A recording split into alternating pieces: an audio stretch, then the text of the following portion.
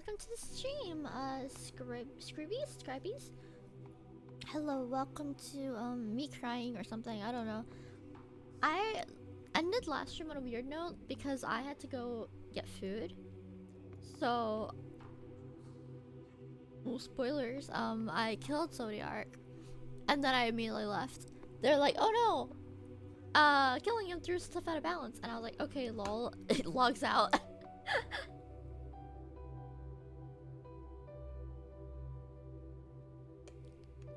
So this stream we'll be finding out, you know, why shit is fucked. Because apparently killing Zodiac was bad things happened, but I don't know what those bad things are.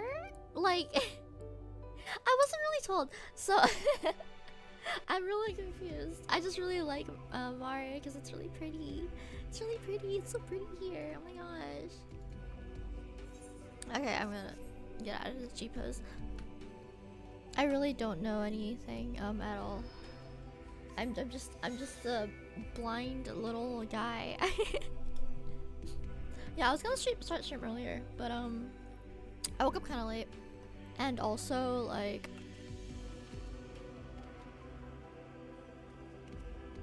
sorry, I woke up kind of late, and my friend was like just now my friend was like, hey, I wanna do a thing. I need your like character data, and I was like, well, shit, I gotta send them like my stuff. So I just finished doing that. Oh wait, I'm trying to change my HUD to like the not widescreen one. That's better. Where's my quest?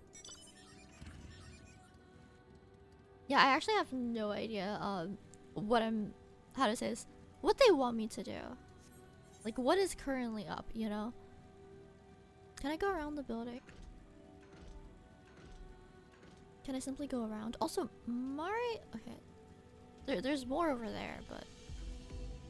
Mari isn't the hugest zone, which I understand, because we are on, like, the moon, so... Like, there probably is a whole lot of nothing.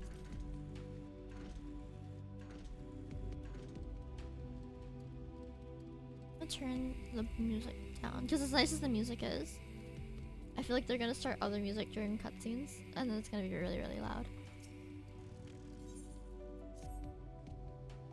Before we speak at length, I believe a change of surrounds is in order. I have more than ill tidings to share, you see. I sensed others arriving not long ago. Though my communions with Heidelin have grown infrequent, I have learned enough from her to know that these are your comrades. Great. Give me a second. My glasses are smudgy. I'm gonna wipe. I know that like this is of grave import or whatever, but like I gotta wipe my glasses, man. Can't see shit. I really wish that the varsity glasses were like either a standalone item, or you could like wear them with like other hats, or like, well, I want to wear it with the school ribbon. I want to wear like the school ribbon, the schoolgirl's ribbon, and then like the cute glasses, but I cannot because they're two different like head accessories. I had to burp. And as luck would have it, they've already reached my abode. Come, let us join them. My friends are on the road. What is the explanation behind us like being able to, how do I say this, breathe? Because there's no, like, this is the moon. Did Heidelin just make it so there was an atmosphere? You know, I'm not gonna ask questions. I'm just gonna say, because plot, there is an atmosphere because Heidelin said so, and Heidelin did make the moon in FF14, so who am I to argue? It's fine.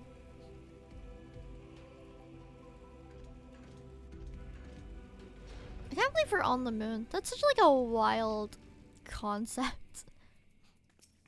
Hey, what's up? Dare I ask what happened before you arrived? A lot. A lot happened before you arrived, not gonna lie.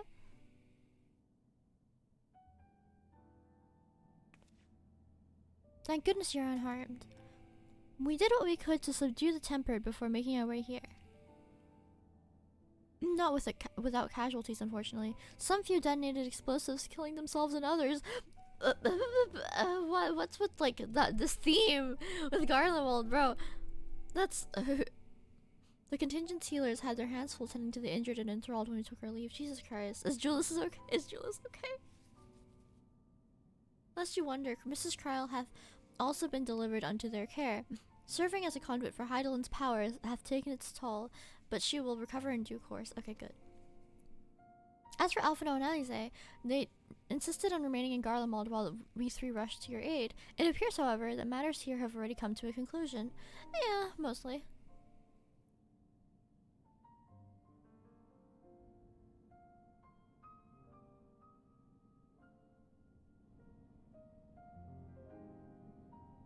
But what manner of conclusion, if I might ask?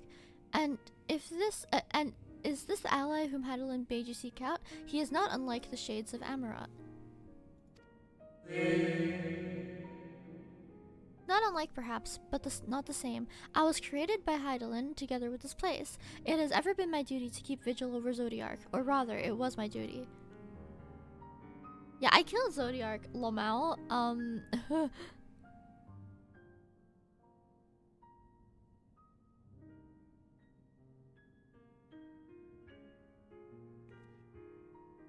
I hate it whenever I click out of my game for a second, my frame rate drops to 2.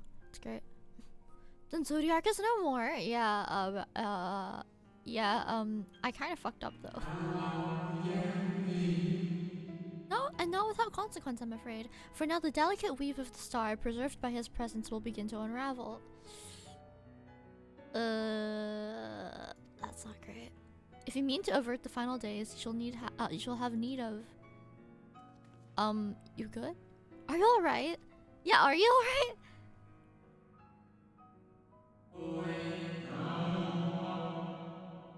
My attempts to forestall Zodiark's release have all but exhausted my strength. Oh. If you might allow me to rest a short while, I will share with you all I can. Okay. Please do. You need not exert yourself on our account. These crystals contain records of your time here, yes? Maybe peruse them while we wait?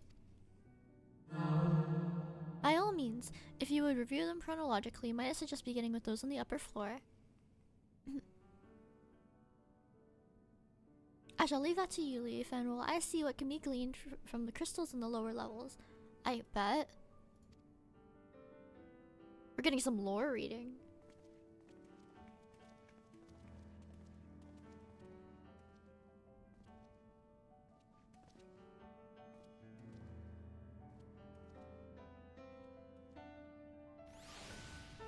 Sorry, I was coughing my lungs out.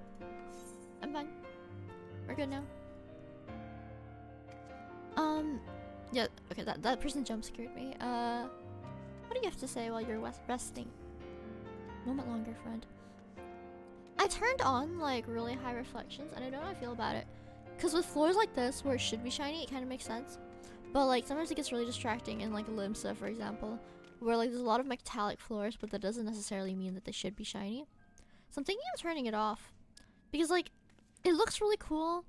And it looks really good with, like, one of the FC houses I'm in. But, like, because it's, like, got a marble floor. But it's really distracting when, like, every metallic surface has this reflection. When it really shouldn't. Like, I don't expect, like, the rusty-ass metallic floors of Limsa to be that glossy, you know? But whatever. I'll think about it. I wish I could, like, turn it on for specific surfaces, like marble and stone, and just turn it off for metal. Because a lot of the metal just shouldn't have the sheen anyways.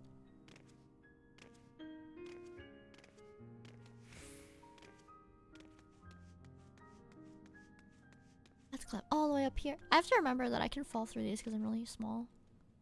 I feel like most people can fall through these because I think your hitbox isn't determined by... Like, your vertical hitbox shouldn't be based on your character model anyways, right? Well, actually... Maybe it is. I don't know if a max height Rogadin would fall or not. The cure's so nice. As you gaze into the crystal, ancient knowledge of Zodiark flows through your mind. No abnormalities detected. Do These appear to be records of a long, lonely vigil on the moon, dating back to the beginning of Zodiark's imprisonment. That's a long fucking time.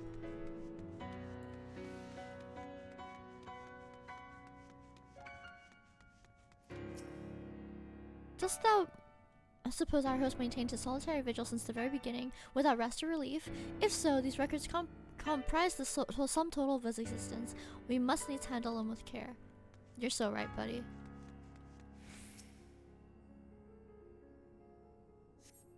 As you gaze into the crystal, the records describe how, with each rejoining, Zodiark's thirst for freedom grew, as did the strain on the brands. Maintaining Zodiark's imprisonment appears to tax Hydaelyn greatly.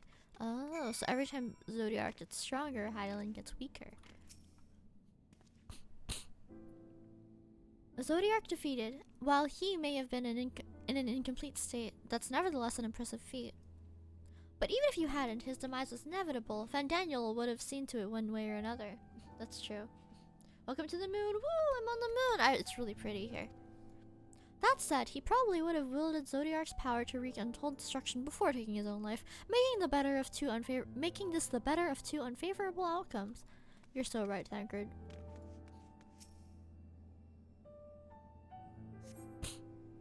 As you gaze into the crystal, knowledge of past rejoinings, the records describe the Watcher's efforts to prepare in the event Zodiark broke free from his prison. The records go on to describe maintenance carried out regularly with the Lupperates, although it's not clear who or what they are. Oh, I know exactly what they are. Don't worry about that. We have like 3, 4 in my FC house. As you gaze into the crystal, the records note the Watcher's musings when Elidibus is spotted on the moon, though clearly not for the first time. It is clear he and his brethren have taken a keen interest in freeing Zodiark from his prison, and yet they have made no attempts to destroy the brands. Perhaps they prefer he remain hidden from mortal eyes until the final rejoining. Perhaps they realize that we would never dare bring harm to Zodiark so long as he remains imprisoned. Interesting. I feel like the Ascians knew that like freeing Zodiark without a heart or being fully rejoined was just generally a bad idea. So they just didn't, you know? I mean, fair enough. Am I too low level? Oh, I'm still 83 on Scholar. Okay, I gotta switch. Red Mage? Yeah, Red Mage. Actually, do I have any healers at a lower level? Hold up.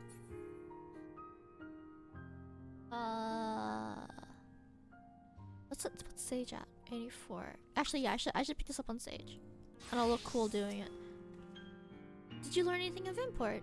Not really. Lupperates, I guess. I think everyone knows the Lupperates at this point, right? They're so like iconic. So as we suspected, maintaining the brands require a great deal of her energy and focus, and this cost has grown higher with every rejoining. That would explain why contact with her has become rather infrequent since the 7th Umbral Calamity. Yep. I too have made a rather startling discovery. This heavenly body we know to be the moon was in fact created by Hydaelyn. I know. When the Watcher said he was created together with this place, I thought he only meant this facility. Truly, Hydaelyn's powers are far beyond anything I could have imagined. I think... Oh wait, I already read that. I want to see the Lupperates. I want to meet them. They're so cute. They're so cute.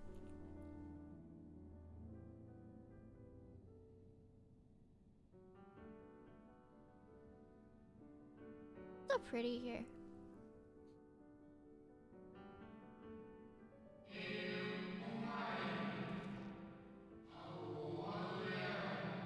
I'm trying to talk, but I'm waiting for him to finish his like thing.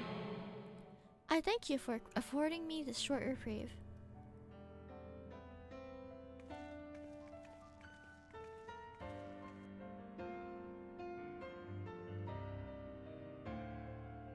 Invite me to the party when you unlock the next trial. I want to do it.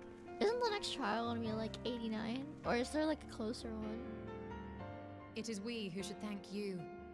The records stored here are nothing short of extraordinary. They're really cool, yeah.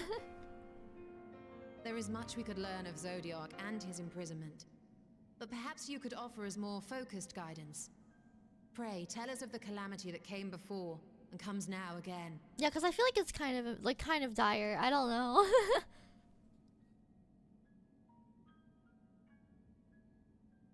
Oh, flashback?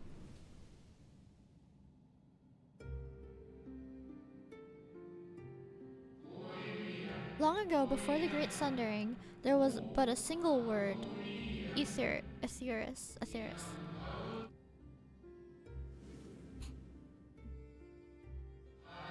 One day, from within the earth, a terrible cry issued forth, affecting a profound change in all manner of life. Why does it look like that? That looks... I forgot how awful the creatures from the final days looked. Oh my god. We were not exempt. Our creation magics ran rampant, giving shape and form to thoughts of hopelessness and despair. Jesus Christ.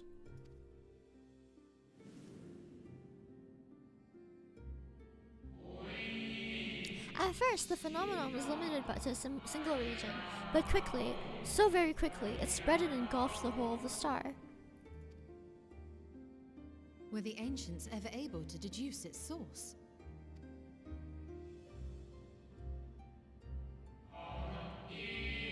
They were not. However, the convocation struck upon a method to predict where the next corruption would manifest.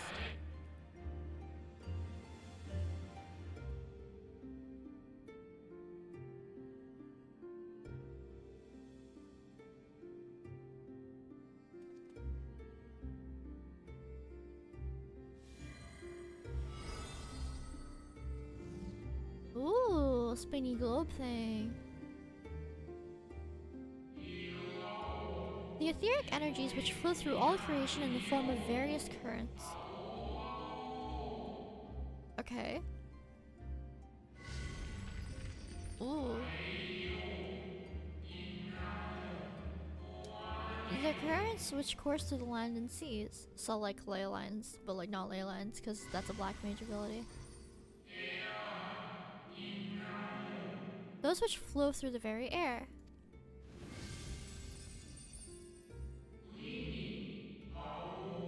And those of celestial nature which encompass both our star and this moon. Ooh. The world is not flat. Yeah, I know, right? Shocker. Celestial currents.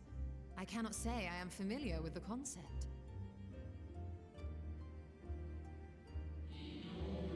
Nor would I expect you to be. Few scholars of our time knew the truth of their existence.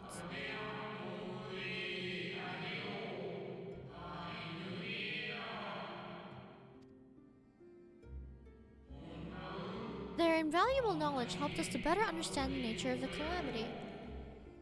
Okay.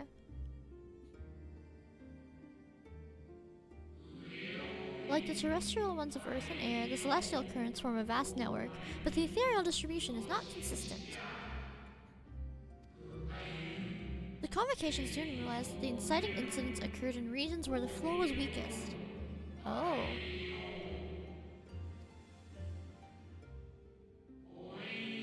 Correlation without clear cause, ultimately. Nevertheless, on closer study, a stagnancy of ether was observed on nearby currents.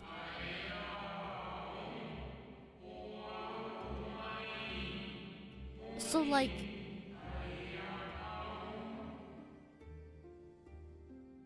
So, like, the calamities on Hydaelyn, where, like, ether kind of stays still for a bit and then everything goes ham at once.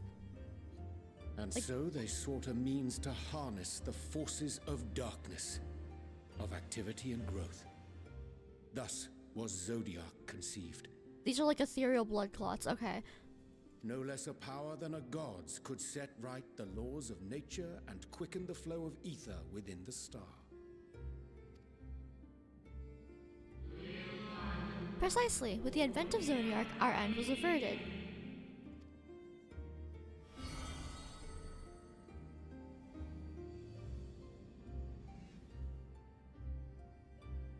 Emmett Selk claimed that those who summoned Hydaelyn did so because they saw Zodiac's power as a threat. Is that true? Indeed, there was a faction opposed to Zodiac's creation, but their aim was never to unmake him.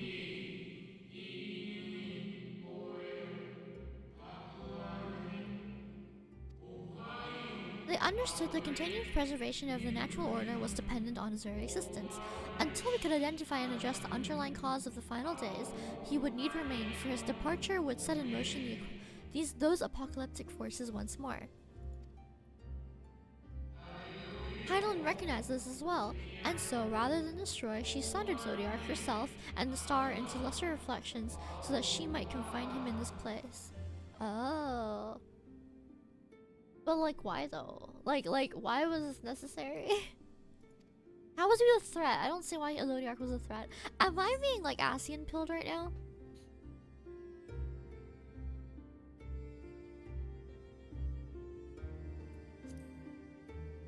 I could have sworn she beseeched me to banish the darkness.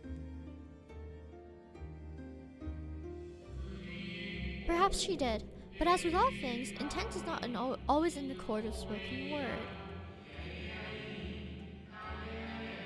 I mean, it is a whole lot easier to say banish the darkness than hold off the darkness like 6 more times so a god doesn't get released from the moon. I feel like that's kind of hard to explain in like the short amount of time you're given the echo in, you know? I get it. Brevity and all. Hydaelyn and Zodiark are both constructs of man, approximation to perfection limited by our own imperfections.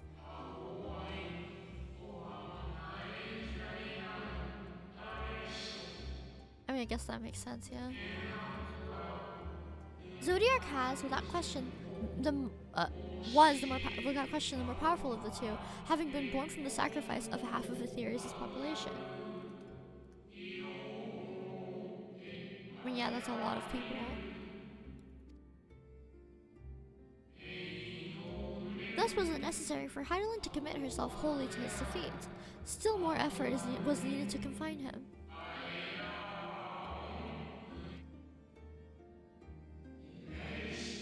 Maintaining the brand's texture greatly, with what power she dared spare, she cried out to any who might listen, and offered her blessing to those who heeded her call. Oh, like me!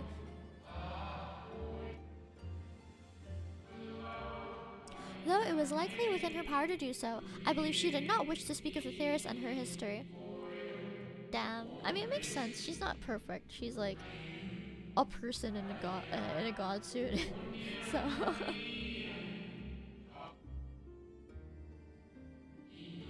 Like Zodiark, Hydaelyn's purpose is a reflection of her creators. They wished her to look into the future and not linger in the prison of the past. Oh, I see. I guess that makes sense, but like, that's awfully inconvenient for people who want to know about the past, like me. The Ascians set in motion 7 rejoinings before we came to oppose them. How many more worlds would have been lost had we not placed our faith in her? How many more souls living in the present would have been snuffed out for the sake of those long dead?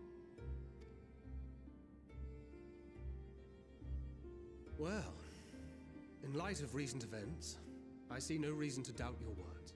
And even if Hydaelyn is not a god in truth, if Minfilia believed that we should trust in her plans, then I choose to do just that. It's weird how he went from killing primals to being like, well, this primal is okay because we really need to keep her around. Which brings me to a rather important question. Let's suppose we try but fail to stop this second coming of the final days. Should the source fall, what will become of the other worlds? Yeah, like the first. The nomenclature is more fitting than you know. Bring ruin to the source and its reflections will share its fate. No! My friends! What the hell? We just saved the first, come on. He's thinking of Reen, Okay, never mind.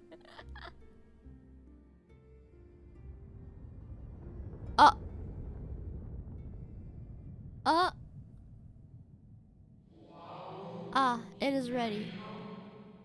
What's ready though? This way if you would be so kind.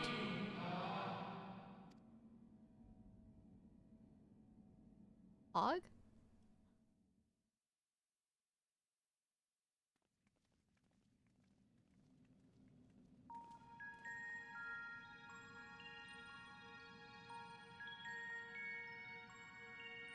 pretty. What is that? A beautiful sight, is it not? Sure, but what is that? Yes, but what is it? Yeah, thank you for asking the question for me, Y'shtola.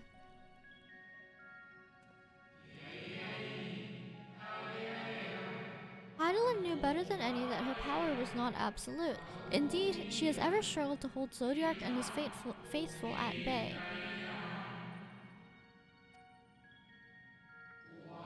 She feared the worst, and so made preparations. In the event of his demise, there would be a contingency. This moon is more than a prison. It's a vessel capable of bearing the people of Aetherius into safe harbor. What? That's cool, but like, I don't know what that means. You need not go far to find its pilots. In fact, I should be happy to take you to the Loporrits. Wait, by people of Aetherius, do they mean like us? Or do they mean like back then? Because I'm assuming they mean us, because everybody back then's like dead. And fulfill my final duty as watcher in the dark. Well, alright. I'm gonna miss you, Watcher Man. Okay, how the fuck am I gonna get over there, though? Because I'm in a big-ass crater right now.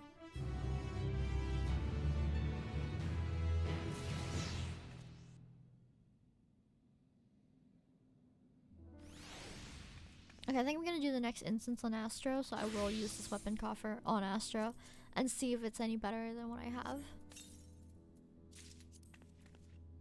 Wait, no, I'm not trying it on. I gotta see if it's better.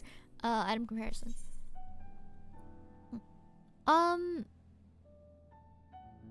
Termination, piety, critical hit. Ever so slightly. It does more damage because it's more crit based. I'll equip it. I'll also like. Wait, what does it look like? I thought it'd look a lot cooler than it does. Never mind. I'm also gonna unmeld my old weapon and put the materia. Oh, or put some materia on my current one. Well, it probably doesn't matter if I have materia or not. Usually, I do raid, and I do raid like on Astrologian, so I'd rather have some materia on my weapon. Like every extra stat counts.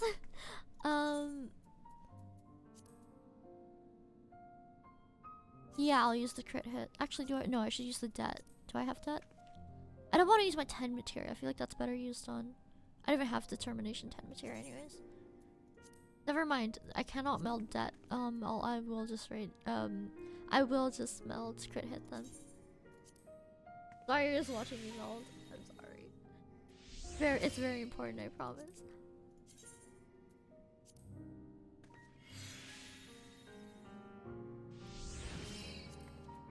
Okay, cool. And then I can... Is my portrait broken? Are any of my portraits broken, actually? None of the ones that matter. Okay, cool. I'm going back to Sage. I think I should take my helmet off. Or my, like, hat off. No, but I look cooler with that on. What if I, like, take the visor off? No, it looks stupid. Okay, never mind.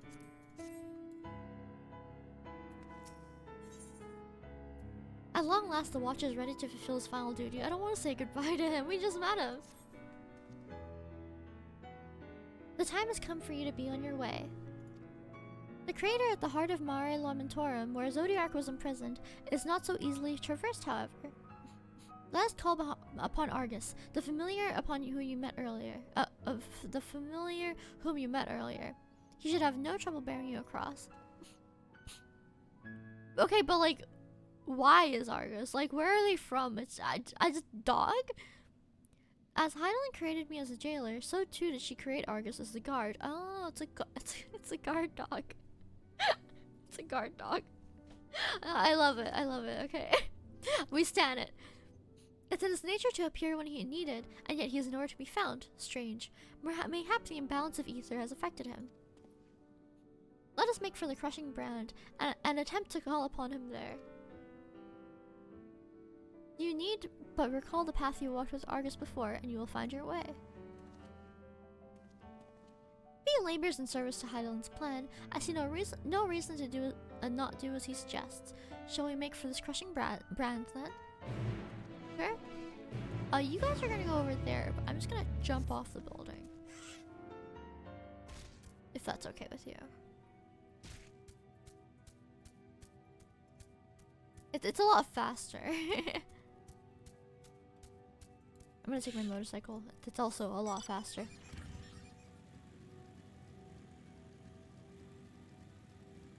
But yeah, while I'm driving around and doing fucking nothing, I'm gonna get my braces brackets, like, put in tomorrow. So I was thinking, oh, I'll just stream, like, tomorrow, lol. Because I woke up and it was like 7 AM and I was so tired and I just wanted to go back to sleep. And then I realized I wouldn't be able to stream tomorrow because I don't know when I'm gonna leave the house. And I don't want to, like, randomly cut off stream, and leave the house. You know, I'd rather, like, end stream when I want to. And so, like, well, fuck it, you know? And then I don't know if I can stream the day after that because I don't know how painful it'll be. Like, I don't know when I'll be able to stream next. I probably won't take too long, but it's like,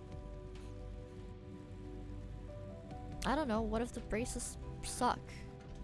I can't get up there. I mean, they probably will, but I don't know how much they'll suck. I don't know if it's like, I can't talk anymore suck, or, you know, oh, this kind of is okay and fine suck. But I guess we'll see. Can I, like, jump across this gap? That's bullshit. I can clearly make that jump, holy shit. I do have to say though, I will have to raid, like, the day after getting my braces in, so I hope it doesn't hurt too much. Like, I hope it's not distracting hurt. Even if I can't talk very well, I'd rather just mute and be raiding than not raid at all. Or do bad during raid, rather. Because I probably will show up anyways. The place you seek is just ahead at... How the fuck do I say that? The Chlorophyskrat. I don't want to say that. You see, Argus cannot manifest without sufficient concentrations of ambient ether. Oh. You would be hard-pressed to find a greater confluence than inside of this cavern. Follow me. Your soul is about to get, like, ether flashbanged in there.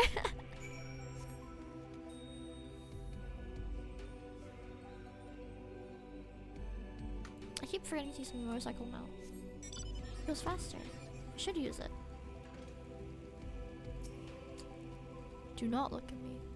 What is that thing? Ah! It aggroed!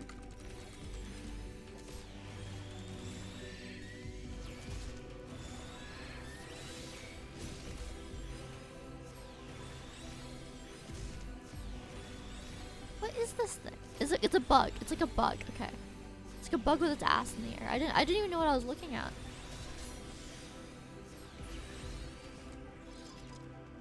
There's another one! How the fuck am I supposed to get... Oh, okay, they're sound aggroed. I need to walk. I actually need to walk around them. I've worked it out. I'm so smart. It only took me getting aggroed like twice.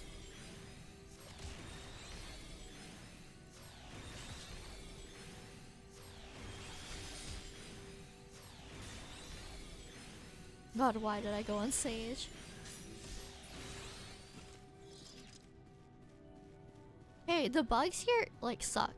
I hate this. Yes, here will do nicely. Will it? The lunar fungi draw ether from the ground, which is then dispersed in the air. Oh, fungi. It's like fungi, but fungi. At present, however, the ambient energies are not quite sufficient for Argus to manifest. Might you be willing to spare some of your own to help this fungi along? Sure. Where do I have to go? Okay.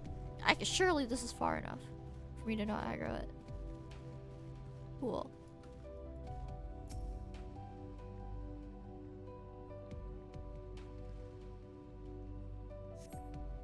Cutscene, woo!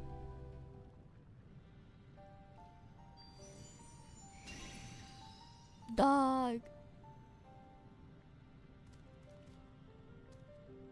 Good dog, best friend. I love this. I love this thing.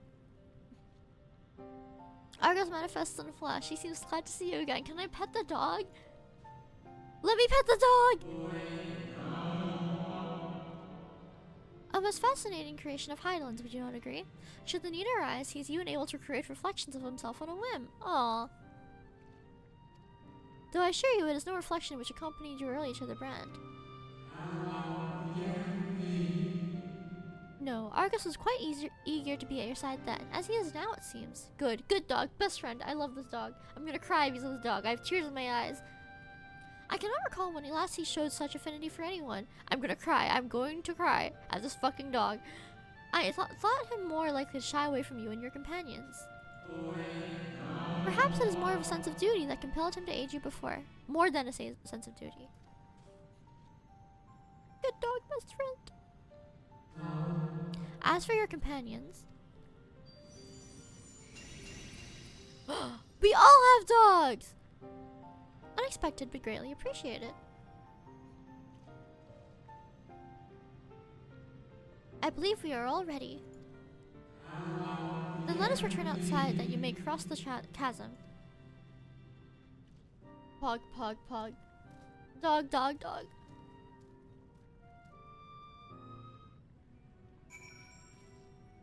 Okay, now I have to get past those fucking things again. They probably respawn by now. Oh, they did! Oh my god. Okay, let's see if walking works.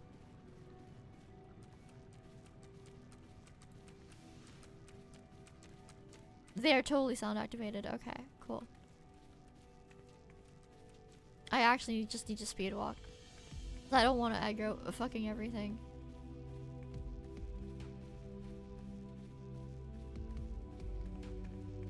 Okay, we're good. We're good. I can just leave. Pog. Cause I thought maybe I was the first one happened to be looking my way, but I couldn't tell because of the way it looked. Because I didn't know what I was looking at. But the second one was turned around and slaggered at me, and then I just knew. My like Eureka, my Eureka and Baja like fucking flashbacks rang through my head. And I mean, there are some sound activated mobs in like ARR zones. There's those headless guys that are around a Toakan's like grave. Like one of the graves, where like they're headless, and I didn't realize this until like the second time I was doing my white mage quest like on my ult, because I kept getting my ass beat whenever I tried to get close to do my quest. And I was like, okay, there's no way I'm aggroing them if I'm like standing right behind them. And then I started walking, and then all of a sudden nothing aggroed on me. So I made like that quest way too hard for myself 2 times in a row before working it out. Your destination is the structure there across the Cradle of Darkness. Yeah, the glowing one. It's kind of hard to miss. But climb onto Argus's back and he will take care of the rest. Once you arrive, it should not take long to find the ship's crew. The facility is designed to rouse them from their slumber in the event of Zodiark's destruction. So they've been sleeping this entire time? Heed their counsel. Together you may guide the star and its people to a kinder fate. This is where we part ways, but know that I shall ever be watching and praying for your success. Aw, okay. Thank you. Let me turn my camera down a little bit. Wait. Our allies' assurances are notwithstanding, we cannot be certain what awaits us on the other side. Oh, I know what awaits us on the other side, and I'm excited. So perhaps it would be best if we did not all go at once. I propose the 2 of us cross first, while Thancred and Urianger wait here. Sure. Oh my god, dog! This is great. I love this. We get to ride with Y'shtola too. This is so cute. A malefic ether yet permeates from the crater. Remnants of Zodiark, most like. Yeah, that's a lot of ether. So you can literally see it flowing out. This is so nice.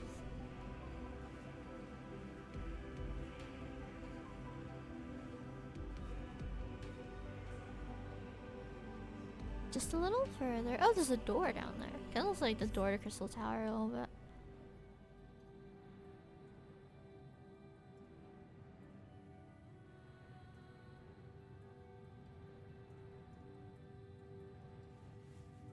Oh, cutscene?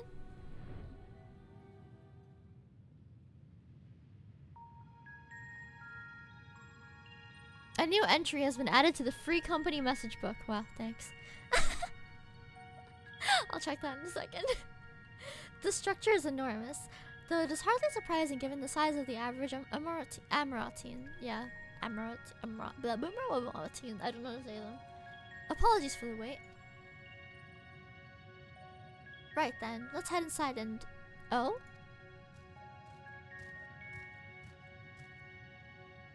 A lot of dogs. My eyes.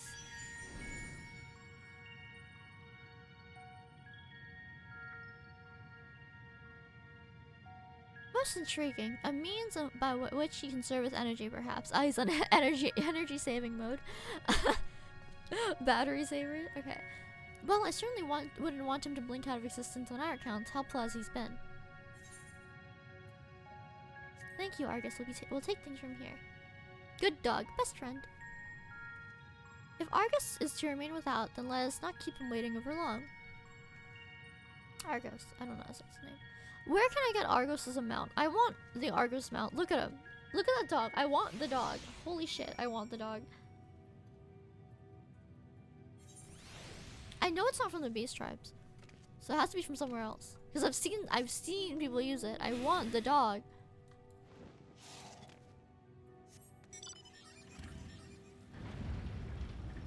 Ooh, it's big in here.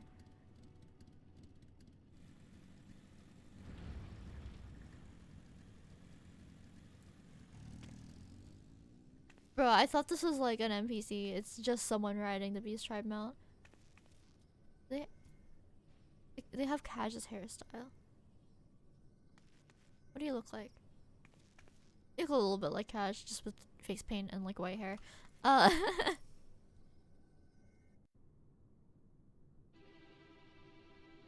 Why is the scary music playing? This isn't scary.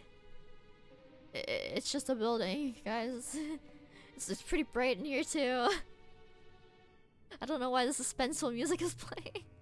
Our moonship pilot should be around here somewhere. Is that right? Yeah.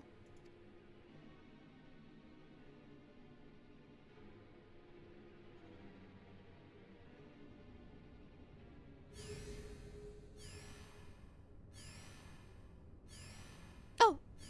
There they are! Oh, they're coming out of like cryostasis or some shit. Oh my god, they're so tiny. I know what they look like and I know what they are, but I still cannot get over how adorable they are. Look at them! They're so tiny! They're so small! And they're just oh my god, I've never seen one run before. They're so cute. Oh my god, there's so fucking many of them too. Oh my gosh. Why are there so many of them? Wait. Holy shit. I love them. Oh my god, there is a whole, like, there's a veritable army of these fucks. They're so cute. They're so cute.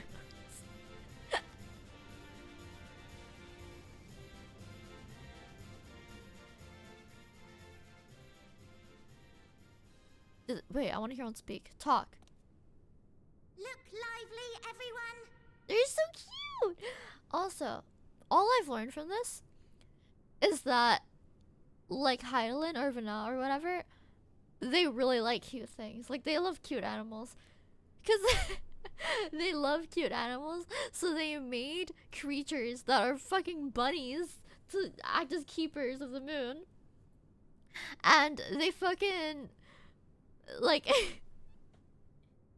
and they made, like, Argus, which is just a cute dog, to be, like, our guardian. Like, Hydaelyn, I don't know if she has a sense of humor, but she loves cute shit. And I respect her for that. I know. This 1243rd inspection is a mite ahead of schedule, but it is of the utmost importance. For Zodiac, alas, is no more. She's so matter-of-fact about it. As of now, our mighty moon has a new purpose: to bear the people of Aetheris to safety. Aw, they're so cute. I love them. I Our love them. time has come, my friends.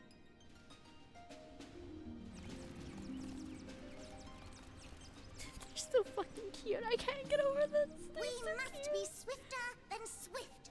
There is much to do before our guests arrive. I expect your workstations to be immaculate. And don't forget to relay our signal to Aetheris. Questions? Yes? No? Maybe so? No? Then hop to it! They're so adorable. Oh my god.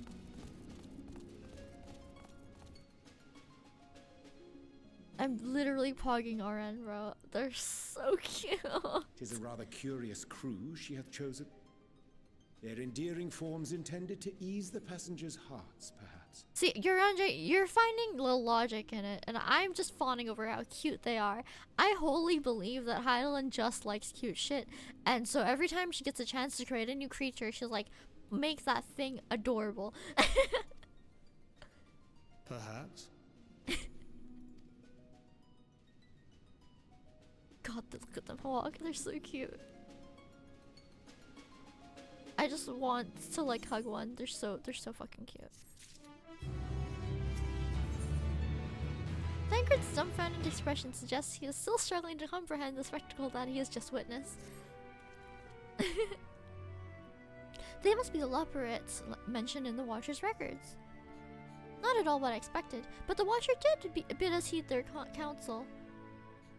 I assumed the one who gave that rousing speech was their leader, though we might have to ask about in order to track them down. Come on then, let us be about it. My god, they're so cute. They're so cute. I'm gonna cry.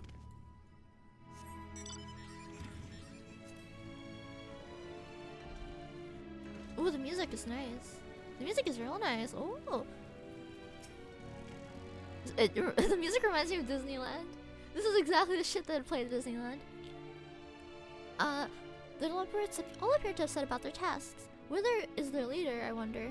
Like the like slightly darker furred one. Oh my god, they're so tiny. Can I attune to the ether here first?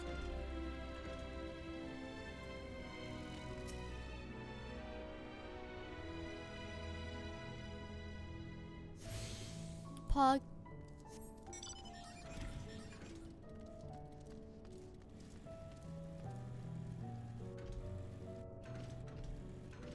Hello, Chipper Loporrit. Oh my god, they did the little sound. That's so cute. The leader of the crew, not me, I'm afraid. Singing Way is the name. Oh, you sing? That's so cute. I'm in charge of the construction and maintenance of the atmospheric circulation system. Only the crispest, cleanest air for the people of Aetheris. And that's a promise. Thank you, Singing Way. No, I wanted to pet you. Come back. I wanted to... Oh my god, they're so cute. Oh my god, they have a little book. Ah. Wait, there's the ether current over there. How do I get up there, though? Do I have to, like, drop down from the slope? I have to drop down from the slope. Let me get the ether current real quick. How many ether currents are there on, like, in Mare, even? Mare. Wait.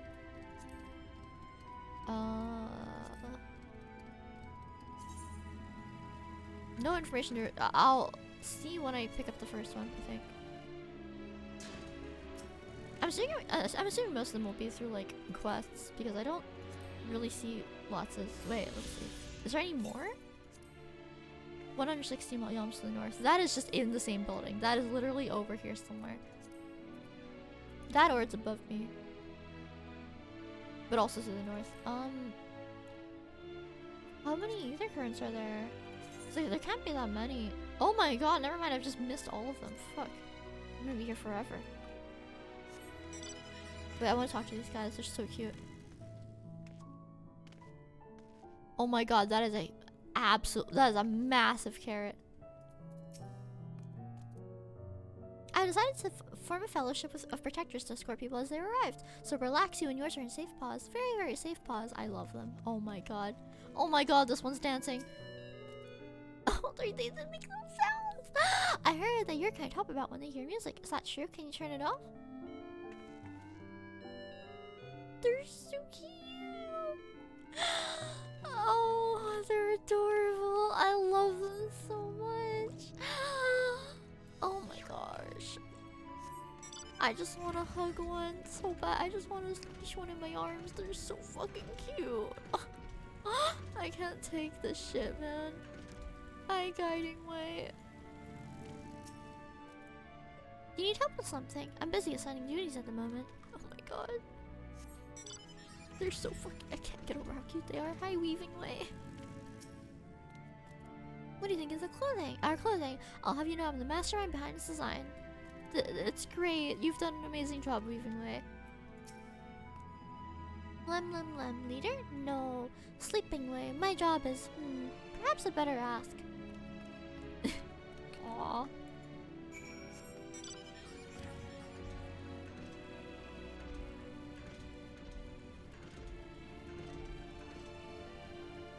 Camping Way. Oh, they're thinking of camping. Oh, okay. Well, I don't know what expected. Is this for shared fate?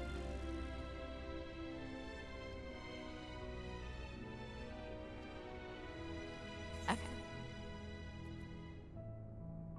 I can already buy stuff. I mean, it's because I haven't done any fates, but like, I think by default you can just trade gemstones anyways.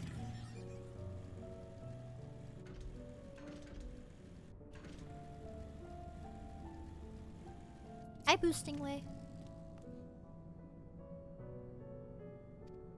So cute. So cute. Ugh, I love them. Even their naming convention, like insert thing they do way, that's so cute. Oh, they're recording. Nothing Way. Wait, what do you mean nothing way? We're all going to die someday, so what if it happens a little sooner? Jesus Christ. You're depressing. Holy shit. What the hell?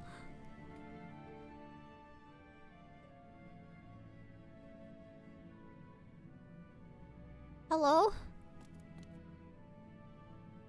What? How in the... When did you get here? Who let you in? Why wasn't I told?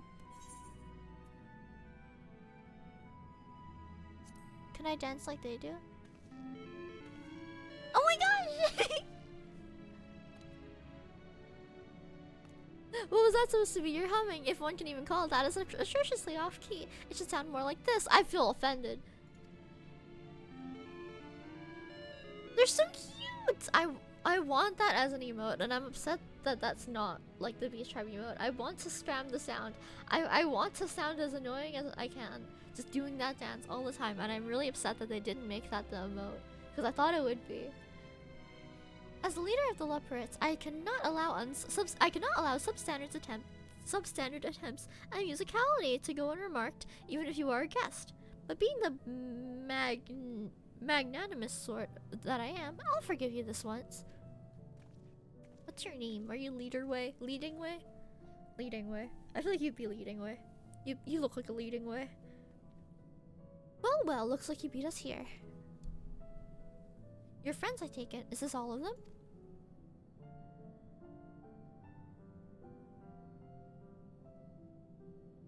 A group comprised entirely of children. What must their parents be thinking? We are adults. We're just like adults from Hydaelyn. And we're very, very small. This isn't a nursery after all. Though perhaps we should build one. Or did we build one already? No matter, you needn't worry your pretty little heads. All will be well, I promise. But goodness me, we shouldn't be standing about gawping. I must take you to meet the others. We're not even saying anything, we're just kind of accepting it. Okay. If you could run along back towards the entrance, you'll find a path that leads to the central platform on the upper floor. There's no wrong way to reach it, but it's the large glowing ball at the center, if you should find yourselves lost. I shall gather the others and meet you there. Okay, Pog? Well then, back to the upper floor it is. I guess it makes sense that we didn't even say anything about the children thing, because when we went to Amarot, it was the same shit, where everybody was just calling us kids because of how small we were. Why is this one still in stasis? It's not waking up? Like, you're having a little snooze? I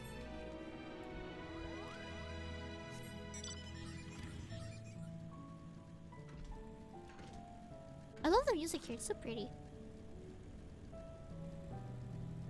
I want it as an orchestrion. I feel like I would be able to get it as an orchestrion role. Probably from Shared Fate. I feel like the 2 Shared Fate roles from, like, scrolls from here. Actually, we might get 3? I'm not sure. If there were Shared Fate scrolls, it would be...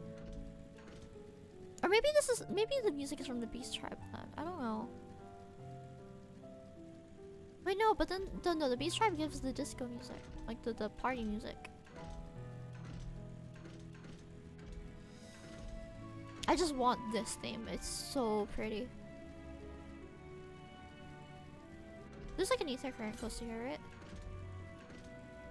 Northeast.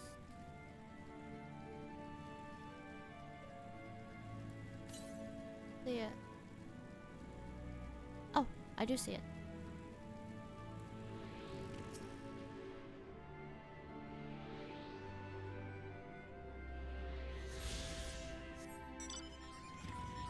Hi, Flopping Way. Oh my gosh, they're so cute. Oh, who are you? I'm the manager and operator of the Central Control Sphere. It regulates every single facility here in Bestway's Borough. If anything were to happen to it, the whole place would stop working in no time. It's very important, and so is my job. Bestway's Borough is where we Loporrits live and work in honor of Hydaelyn. We're all doing our best to make the moon a suitable ship to transport everyone. You'll be able to ride someday soon, don't you worry. I guess we're traveling with the moon. Aww, they're so cute. They're so cute. I love them. Hi, Mapping Way. Visitors at last. Welcome. They're so cute. They're so cute.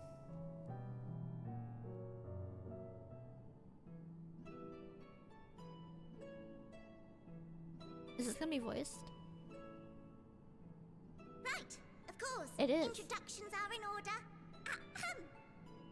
My name is Livingway. Livingway. We are the Loporrits, created for the express purpose of commanding this ship and bearing the people of Atheris to a brave new world.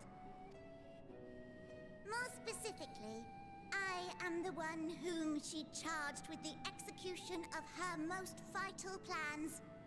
You might say I'm her right paw. She's so cute. Livingway's the name. Map reader and navigator of the heavens. My god, they're so cute. Pleasure to meet you all, but I'm still trying to make sense of this. Confusion and bewilderment are completely understandable. Fear not, I shall walk you through it. The people of Atheris, through no fault of your own, I'm sure, set in motion a series of events that, unfortunately, culminated in Zodiark's obliteration. Acutely aware of the imminent crisis, your parents sent you little ones on ahead while they began the necessary preparations. No, but fucking close enough.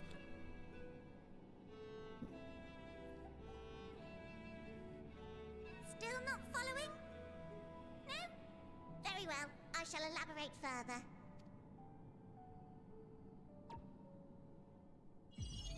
Ooh.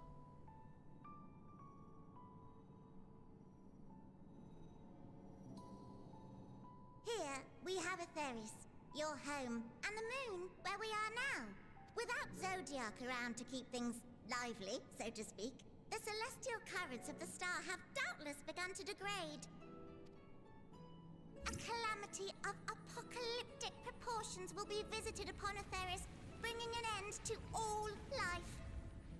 Very sad, that. Yeah, that kind of sucks. Just a little bit. So too hath the Watcher claimed. By thine unperturbed countenance, I gather this eventuality was anticipated. The doom and gloom. Oh yes, quite expected. Imagine, if you will, that Atheris is a delicious carrot that I've forgotten to eat and left out in the midday sun. Ew.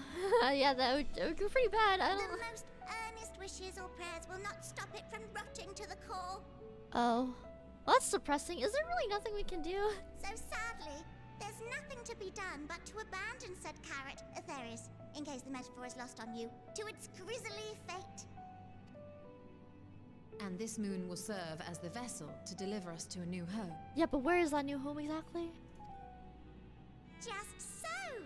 We will gather up as many people, supplies, and resources as our stores will hold.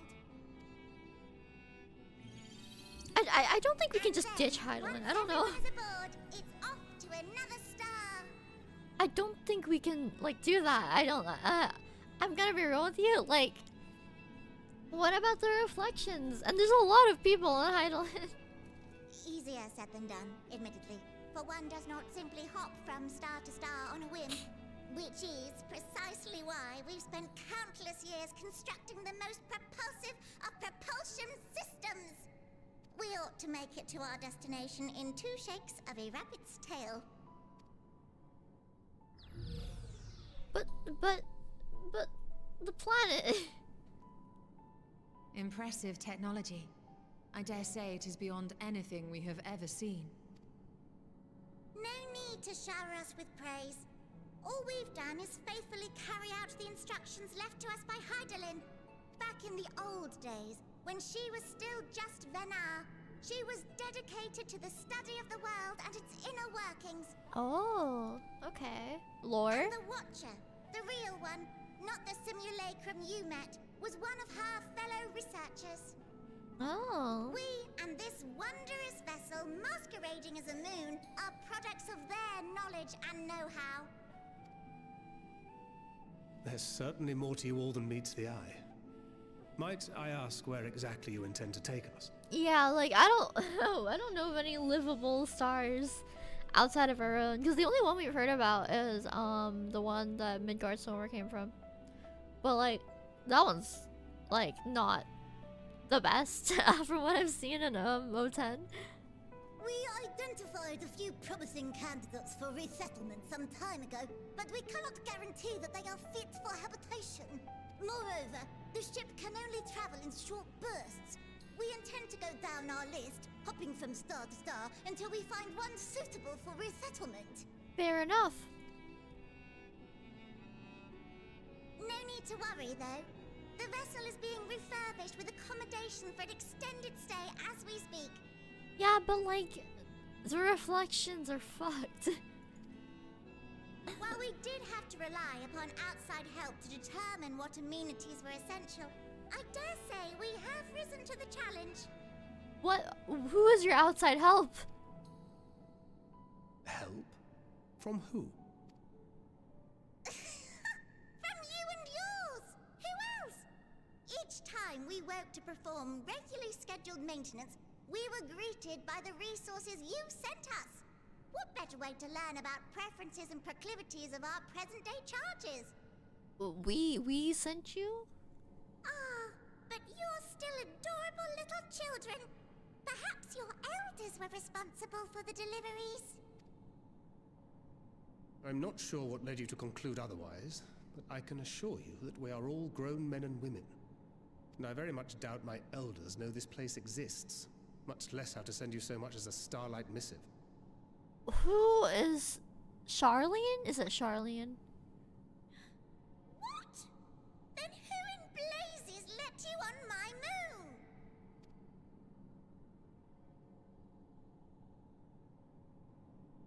Hydaelyn herself led you here.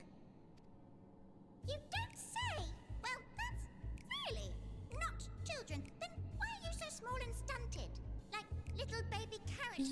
You're one to speak. Look at how small you are, and you're calling us small, bro. Well, Amarotines were a great deal taller. In the present day, persons of such prodigious size are exceedingly rare. So, you're saying everyone's not like the Watcher? Oh, that's why they think we're tiny. They've only seen the Watcher. Oh, confound it all! Someone could have at least scribbled a note about your profound miniaturization. Oh no, their plans, they're all in shambles. That tome in thy possession.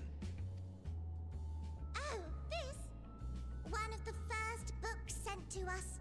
A compendium of the people of Atheris, with a few blank pages at the back for minor corrections and updates as needed. The sum total of our knowledge of your kind is contained in these pages. Who I sent thought that it to you? was abridged and made small for our benefit, but this isn't a regular-sized book, is it? It's a regular sized book.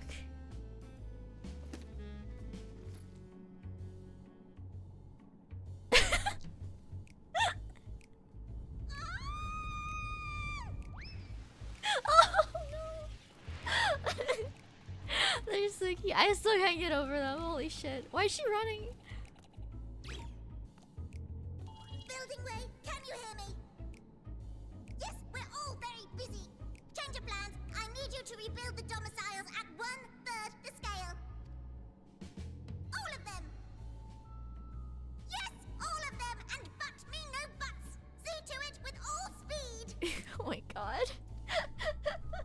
I love these guys so much. Perhaps you could tell us a bit more about your terrestrial collaborators.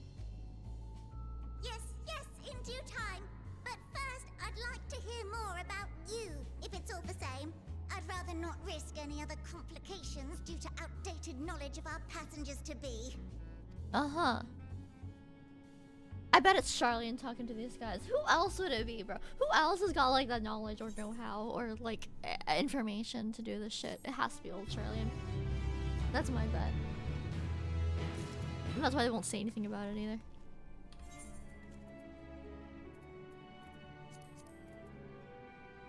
My retainers are finished and their ventures, so you're just gonna see them pop up on screen. Oh, actually no, I think that was the last one. All of them kind of finished like during the cutscene, thankfully, because I knew that they would interrupt me. I knew that they would interrupt me, and I couldn't really do anything about it because like I logged in and I saw that they would is this not recommended gear? Oh wait, no, it's for level 84. My skull isn't 84 yet. But like, I saw that they would finish their ventures around the time I was streaming, and I couldn't really do anything about it. With the final days fast approaching, Living Way is keen to complete her preparations. Right then, now that you're here, we need you to teach us all you can about your people, and quickly! I need to burp again. God.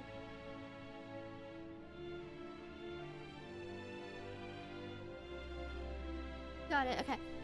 It won't be long before the final days are upon us in all their terrible grandeur. So it is imperative that we be prepared to receive our passengers to be. If there is anything at all that may displease them, it must be addressed post-haste. And address it we shall. Here at Bestways Borough, we have assembled everything required to offer our guests the best way forward. Ahem. We have produced a myriad amenities we understand to be essential for day-to-day living, and I wish to hear your opinions on them. I'm sure you've all worked up an appetite, so why don't we start with foodstuffs? Meet me at the Caratorium, and we'll see about filling your bellies. I bet. You better have, like, food other than carrots, because we don't just eat carrots. She does not want for enthusiasm. The notion of Atheris running to its core being a matter of course is rather concerning, though. Nevertheless, let us take this opportunity to learn more of Loporrit's and this vessel.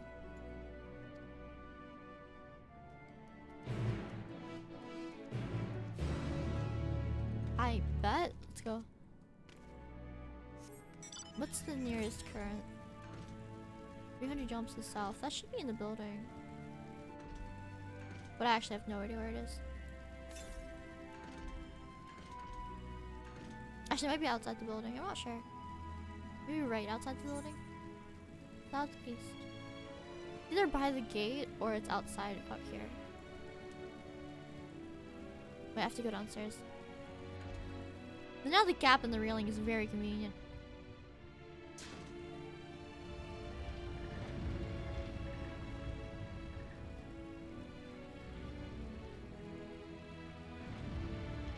Ooh. Whoa, it's so colorful in here.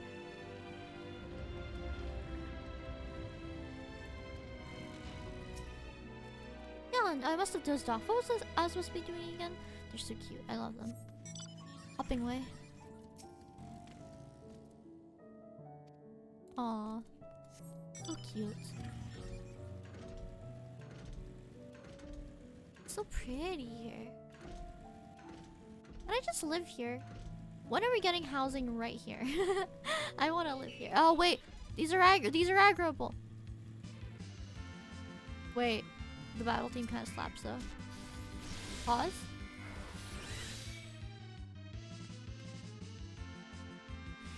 Why is this thing attacking me?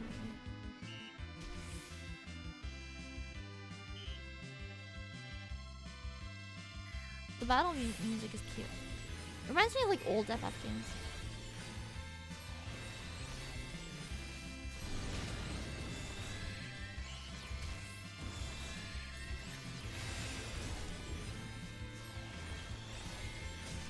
Comfy stream time. Comfy stream time.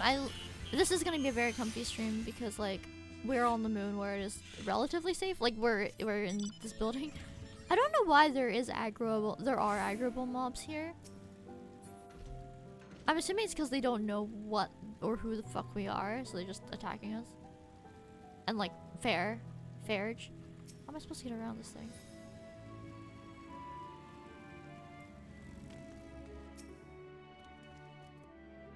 Welcome to the Curatorium. Here we create prototypes of the various sundries provided by our soon-to-be passengers. Allow me to introduce the head of foodstuff production. Cooking Way. Pleasure to meet you all. Our work has involved no small amount of trial and error, but after many, many cycles of painstaking labor, I dare say we've created the finest cuisine our guests could ask for. They're just gonna make like I swear, if it's the Charlotte 7 behind this, it's just Archon loaf. I've learned all about the essential nutrients for a healthy and balanced diet from the reference materials we received. Why, I've practically worn the words from these valuable pages. Naturally, we've considered the ease of growth and production. We will not want for ingredients. I must insist you try some. We have fresh stock recently prepared on account of, well, because we just woke up. We're all quite famished. Hop along the platforms here and you'll find a storage unit full to bursting with delectable delights. Help yourself to anything you like. Okay, better be good food. Fuck, it better not be fucking Archon loaf.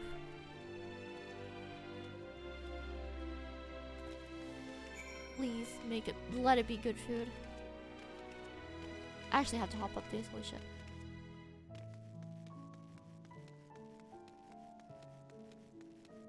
Oh.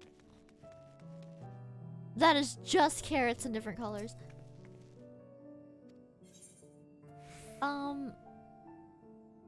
I want to eat the crimson carrot. The soft texture and redolent aroma of this crimson creation belie its staggering weight. The excessive length and girth only compound the mystery, leaving you perplexed as to the nature of this carrot. Why are they all carrots?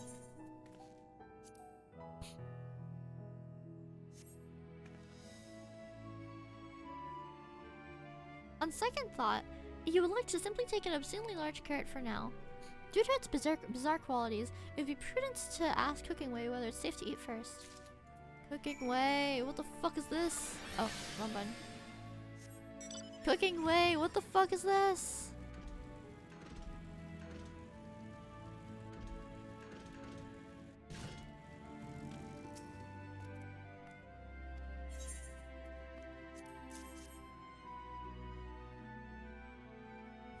Ah yes, a fine choice, one of my personal favorites actually. Please dig in, I'm eager to hear what you think. I guess we're gonna eat the carrot. With great trepidation, you take a bite of the carrot. The carrot is oddly tender, but as you begin to chew, a rich aroma fills your nostrils. This newfound vigor begins welling within you. The rumbling of your stomach, however, suggests that it may simply be indigestion. Iron carrots. They gave me a buff for it. What do you think? Unlike anything you've ever tasted, yes? The iron carrot may be difficult to digest, but the boost of endurance it promises makes the perfect meal before a day of heavy lifting. We have plenty of other varieties too. Bleeding carrots to help improve blood flow, dream carrots to help with sleep. So you see, we have a carrot for every occasion. But these carrots are extraordinary.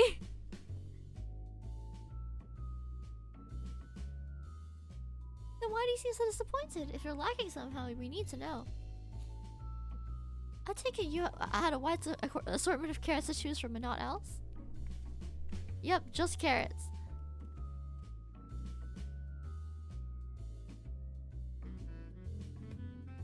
If I may ask, what exactly did these collaborators share with you about cuisine on Aetheris? Surely you are aware that we have an abundance of dishes and foods you can emulate. Of course we are, but, well, it was only quite recently that we established contact. Even holding a conversation was a struggle at first, so imagine our surprise when they sent a mountain of books and documents with no clear instructions. The sheer amount of information was overwhelming. If it wasn't for that encyclopedia I found, we would have been at a loss as to where to begin. And so we decided rather than divide our resources through a variety of middling and potentially unsatisfying meals, it would be more efficiently to devote our efforts to the production of a single perfect food. That's all well and good, but man cannot live on raw carrots alone. Have you considered cooking them? You mean steaming, boiling, roasting, and the like? I suppose we could prepare the carrots in other ways. Please prepare the carrots in other ways. I'm begging you. If I had to eat raw carrots for the rest of my life, I'd be miserable. But our primary concern was efficiency, and what's more efficient than sinking your teeth into a carrot fresh from production? A rather strange approach to take for one named Cooking Way, isn't it? Well, technically speaking, Cooking Way is my given name. When first created, we were all named in the old tongue, you know. Oh, tongue. You know, the otherwise impenetrable parlance the Watcher speaks? Uh-huh. Did Hydaelyn sit down and name every single one of you? After we received a great tome of words, a dictionary that is, from our collaborators, we learned your language. Adverbs, gerunds, present continuous verb conjugations, just the basics. Oh yeah, just the basics. Then we found the terms related to our given tasks and used them to form new names. Aren't they helpful? That's cute. That's adorable, actually. No, not really. It does explain a great deal. Wherefore didst thou deem such a change necessary? When the rest of your people arrive, we want to be certain they understand immediately what each of us does. You'd never be able to pronounce our original names anyways. I see. I mean, that makes sense. I hope our critiques, as such as they are, were helpful to you. Though if you should decide to preserve flora and fauna from Aetheris as well, you would be able to offer the passengers a more balanced diet. Until such a day, one I pray hopes comes sooner than later, it would appear there's naught but carrots on the menu. God fucking damn it, bro. I don't want to eat carrots forever. This sucks. I got purple carrot juice. Oh my god.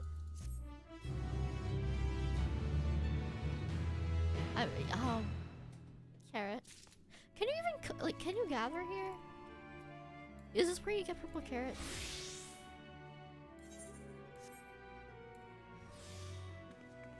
No, you have to gather on the actual moon. maybe this purple carrot's there.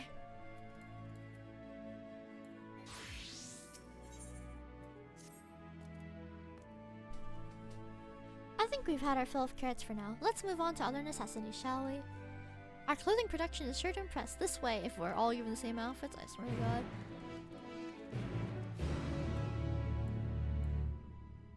Where? Southwest. There is an ether current like somewhere here, and I need to find it. I don't need to find it, but I want to find it. Is it above me? It's above me. How do? Oh, I have to go back up there. Hop, hop, hop. Oh, I really do feel like a rabbit right now. I'm not even playing Vera, please. Imagine how weird it must be to run into these guys as a Vera. You think you're the only bunny people and these fuckers show up? What's someone over there? There are people, plural, over there. There's like 3. No, it's 2 people. 2 people in the chocobos.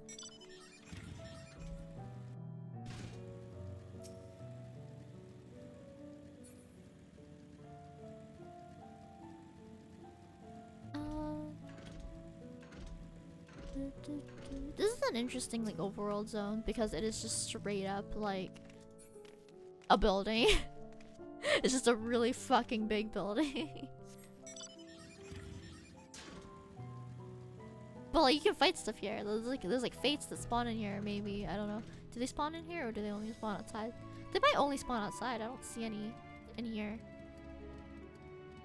Actually, no. No, this is in the building. Okay, there are fates that just spawn in here. Got it. There just aren't any up here right now.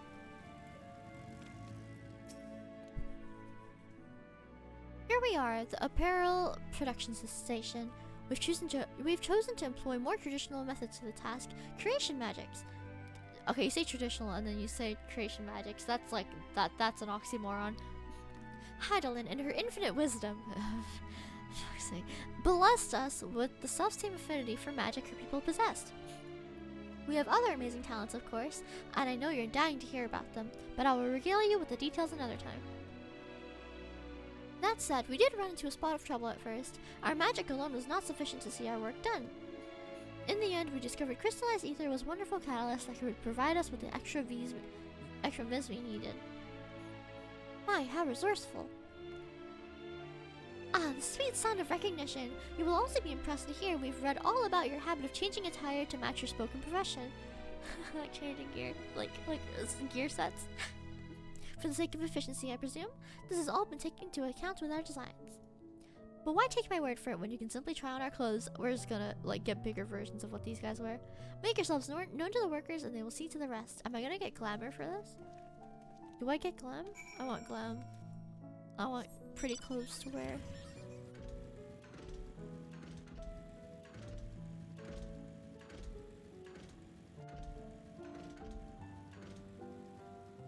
I need to go up there.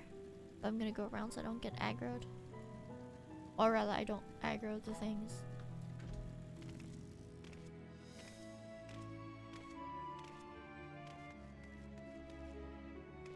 What's up?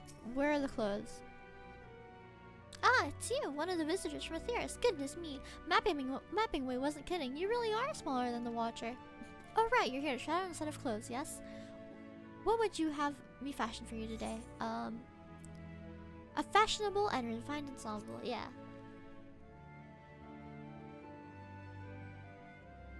Fashionable, right. This will only take a moment.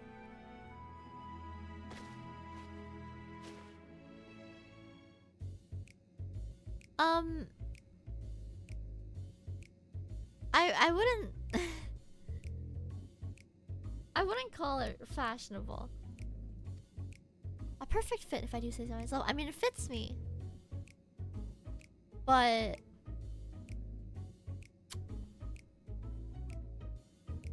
I'll be honest, I know nothing of fashion, let alone fashion of Aetheris. But I'll wager no one down here has ever worn anything like this fine ensemble. Perhaps you can start a new trend. I mean, yeah, no one has worn anything like it. Fuck. Would you look at that? Speechless. And there I thought you might not like it.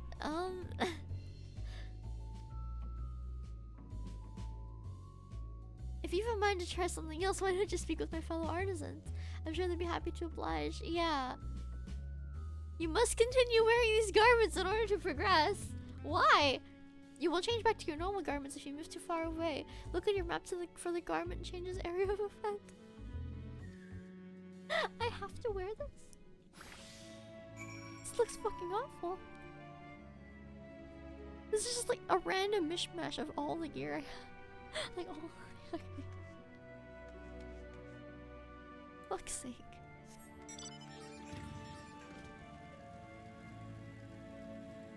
Please put me in something better. I'm begging you.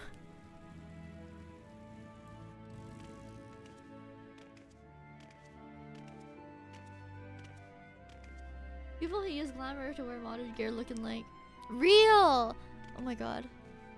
Yeah, like they're using like glamour to put the like modded gear on, and then if their mods are deactivated, like or disabled, this is what they look like. Ah, no one said you'd be coming. How can I help you? You wish to change? You wish to try my clothes, really? Of course, it would be my honor. Did you have anything in mind? altogether different design, please. I think I can handle that. Let's see. Or this is like people who like only use like mods, right? So they don't even know what their vanilla character looks like anymore. And like their characters walking around looking like this the entire time. Like they're just wearing like a mishmash of their like bis. Or like whatever like their best like stat gear is, because they don't even know what their character looks like anymore. Like they're just relying entirely on mods. There's two like flavors of modder.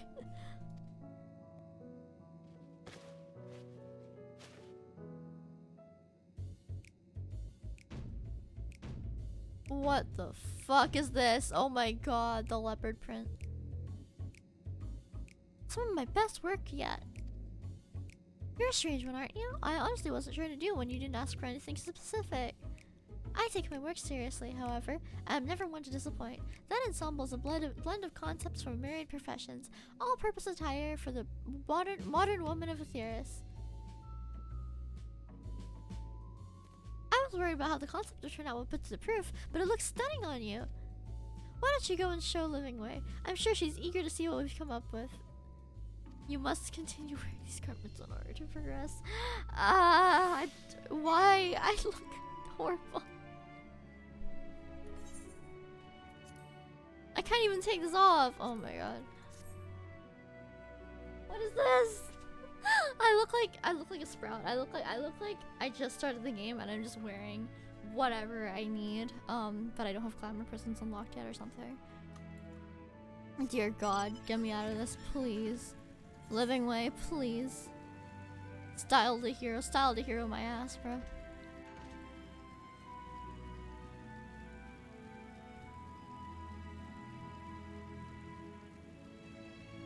Livingway, I'm wearing an atrocity. My, don't we look splendid? No! The results of much trial and error, but I know quality work when I see it. Why can you guys dress yourselves just fine, but when you dress people, we look like this? Shh, you needn't speak. I can see your adoration for the moon and read operates in your eyes. No doubt your friends feel the same, having sampled our creations. Can I see what the others look like? I want to see what the others look like. Holy shit, that is actually awful.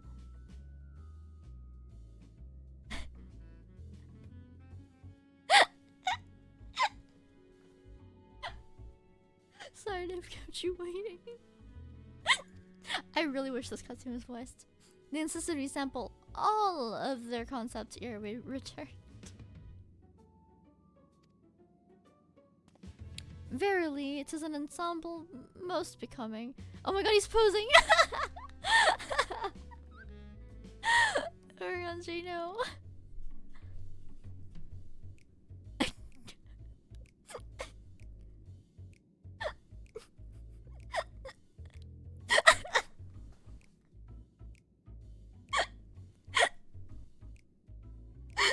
Wait, I'm gonna screenshot this. I can't do this shit, man. Fuck. I'm gonna lose my fucking mind, bro.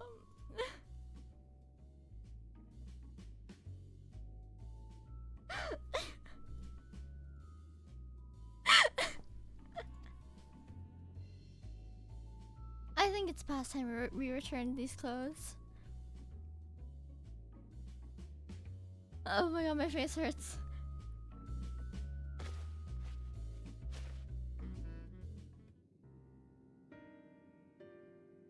I was so confident our garments would meet with your approval. Whatever are we doing wrong? Everything. The Watcher taught us that, in his time, everyone wore the same robes. To do otherwise was against social etiquette. We thought we could appeal to modern taste by tailoring the robes to specific professions, but... Please, you mustn't be so hard on yourself. Should we resort to evacuating the people of Aetheris, they will most certainly have need of your attire. It is clear that you spared no effort in addressing our needs, but you must understand that we are not so... homogeneous. Speaking for myself, what I wear now better suits my tastes, even if it is of inferior make. But there are others whose choices may be influenced by traditions or personal experience. Rather than make assumptions for the whole, you must consider the individual and their potential differences. Based? I fear we have underestimated the complexity and diversity of your people. Even if we'd memorized every tome we received, I doubt we'd have fared much better. Maybe we're doing you a disservice by trying to shower you with our baubles and frippery, thinking it was for your benefit when you'd be better off on your own. There are some who might agree, people who prefer to keep others at arm's length even when they know they shouldn't. As one such former fool, I'd like to ask you a question. This plan to evacuate and escape the final days, did it account for the reflections of the source as well? Not that I'm aware of. We are born of Heidelin's love for Aetherius and the salvation of people on that star, and that star alone has ever been our aim. Surely it's better to devote ourselves to saving one world than divide our efforts across 14 and risk filling them all. Well, yeah, but Thancred's thinking of Reen. No! Ah! His kid, consider his child. Living way, might we leave to explore Bestoy's burial unattended? You've given us much to think about. Why, certainly. Until later, then.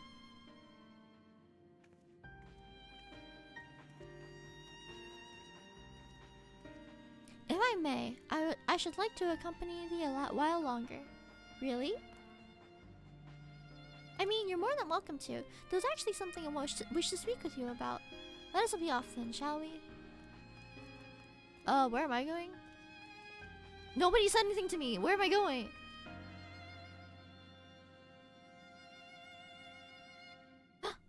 This little guy. Little guy. Living... a little guy? Little guy? Ah, my apologies. I wasn't trying to spy or anything. Everyone's been talking about the visitors from Aetherius, and I wanted to see what the fuss was about. I was excited at first, but now I'm worried. What if the people of Aetherius refuse to come? What if we can't save them? It's clear we've made a mess of things. Oh, but wait. You still haven't visited the domiciles.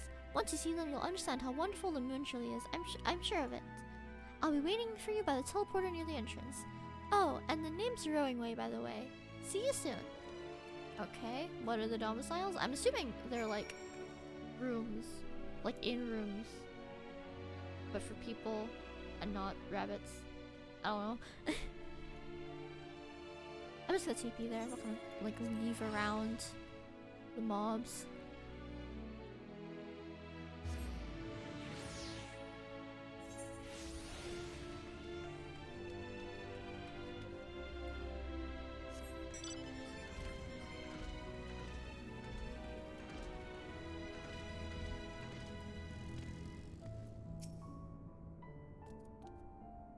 You're here, you're really here.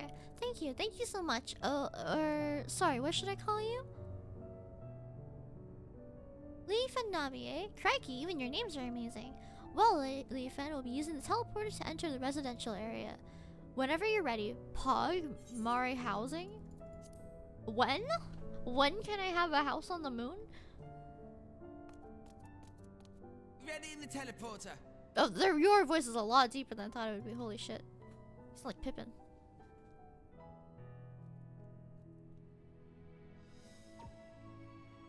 That is a deep voice for such a small creature.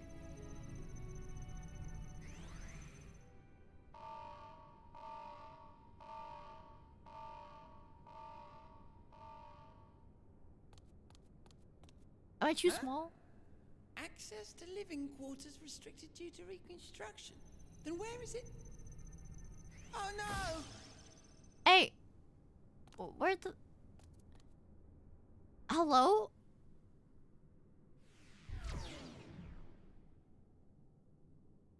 I've just ended up upstairs.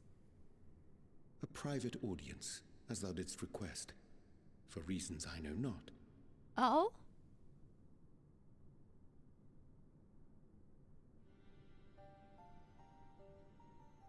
Just a precaution. I I'd rather I didn't have to ask the question at all, but I take my responsibilities very, very seriously. Oh? Do you and your friends, by any chance, find our accommodation wanting? Be honest, brutally even. Aw. It would be ungracious of me to belittle the efforts of the Undine. Lovely sentiment, really. But the disappointment is writ plain on your comrades' faces. It's all the more frustrating since no one will come out and say what they find wanting. Aww.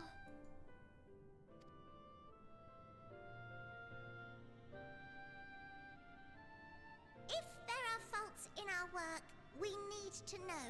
We can, we will do better. But time is not on our side. The final days will wait for no one. If your people are to be saved, we must take quick and decisive action. This vessel must serve as a home for as many passengers as possible, for far longer than we may like. Which brings me to my request. Our collaborators on Atheris are doing what they can to prepare for the voyage. Would you be willing to go and lend them a hand? It's fucking Charlian, isn't it? My bet is that it's Charlian. There's Having who else? seen the moon for yourself, you could speak to its many splendors, learn what else they might require, and assuage whatever concerns they have. Wherefore wouldst thou entrust me with such a task? How to put it? You're the only one who appears not to be wholly unsatisfied with our work. Lamau. I think it's just because he's too nice. Quite good at I'm gonna be pretending real. that's the case, at least. Calm, collected, tactful to a fault. Very particular with your words, too. They're saying you're the smartest one out of all of us, okay? Take the compliment, Oriange. You understand that, in the face of great danger, one cannot pursue perfection at the expense of practicality. The difficult choices must often be made for the greater good. Verge. And so fate doth conspire to set my feet upon this path once more. Come again?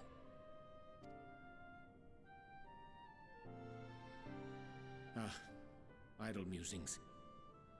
'Tis no trifle, thou dost ask. Yet full well do I understand the urgency and necessity. Hello, Skylar the Part Robot. Welcome to the stream. We've got little bunny people who are on the moon and trying to save us from the end of the world. This sounds like a fever dream.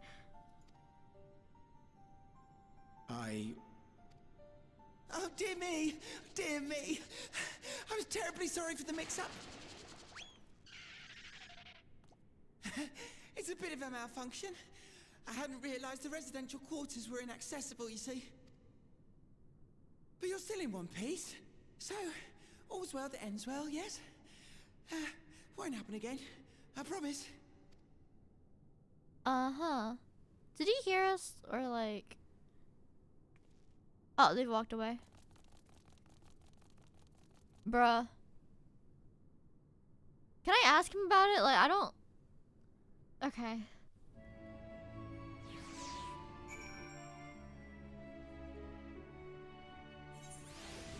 I want to change my glamour, actually.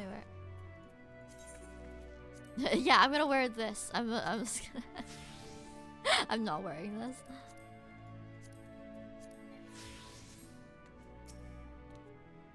Gosh, that was embarrassing. I promise to be more careful from now on. Since the residential quarters are closed for now, I've rerouted the teleporter to allow travel between floors instead.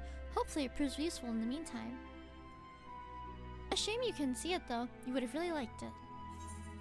When are we getting Mari housing? I want to live on the moon.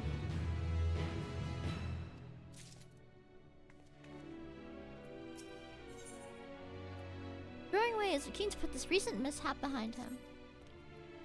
It may not seem like it, but we've been planning for this far longer than I'd care to admit. Each time we woke up, we'd have long discussions about how to serve as many of you as we can. Felt like everyone had an opinion on this or that.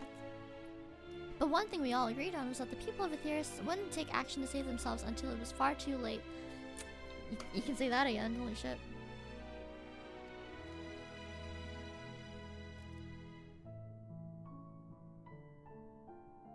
That's why we're striving to make the moon a vibrant, magical place that hop with the chance to visit rather than waiting for the flames of oblivion to get them off their tails and force them to accept our invitation. The residential quarters may not be up to necessary standards just yet, but there are plenty of other places worth seeing.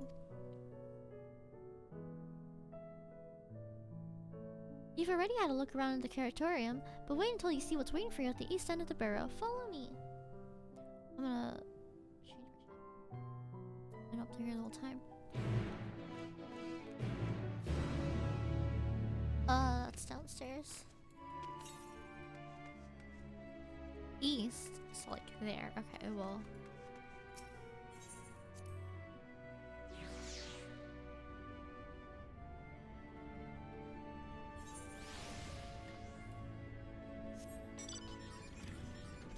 It's still there, right? Okay, it's upstairs, but to the east. Cool.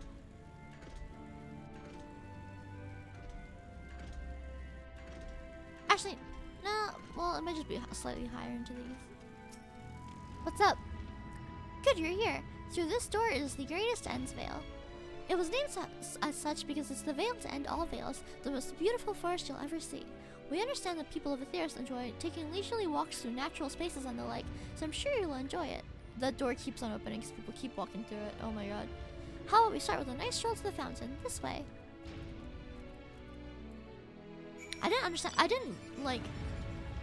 I didn't comprehend how many people would just be in endgame zones, because I've never been in like an active endgame zone apart from like Charlian. And now I get it, because this door was like being spammed. Holy shit.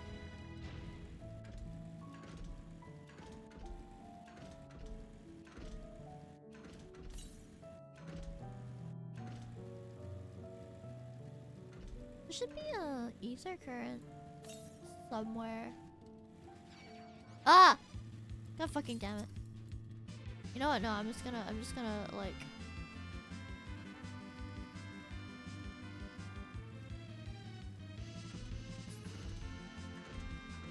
Oh, there's a little part, there's a little playground. They got slides and shit. What the hell?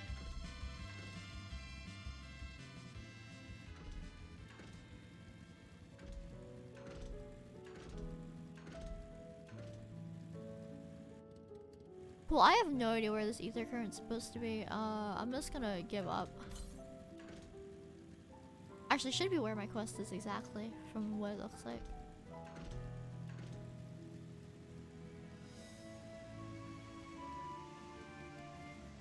I say that, but I have no idea where it is right now.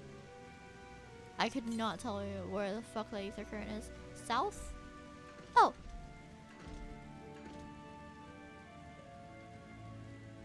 This is a really pretty fountain though, holy shit. I wouldn't call it natural, but it is pretty.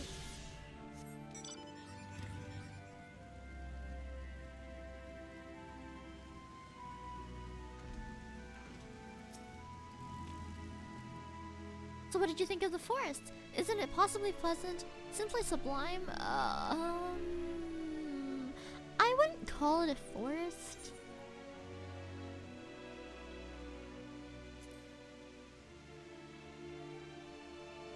Right you are! Our forest is made of crystals and constructs, dotting the landscape as far as the eye can see.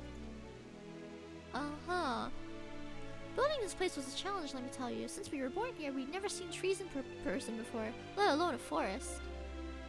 The information sent by our collaborators was quite enlightening, but after much deliberation, we decided to use crystalline constructs in place of living trees. And why? And thanks for our atmospheric circulation system, this place produces air as clean as that you'd find in a forest on Aetheris. Uh-huh. The fountain here behind us, powered by a rather large crystal adorning its top, plays a vital role in supplying us with fresh water. Much time and effort was spent making it the most spherical of spheres, and I dare say the most unparalleled roundness speaks for itself. Yeah, it's a pretty round crystal. I enjoy nothing more than a nice long stretch and a spot of relaxation whenever I come up here. You look like you could do with a stretch yourself. Okay.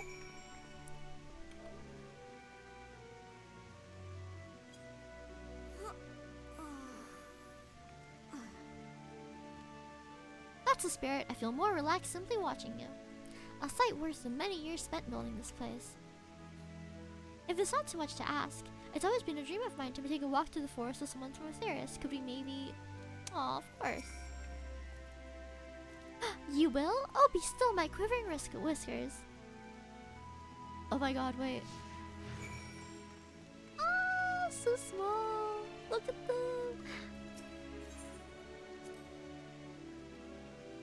Where are we going? Down here? Okay.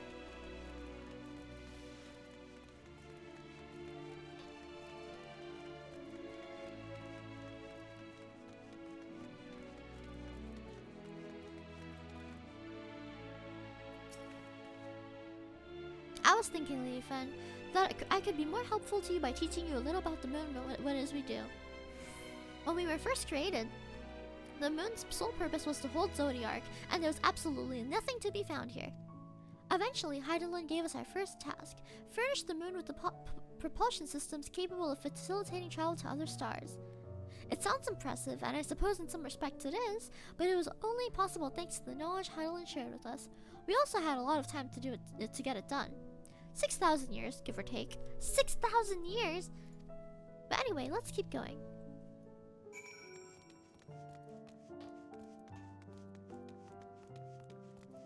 I want to go to the talkie zone.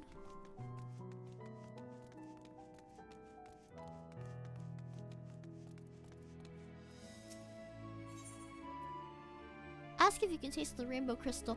Can I eat the rainbow crystal? What? No, I'm not surely. Well, fuck. I'm not surely what it is you do with crystals on Aetherius, but we can't eat them. And certainly not this one. It's possessed of all 6 elements: wind, lightning, fire, earth, ice, and water. We use crystals like these to maintain the moon's elemental equilibrium.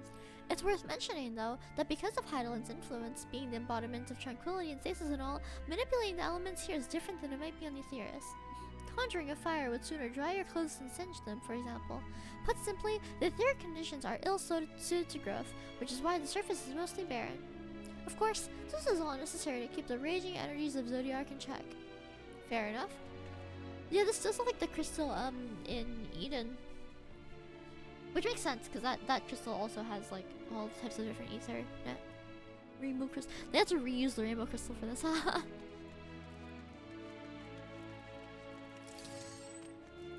gonna hide my weapons.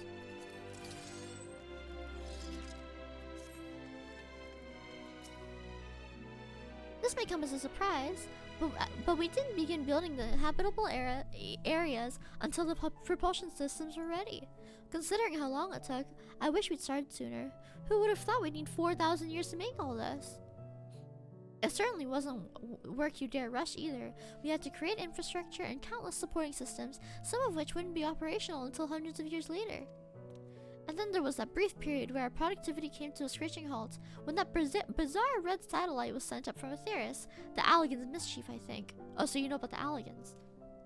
We thought maybe some new nefarious actor was colluding with Zodiark. All we could do was stand by and brace ourselves for the worst. I can't tell you how relieved we were when Hydaelyn informed us of its destruction. Oh yes, there was much joyous humming that day. I don't think... well... yeah and no. Like, it was kind of bad, not gonna lie.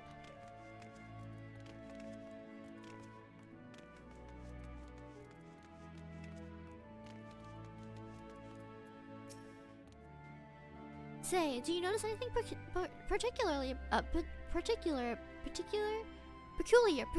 about the treetops? I mean, apart from the fact that they're massive crystals and not trees. They're glowy. I'll give you a hint. It's the golden rings emanating from the glowing spheres. Along with a device fixed near the ceiling, they fulfill a role similar to our sun, and do so better even.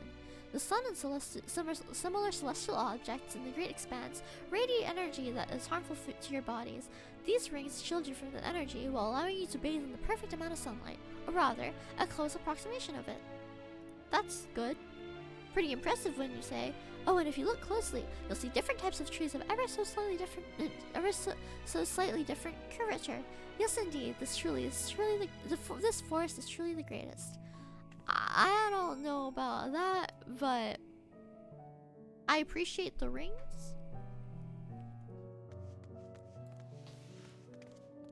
Like, I guess, but like, how do I say this? These aren't trees. There was something else I wanted to tell you about. Oh right. The propulsion systems and habitat facilities were completed around 2,000 years ago, and with that, the most important features were fit for purpose. Which is all well and good, except we know absolutely nothing about the present-day people of Aetheris.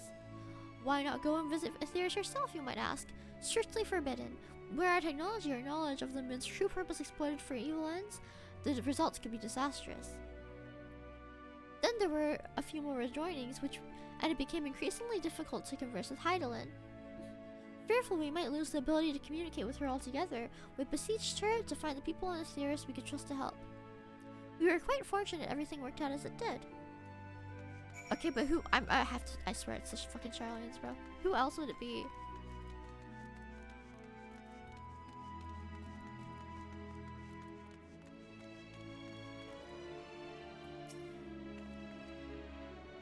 Cutscene, please talk so I can stop talking. I'm begging you.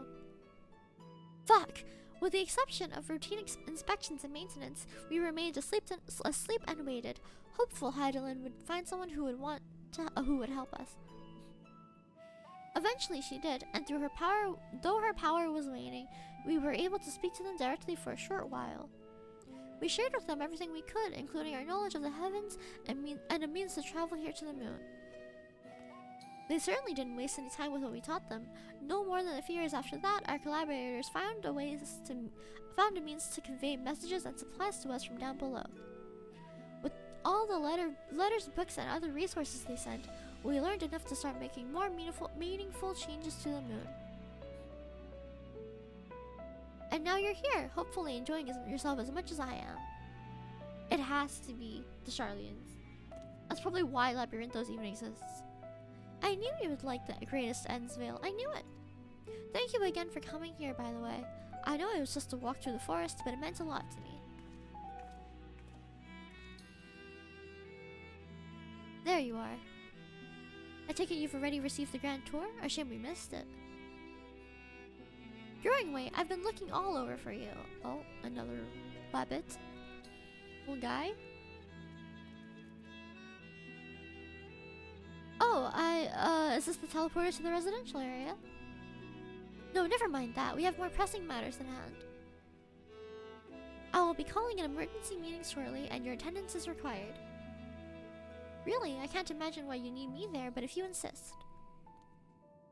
We won't be away long, so you are all more than welcome to continue looking about the burrow. Now come along, Growingway. My game theory is that Sharlayan's Labyrinthos moon, yeah. Before we arrived, you seemed to be in the midst of a rousing conversation with your guide. Did you learn anything of import?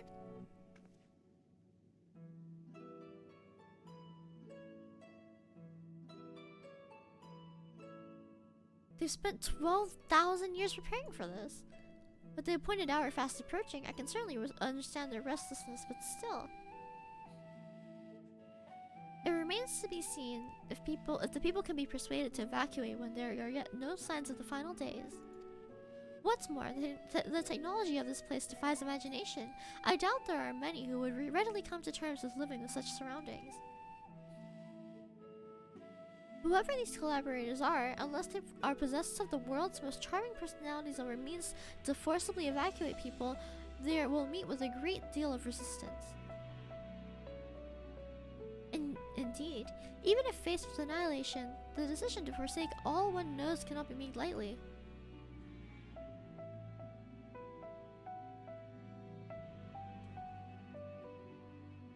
Forgive me, friends, but I must beg your leave. There's another matter which yet begs for my attention. Of course, we can accompany you if you'd like. Nay, that will not be necessary, if you'll excuse me.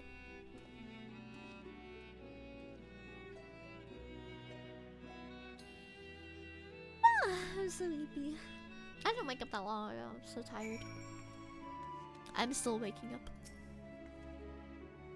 It is clear now that difficult decisions lie ahead of us. Preparation for the evacuations of Aetheris is indeed crucial. But I am not yet willing to forsake our world and its reflections, and I trust I am not alone in my reticence. Reticence? I don't know how to say that. I've never seen that word in my life. Did Urianger seem strange to you? More than usual, I mean. I know he has a penchant for keeping his own counsel, but I'd be lying if I said I wasn't worried. Would you go and see if he's alright? Y'shtola and I will remain here and see what we can learn about the final days. If you hurry, perhaps you can catch up to him. I bet. I'm gonna teleport so I can hurry the fastest. Actually, I wanna like map through this corner first. Alright, now we teleport.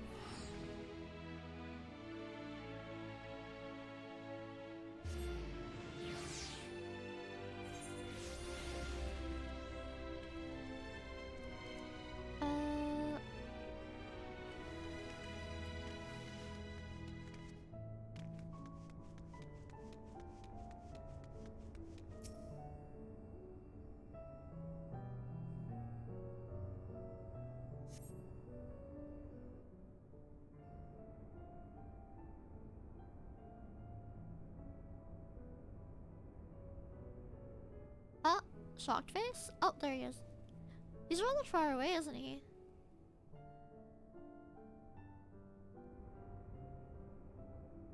Urianger appears to be heading towards the entrance to Beswee's burrow. Alright. Lamau?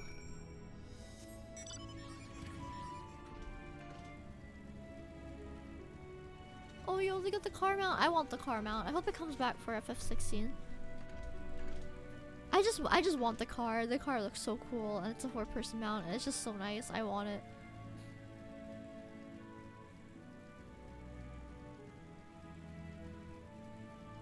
But like, the last time the event was held was like way before I started playing, so. I also want show left and show right, like the sparkly emotes, but those were also, I think, no, those were like the month I joined and started playing, like the beginning of the month, and I started playing at the end of the month. So I just missed that event, and I'm mad about it.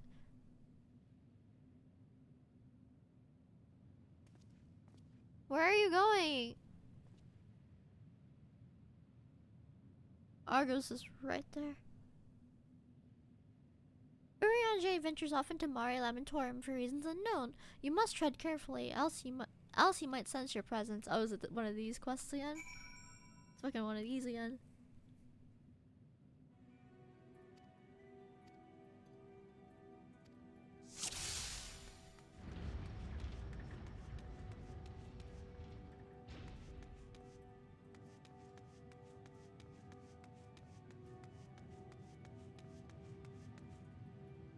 Is rock short enough for me to...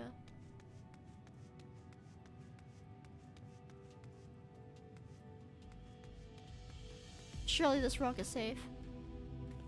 Is he even gonna turn around? Okay, he is. Okay.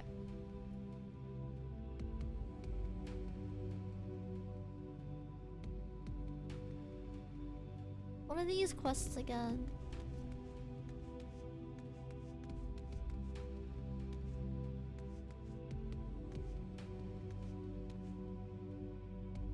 I don't want to get too close. This is fine. He's gonna stop like right here somewhere.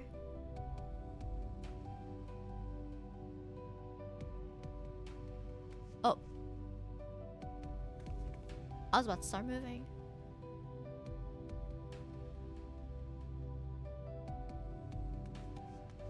Oh, he's running.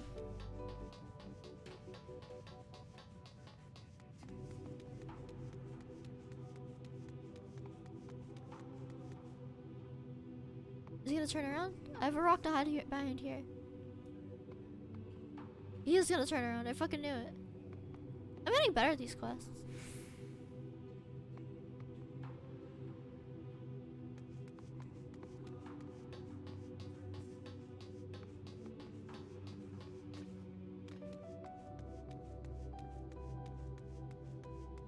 Where are you going? Wait, you're running so fast, please. Oh, that was fast. I didn't even go very far. That was way faster than the one in Garlemald. Oh my god.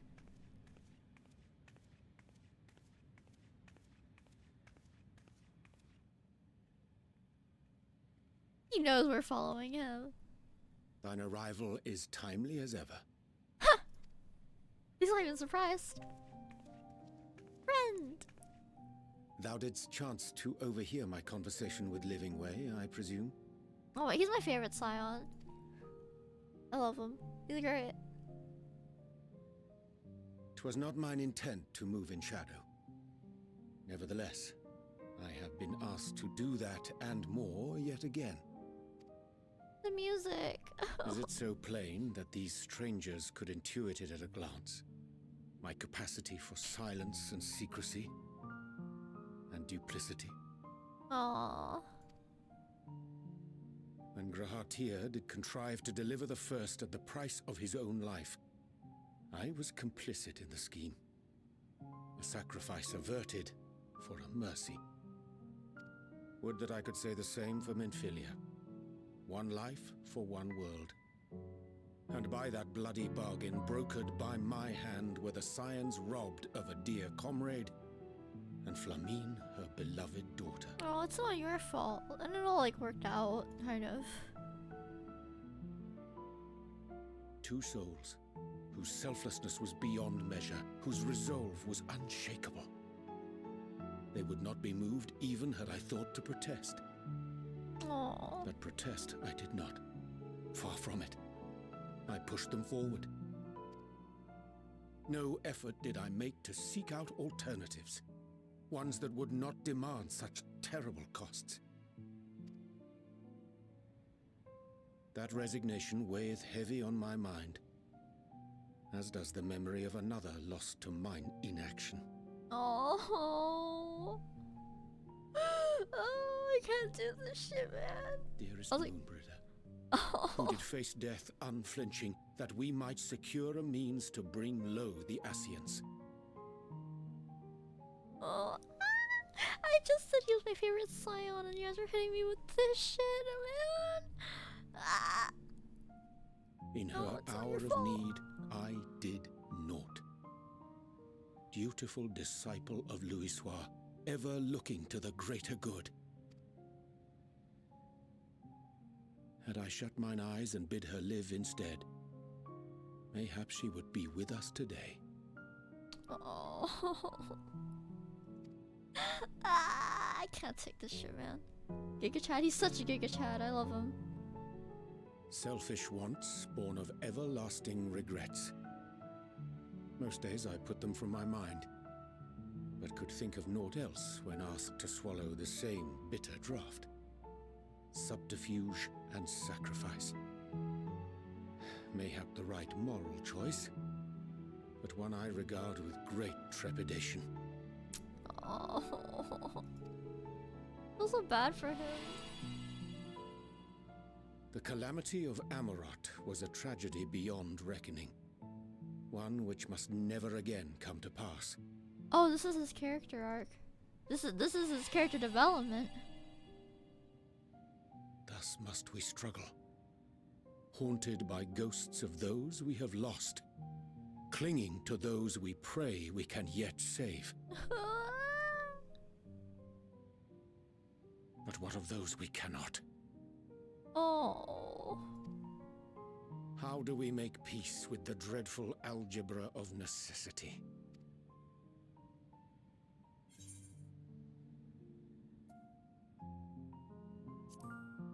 Would that we had time to weigh the costs. 'Tis a comfort to know we are of like mind in that regard. Strange. Scarcely can I remember when last we spoke alone, and so candidly. Yeah, we really don't speak alone with Uranger that often, huh? I thank thee. For all my supposed skill with words, I find it difficult to express such private You can thoughts. speak with me anytime. My favorite Scion. As for the Loporrit's proposition, I will take time and consider how to respond. 'Twould be to our mutual benefit if we could converse more openly with our aspiring caretakers. A concern I should be glad to address on the Scion's behalf. Pog, alright, thank you. To dispense with all pretense and bare one's heart to another is a frightening thing indeed. But we cannot move forward ere we take that bold first step. A lesson I have learned many times before. And today.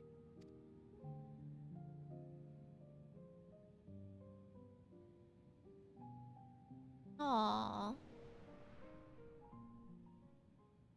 What are they saying? Curse these ears! I've heard bugger all! Big ass ears and you still can't hear a goddamn thing. Okay. No matter. We've got our plans.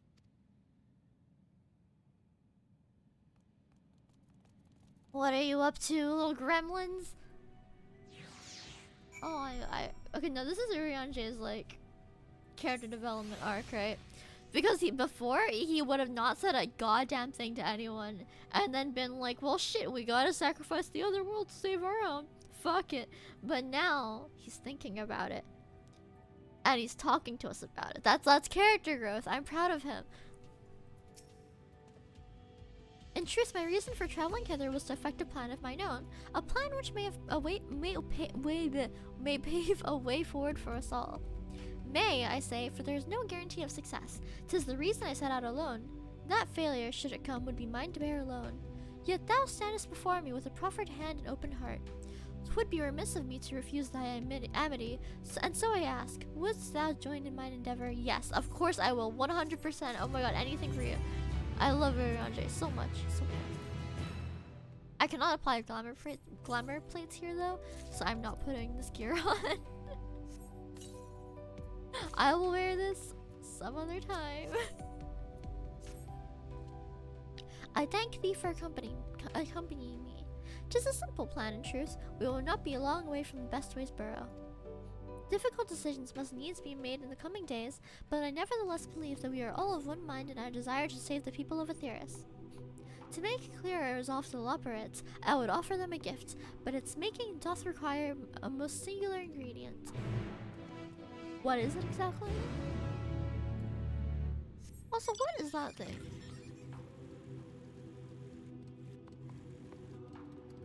What is that? Oh, it got smaller. Oh, what the fuck? It ate the thing! Okay, so it eats these things, gets bigger. Gets bigger for like 30 seconds. And then it goes back to being small.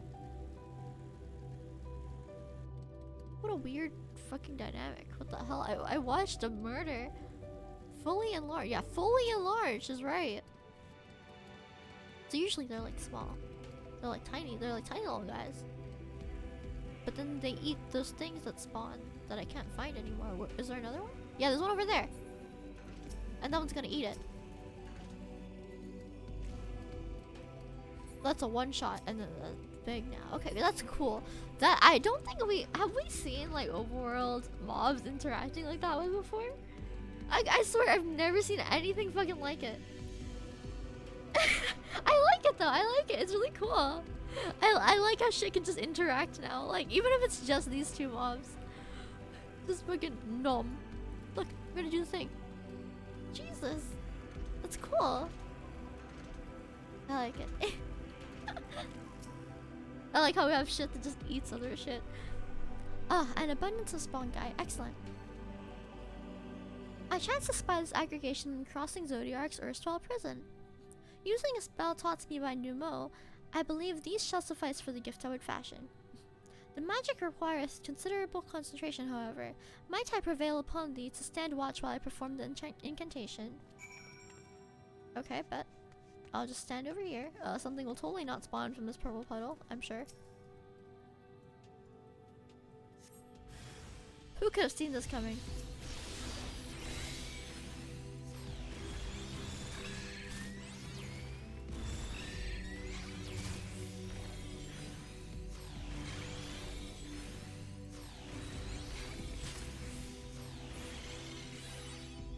No, as I'm watching them eat things.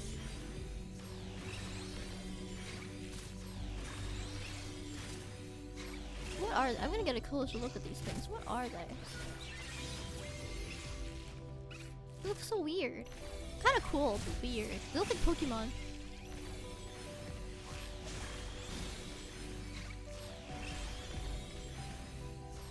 No, yep, there goes that thing.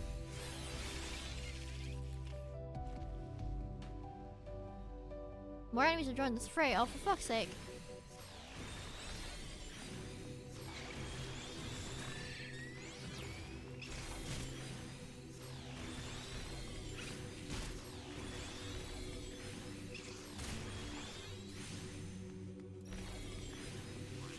There, surely that is the last one.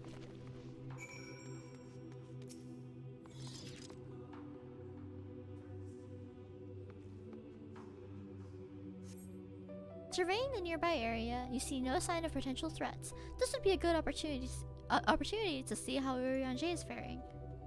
I bet. What's up?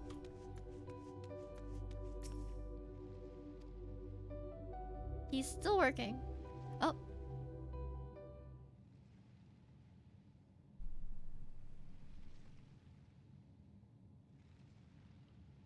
There, 'tis done. A magicked ink, every ounce as efficacious as that crafted by the Numo. Rare is the occasion I would conjure mine own, but it is nevertheless a most useful skill. The resulting product is, admittedly, possessed of no preternatural properties, but its hue is one of mine own choosing, which I pray the Loporrits will appreciate. Leaf and Urianger, oh thank goodness! I thought you'd been eaten, or had perhaps fallen into a crater.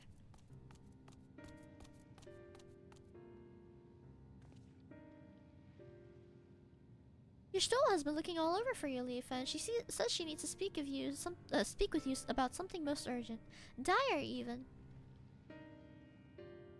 She's also quite clear that she wishes to speak with Leaf and alone, which means I'm afraid you must stay behind Urianger. But worry not, it so happens we need your help with an errand, delivering a package from the Watcher's Palace to Bestways Burrow. It's quite large and heavy, perhaps even too heavy for we poor Loporrits, and we would be ever so grateful if you could lend us a hand. This is just a scheme for them to split us up. Are you insinuating I would betray the trust of Hydaelyn's chosen, or worse, do anything to risk getting on your Stoll's bad side? That is really scary. She's clearly not one to be crossed, nor made to wait. Now off with you. Fair enough. Worry not, Leaf, and I shan't be long. What are you up to?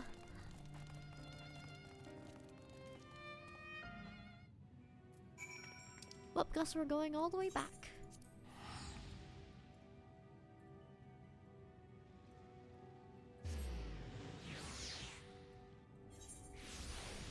Actually, I'm gonna put on that gear. I like how it looks, but I'm not wearing this shit.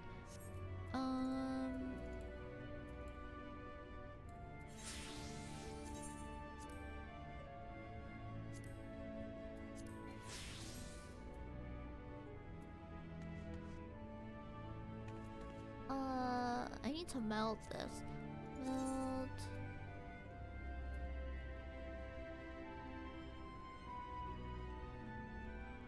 I can melt debt onto this. Okay, cool. I don't need to melt this, but I'm a cringe like optimizer, so I do have to melt this.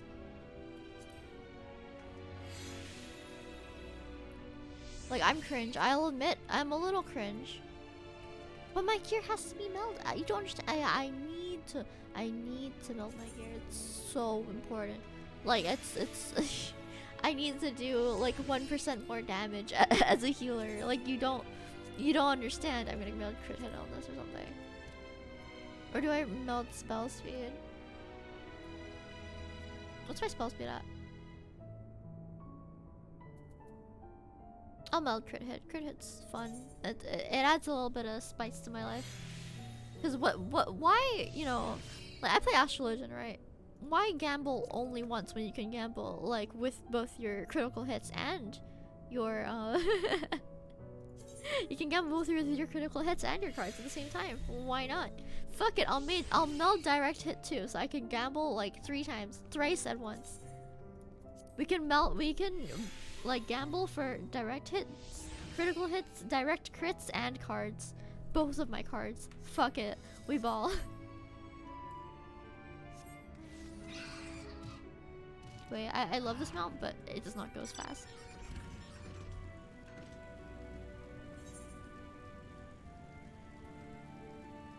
Map is too big. I wish it was a lot smaller. I wish I could like change the size of my map, but from what I know, I can't make it any smaller than this.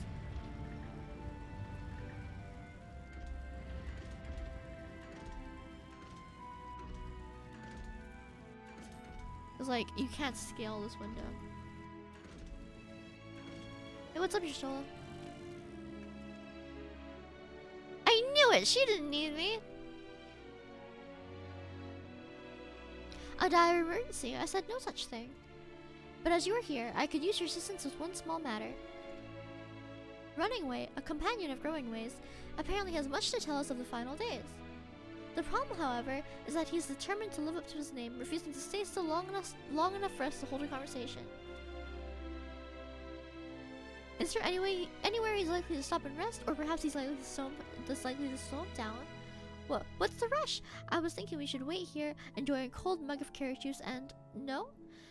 Well, if it's really that important, we can try using these balls or moose flesh, not to be confused with the other thing. Runningway's other notable feature is that his incessant chatter, so you'll have no trouble finding him in a crowd. And when you do, try lobbing your balls at him. What?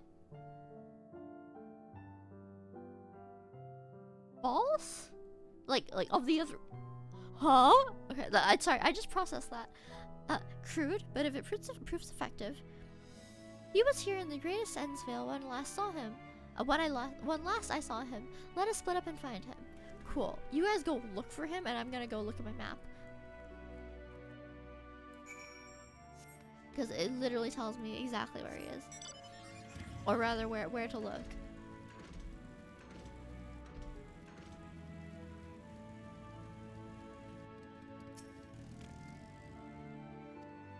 Oh, I have to use the thing.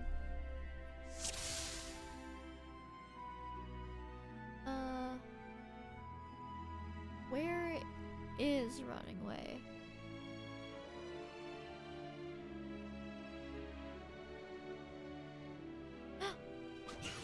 Get sniped, idiot! Ow, that's smart. If this is meant to be a joke, it isn't funny. I fucking got him. Lamau? Easy. Get sniped. Again, I'm really bad at Valorant though.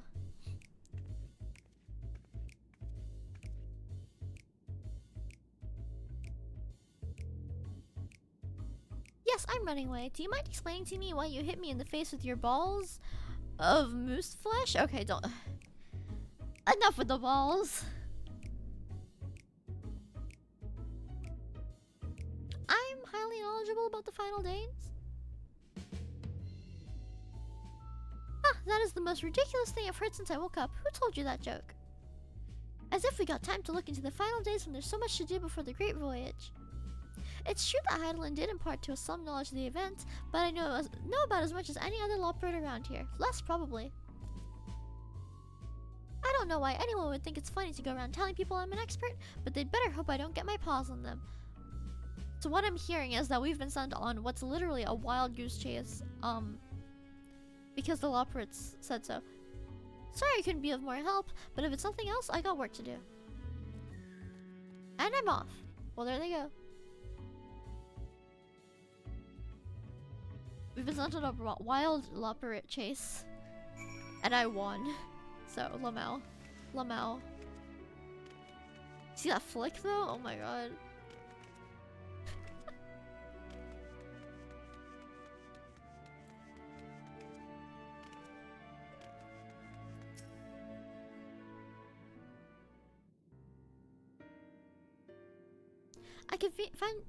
I could find neither hide nor a hair of him.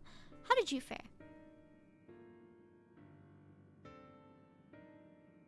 So he knows no more than the others. Care to explain yourself, Growing Way? Well, you see, I misremembered. Yes, that's it. I misremembered. Terribly sorry about that. Afraid I'm drawing a blank, though. Try as I might, I can't remember who I was thinking of. On an unrelated note, I assume you spoke with him earlier, but what did he say when... oh, Urianger. What of Urianger? I assume you spoke with him earlier, but what did he say when he'll be returning?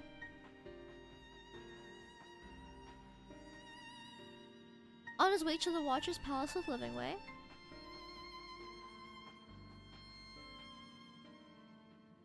Between Growing Way's sudden lapse of memory and our lack of other leads, maybe our time would be better spent lending Urianger a hand.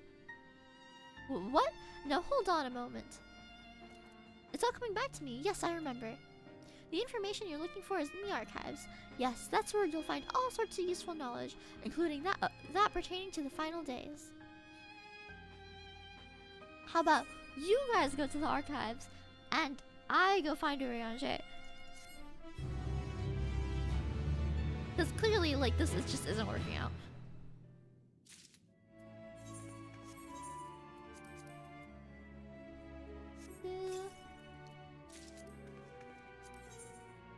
Back to this shit again.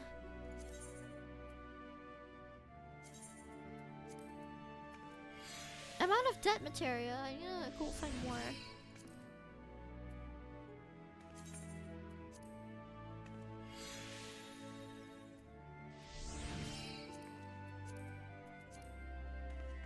Unable to apply glamour plates here. I mean, the gloves kind of go with my glam. It's fine. Growing Way is fidgeting with nervous energy. But is it from excitement or worry? I don't fucking know. Oh, what to do, what to do. I promised Livingway I would help, but... Materia Stream, yeah, Materia Stream, woo! No, I promised I would help, so that's what I'll do. The archives are on the second floor of the main plaza at the eastern wing. Follow me. Alright. I suspect the Leopards are up to something, yeah, no shit.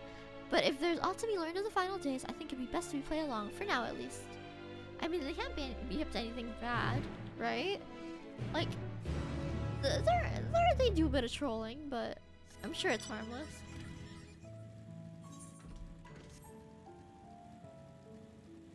These are some big fucking stairs.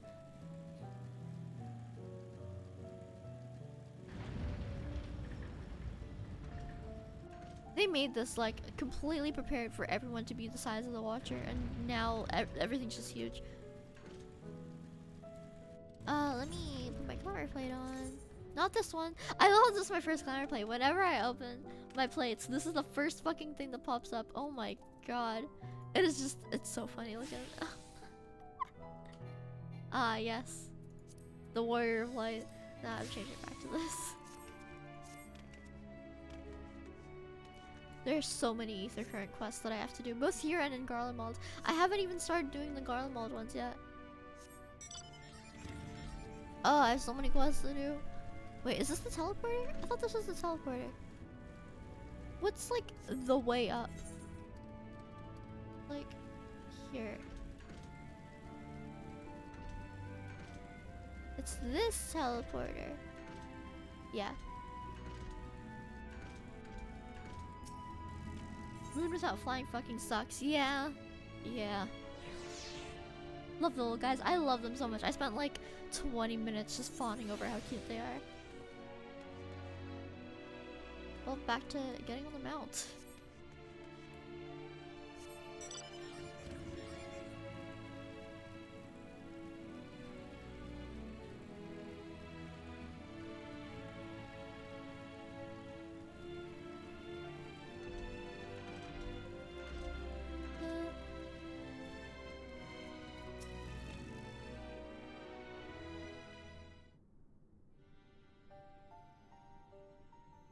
Please, voice acting. I've been talking for so long.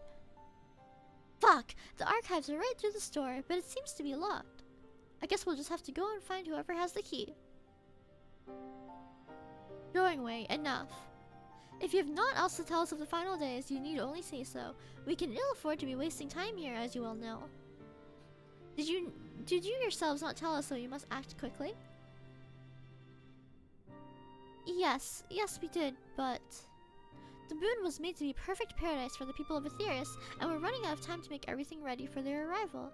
We'd hoped you'd see the wonders we have to offer, but you found nothing but faults and flaws in our work. Only one of you saw our potential, so you others must be kept here.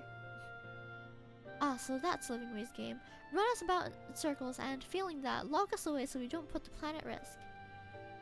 Everyone except Urianger. He understands what is at stake, what must be done. I fear you've misjudged us, Growing Way. Never have we decried the notion of using the moon as a means of escape. That said, my heart breaks at the thought of abandoning Aetheris and her reflections to their doom. If there is a way to avert the final days, I wish to find it. We all do. We may fail, but our efforts would never be at the expense of your plans. But why would you take that risk? What risk? There's no room for ifs and maybes now. The people of Aetheris will escape here to the moon. They'll be safe, and we'll finally get to see their happy, smiling faces. I'm sorry, but we can't let you leave. We just can't.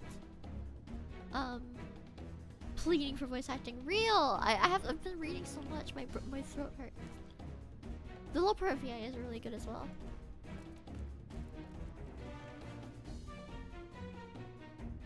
They're armed? Oh my god. Do what you must, but try not to hurt them. I'll be back in a moment. Don't do anything rash while I'm gone. Do I actually have to fight them? Like, if we dally, they'll overwhelm us with sheer numbers. I say we knock these ones out, split up, and make our way to the exit. Is this a solo instance?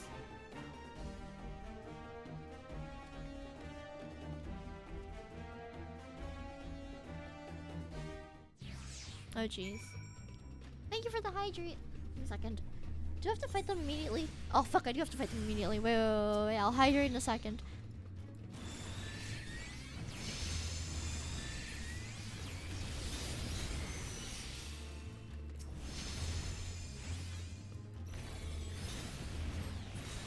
Okay, now I'll drink water. Fuck, there's more. Wait, I'm gonna play with one hand. It's fine.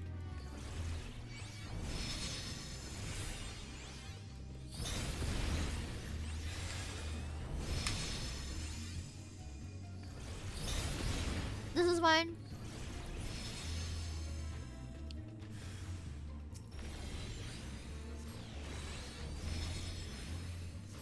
I'm sorry, Growing Way. I'm gonna beat you up. I'm sorry.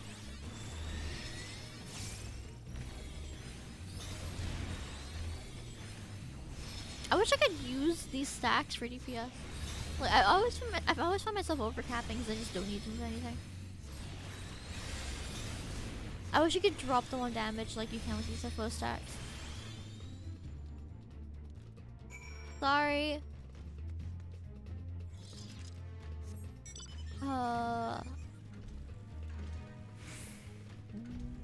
Is she downstairs? No, she's still up here. She's up? Where up? What?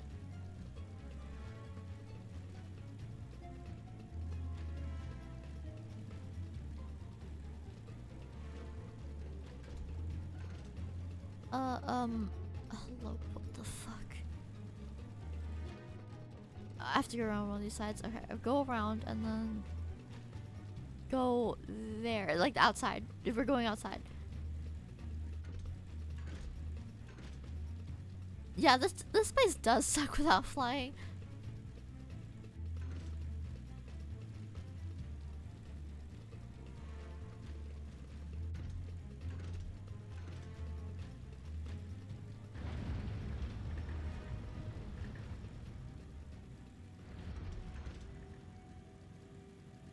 Hello, Argus. Are you just gonna bark at me or something? Oh wait, no. Let me. Good, you're here. We must hurry to the Watcher's Palace and find Urianger.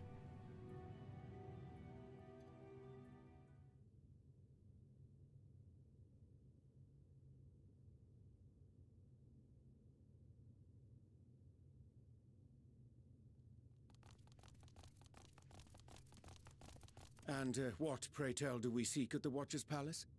Not the Wanderer's Palace, Watcher's Palace. Wanderer's Palace is a dungeon, wait. Oh, come off it, friend.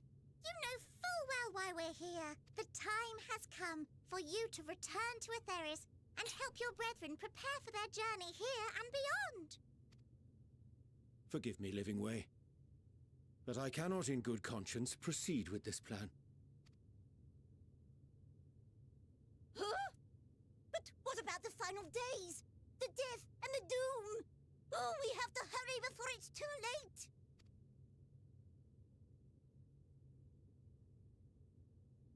Your unflagging commitment to your duty is endearing, to say the least. Aw. He thinks they're cute. Cat Urianger. Oh, bugger!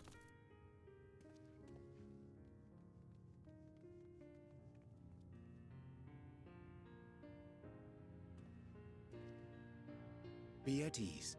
They bear you no grudge, nor do I. How could we, having come to understand your purpose? I mean, yeah, I don't hate them, but like, they can't just trap us on the moon forever. For millennia, you and yours worked tirelessly towards the singular purpose of this heavenly vessel's construction. An arduous feat by any measure. 'Tis clear you have spared no effort. Why, your very names are a testament to your dedication.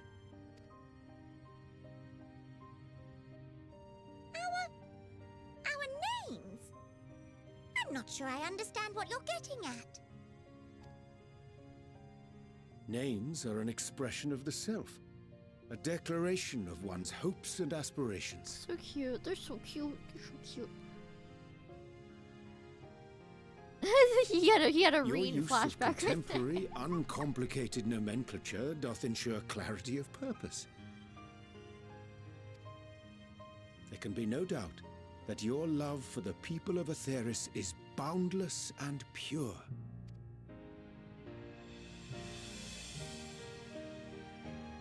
Yes! Yes! A most mellifluous phrasing! We Loporrits were born of Hydaelyn's love for Atheris. Aw. Also, I love how Singing Way talks like they're singing all the time. That's adorable. That shining, shimmering blue jewel, brightest star in the sky, brimming with life and possibilities.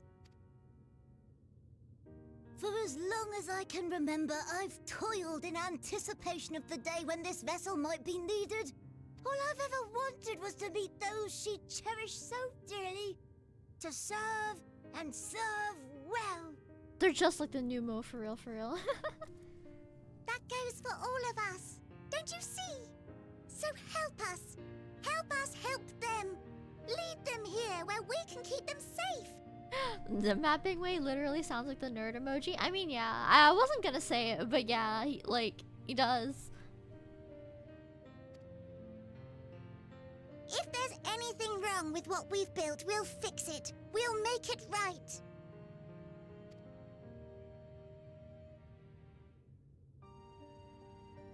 Give them the head pat. No, Your pat them. works want not for repair. Yet there remaineth much for you to learn of men and your own kin besides. Singing Way, thy name bespeaketh more than the simple marriage of rhythm and rhyme. The songs of Atheris are beyond counting, and span the length and breadth of emotion. We're teaching them about people. That's so cute. Maps are monuments to man's pioneering spirit and his devotion to charting the furthest reaches of our star. Many have devoted their lifetimes to exploratory pursuits, to venture unto the highest mountains and the deepest oceans in search of unknown frontiers. And thou, my friend, Oh, I do not think we've met. Who is this? My name is Puddingway. Pudding's really good. Love pudding. Puddingway. Yes, indeed. A name of deep and abiding significance, I'm sure. But one perhaps better communicated through delicious deeds than tasteless words. Food puns, delicious, tasteless, lamau. A judicious I see what application you of did fey there. magics at a later juncture may be appropriate. And Lamau. living way. 'Tis no easy feat to convey the significance of thy moniker. When I was a bookish boy, a dear friend of mine was fond of peppering me with questions as I read, to my occasional annoyance. One day, I posed to her a question of mine own. What doth it mean to live? Women breeder. I miss her. After much We didn't even see her contemplation, for that long. she She was on like proffered one this patch. answer. The anticipation of a half-read story's conclusion. The hope today's mistake may serve as tomorrow's lesson. Basement breeder take. The wish that a new acquaintance may one day call thee friend. She believed it to be all these moments and more. Aww. I want to understand, but I, too, still labour to find mine own answer. 'Twould be my pleasure to assist you and yours in embarking on a journey of self-discovery and enlightenment. Aww. For thee.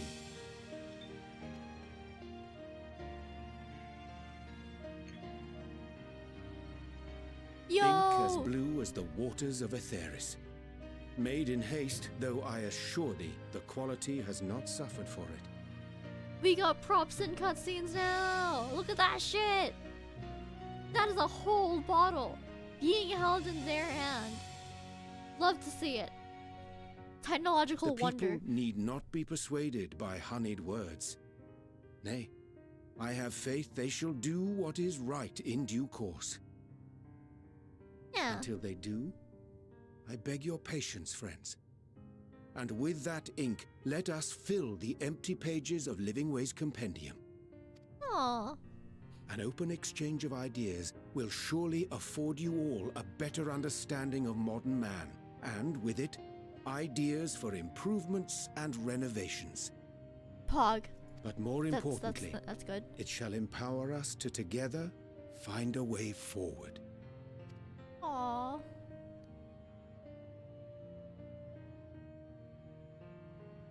I hope you're right. Thank you for this lovely gift. See, why do leopards get tails and Vera's don't? Look at that. They got little bunny tails. Give Vera's that shit. It's cute.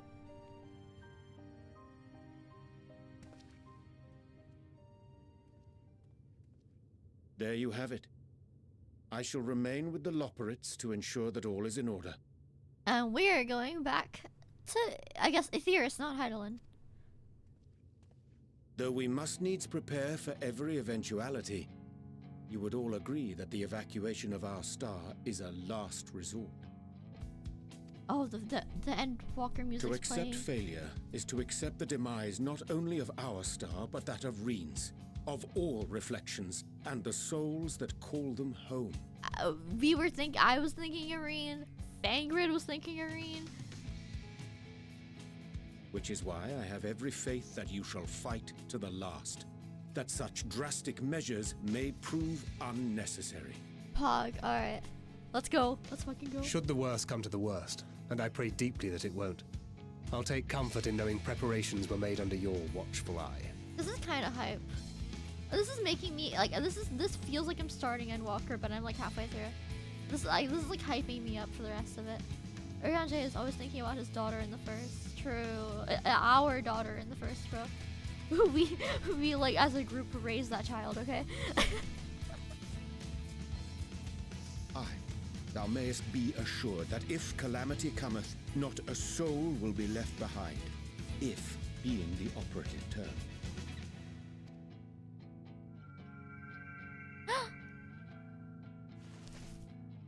the flower's glowing. Oh, it's red now. Oh, it's a big ass shadow. That flower, how came it into your possession?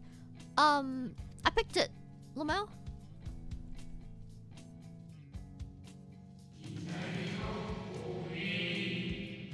How very like her. Guided by its... Wait, I'm gonna turn the game down so I can talk over this. Guided by its light, you may come to know her true intentions. Intentions which remain a mystery even to us. In our time, we called it Elpis. You would do well to remember the name. They called the flower Elpis? Elpis? The piss flower. I'm gonna call it the piss flower. It's the piss flower now. Emotional moment, I'm sure, but piss flower, Lamau. I hate to interrupt, but I feel like I need to make amends for all the secrecy. Yeah, what's up, Livingway? Think nothing of it. We haven't been the most gracious of guests. Do convey our apologies to Growingway and the others. But of course! And when next we welcome more guests from Atheris, we'll have learned to be much more hospitable hosts. Pog, let's go. Absolutely called out that you called it. Absolutely called that you'd call it the piss flower. I'm really predictable, to be fair. Oh, and circling back to the matter of inappropriate secrecy, we ought to discuss our benefactors. Yeah, who are... They have to be the Charlians. Agreed. The Charlayan Forum, yes? We all knew it. We been knew, bro. What? How did you know? Who the fuck else? The more I heard, the more obvious it became. The Forum's aims align closely with those of your anonymous patrons. A telling coincidence would be an understatement. Though had we not taken it upon ourselves to peruse certain restricted tones in Labyrinthos, we might still be unaware of their plans. But let us continue this discussion upon our return. I dare say we have kept Alphino and the others waiting long enough. Yeah. We've been here for a while.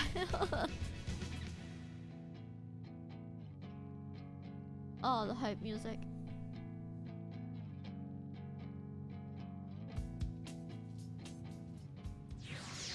And I'm turning the game back down.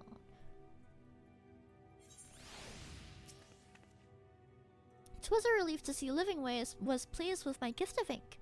To serve and serve well, though their knowledge may be lacking, their boundless love is a blessing without peer.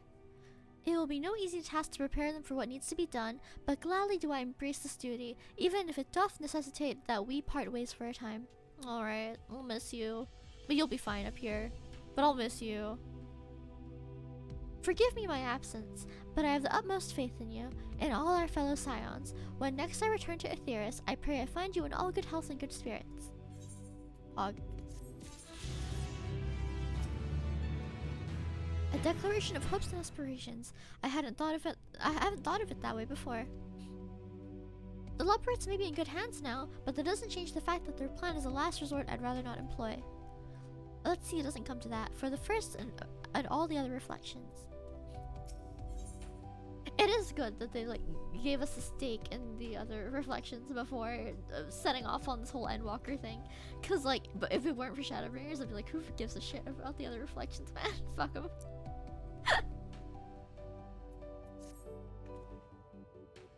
With the Leopards in Urianje's capable hands, we didn't need to worry about affairs here in our absence.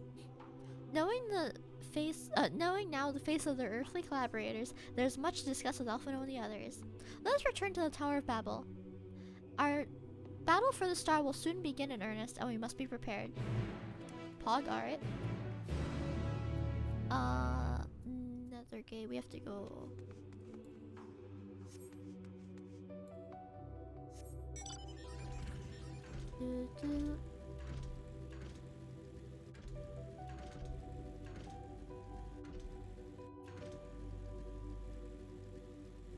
I have so many quests to do off stream. Oh my god.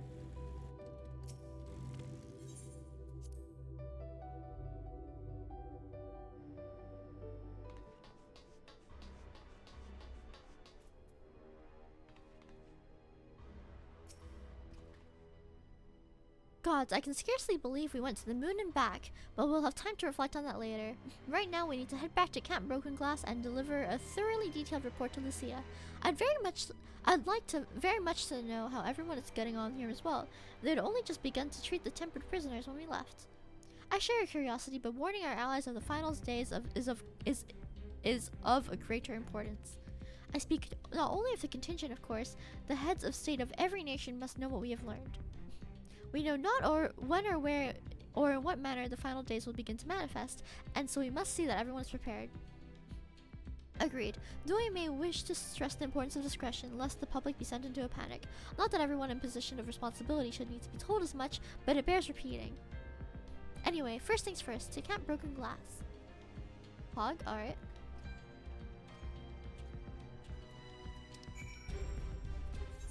I still don't have flying here because I kind of forgot to do the quests and pick up all the ether currents off stream. I say forget. I was distracted doing other shit. I was like running amok, furnishing a house. I completely got. I was like, oh, I'm gonna sit down and do these, and then I didn't. So Lamel. Look, I only had a day. I was doing other shit. It's good to see you all again. No worse for your lunar adventure, I hope. We've done what we can for now, and believe me, we intend to tell you all about it. But before we do, why don't you tell us what's become of Garlemald in our absence? We succeeded in subduing the Tempered inside the Tower of Babel. We took many alive, but combined with those who are already in our custody, the number requiring care has grown exponentially. The inclement conditions have made it difficult, if not impossible, to treat them all here, and so we've petitioned the aid of the allied nations. Some are, understandably, hesitant to proffer assistance, particularly those that were but recently subject to imperial occupation. That being said, several others have agreed to grant them refuge for treatment. With the assistance of your fellow scions, we endeavor to see them safely transported and subsequently cured of their tempering.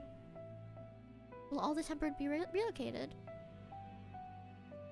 Not all, no. We have sufficient shelter to attend to those whose treatment has begun, and enough healers who have volunteered to remain until their patients have recovered.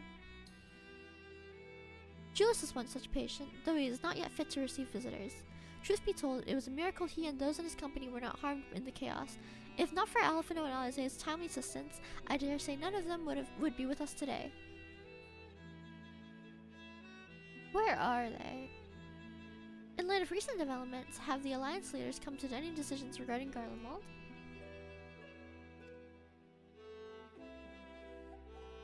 Given the tremendous ramifications of what's happened here, it will take time to determine what must be done. In the meantime, they intend to work with the Eastern Alliance to keep a close watch over the provinces. We have other news to share. Shortly after Anima was defeated, we received reports that each and every tower has vanished. For mercy, the process was apparently not as violent as that you have experienced in Thavnair. Those who were trapped within them have been rescued and are receiving treatment. To hasten this endeavor, the beast tribes have received instructions in the magic needed to cure tempering. Master Matoya is no doubt thrilled that the Mother Porixia affords her so many visitors. Yes, we are grateful for her ongoing efforts, as well as those of our comrades near and far.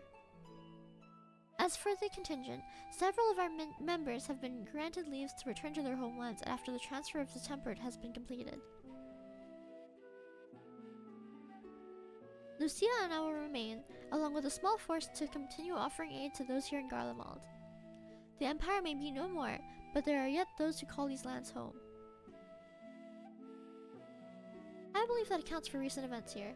So what if the moon into Leferoy? Lamau, fuck. Ooh, Ugly Tower's gone. Ooh! They weren't around for very long. Only like 4 levels. Final days. Gods, I prayed your victory would mark the end of our troubles. There is still much we do not know, but the Alliance leaders must be told. Would you be willing to contact them in our stead? Yes, of course. I will send them word forthwith. We will also release your fellow scions from their present duties, that they may return to Sharlayan. Your energies are better spent finding a means to avert the coming apocalypse. Speaking of your fellow scions, you'll be happy to hear that Mistress Kryl, though still on the mend, has been moved to the Baldesion Annex and given into Zataro's care. Pog? Thank you. I look forward to seeing them both upon our return. Let us be on our way then. Pog? One last thing, if I may. After your confrontation with Zodiark, you said Zenos took his leave, and in all likelihood he has returned here to Garlemald.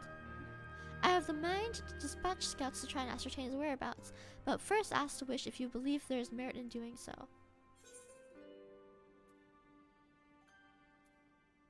If they found him, they would most likely not live to tell the tale.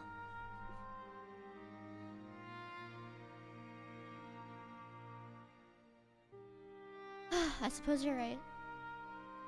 To dispatch good soldiers in pursuit of such a beast, it would be send them to their deaths. Pray forget I entertained the notion. Well, on the subject of Zenos, the 10th Legion has made an official proclamation. They denounce the Crown Prince and condemn his role in the Empire's downfall. His very title has become a source of shame amongst his foreign subjects, and its continued use serves only to hinder relations with foreign nations. Fair enough. For this reason, he's been declared as Zenos Viator Galvus, outcast and enemy of Garlemald. Fair enough. But Daniel is no more, and now his own people turn against him. It seems he's not but his bloodlust to keep him company. It's a little sad. Better that than an army to see it stated. At any rate, I will not keep you any longer. I pray you safe passage back to Sharlayan.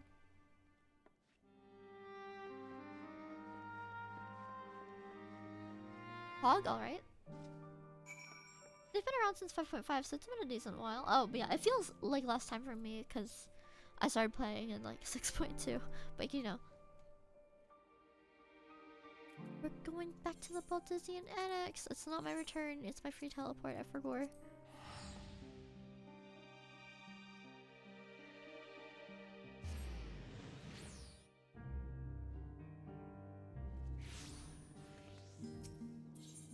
This is like a really like stark contrast with the depressing ass like with how depressing Garlemald is and how the moon is so bleak. Like this is the most greenery I have seen in so fucking long.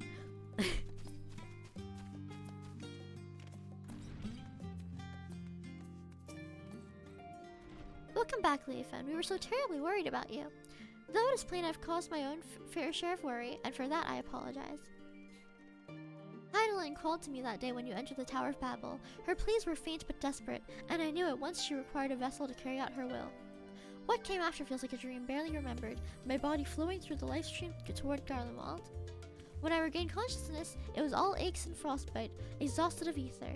I was so exhausted, in fact, I could only laugh, for it was in that moment I understood Raha's weariness from the Tower of Zot. Would that I could laugh at a time like this. Though he prevented Zodiark from being unleashed upon the world, I am curious to know what else took place here on the moon. There on the moon. I killed Zodiark. Oh. Perhaps I should wait for the others to join us before you give your account. Let us reconvene in the main hall once they've arrived. Please make it a voice cutscene. Oh my god. Please. Voice cutscene, I'm begging you. I haven't seen Justinian in a while. Or Graha. Or the twins.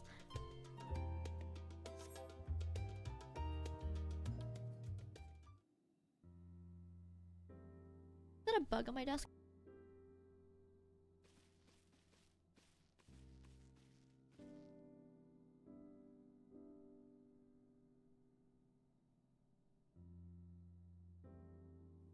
I found a crunchy dead bug on my desk and I had to go pick it up with a tissue. Like, I'm not picking that shit up with my hands, bro. It was a small one, so I thought it was a piece of fluff, and I had to like look a little closer. Maybe I need new glasses. Sorry to have kept you all waiting. Not at all. We understand you've been quite busy. Will Urianger be joining us? No, he's on the moon. Duty keeps him away, I'm afraid. The Leofen can explain why better than I. Oh, here we go. Storytelling arc. So basically, the moon is hollow and God was in it, and I killed God, and now it's a spaceship moon thing. For if the world ends, you know, Lamel.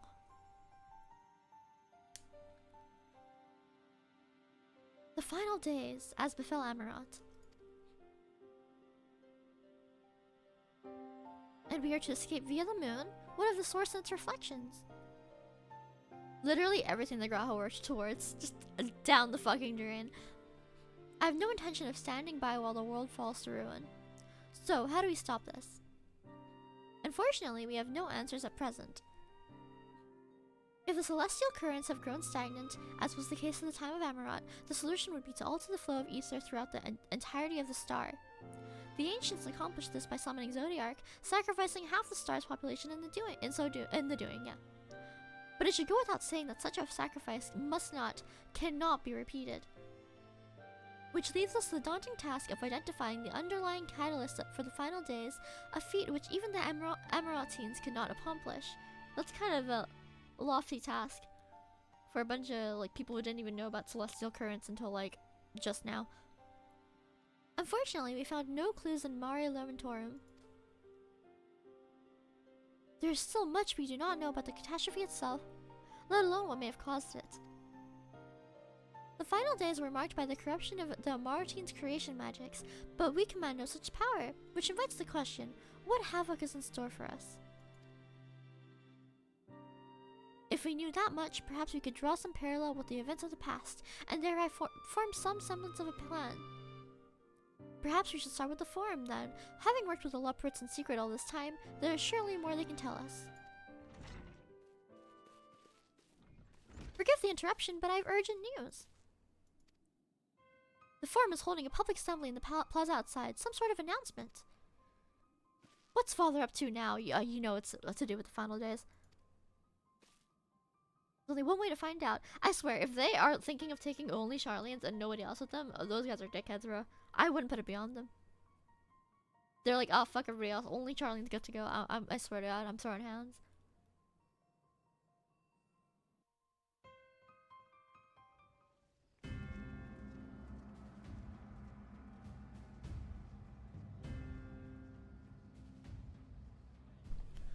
Surely this is voice acted.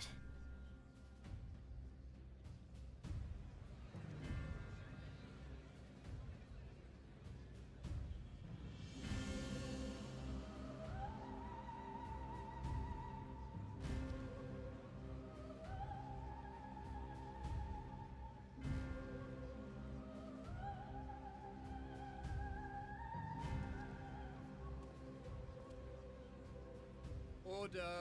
Order, I say! Nerd emoji ass. Okay, what do you have to say?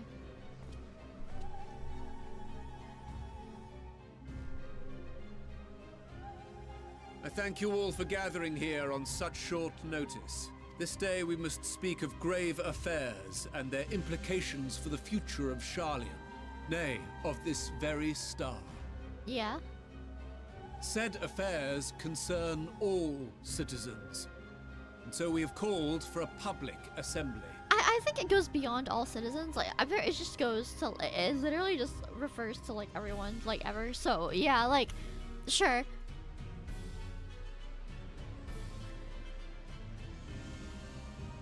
You may have heard rumors of the Telophoroi and the havoc these madmen wreak abroad. Under normal circumstances, we would pay little heed to petty disturbances outside our borders. The final days, however, are another matter altogether. For we dare not ignore these prophetic words of Eld. The Endbearers will come, ushering chaos and calamity. The final days descend and devour the very star. I've never heard this prophecy. Yeah, like, where is this coming from? Is it true? Will all that really happen? Calm yourselves. The time has come to speak of the Forum's most sacred duties. But first... Do not look at me. Okay.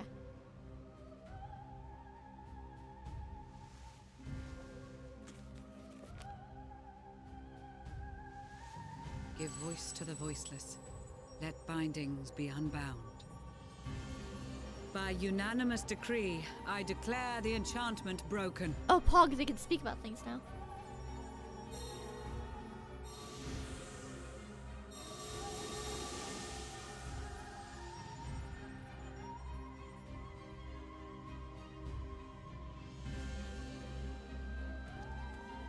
Master Leveilleur, if you would. Yeah, but if you're not Charlene, fuck you. There's no way they would do that Very shit, well. bro. Are they seriously only gonna save Charlene's? Fuck those guys, bro. I hate them. I hate them.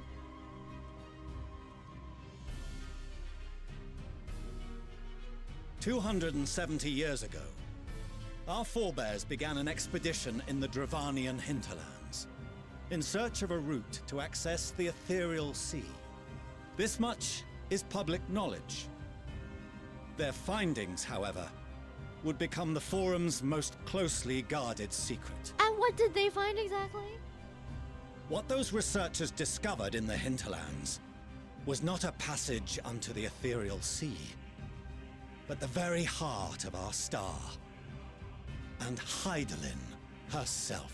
So you're telling me the moon is hollow, but so is the earth? Like it's just a fucking like if you cut it in half would make a donut? She spoke to them of a calamity that would extinguish all life, and of a means by which we might be spared. The moon. The moon. I said it first. 'Tis in truth a gargantuan vessel built to serve as sanctuary for her children and deliver them from this doom. Yeah, we been new, bro. Much like Nunkref's hope in ages past, it will bear the people of a world in the throes of death to a new home. Needless to say, this will be no small undertaking. To facilitate the great work, the Forum has maintained close contact with the servants of Hydaelyn, who presently reside on the moon.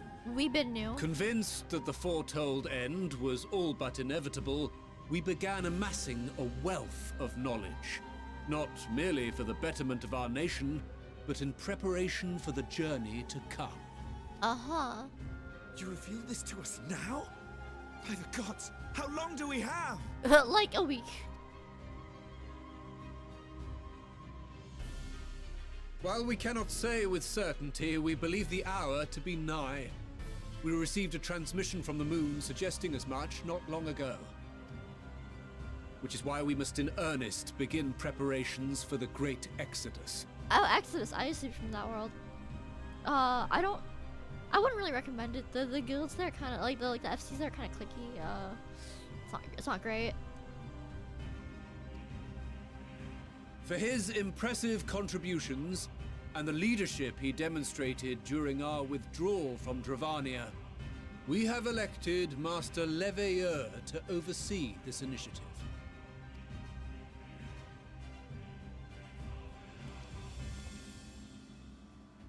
Fellow scribes and scholars, my countrymen, we face a threat of unprecedented scale. You're still only evacuating Charlene's. So what I'm hearing is that you're like really as a group you're really self-centered. Because you're like a tiny island and you're only planning on like leaving as like a group and not like everyone? You know how many countries are in your world, bro? Like, We must challenge the trials before us with composure and conviction if we are to find salvation. uh-huh. The wisdom of Sharlayan has ever been a shining beacon in the darkness, and so it shall continue to be. It is our solemn charge to see our heritage preserved for future generations. For those who will come after, we will brave a new frontier. But what about everybody else?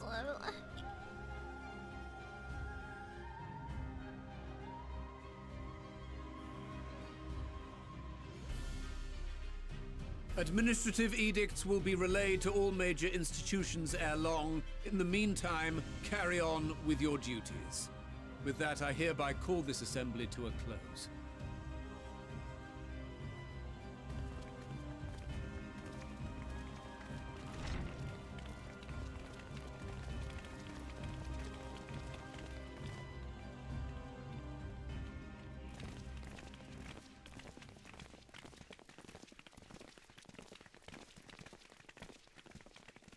Man, fuck these guys.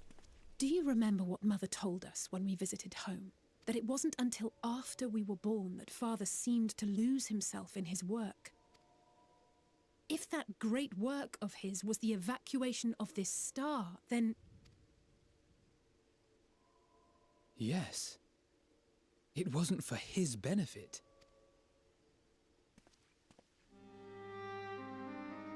Would you mind waiting here a moment? I wish to speak with Father before we leave. Sure, I mean, you've still been disowned, but sure.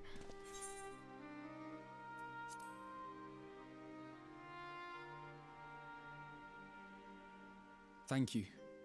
I shan't be long. If it's all the same to you, I have a few choice words to share with Father as well. Can we, like, hear their conversation? I want to see it.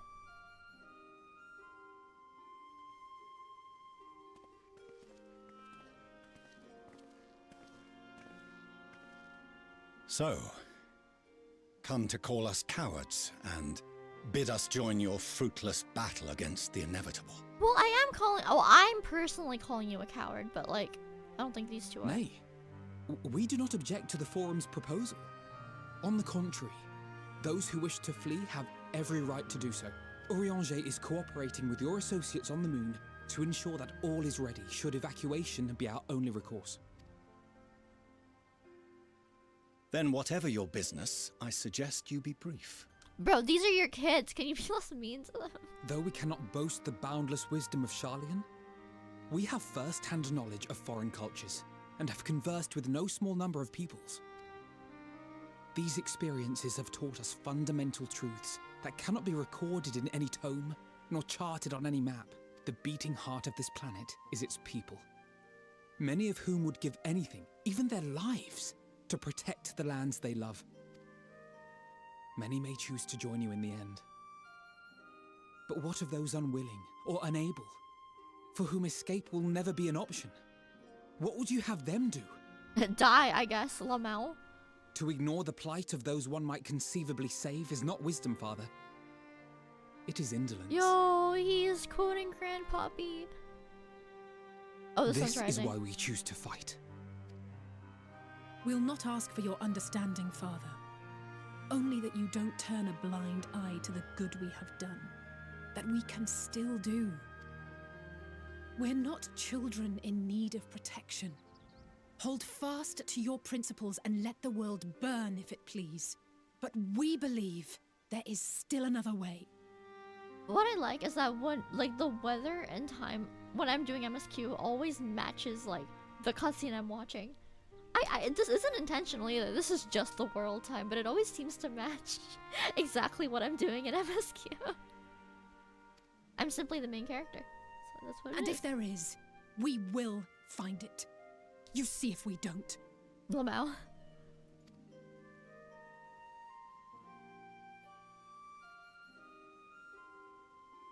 Do as you will.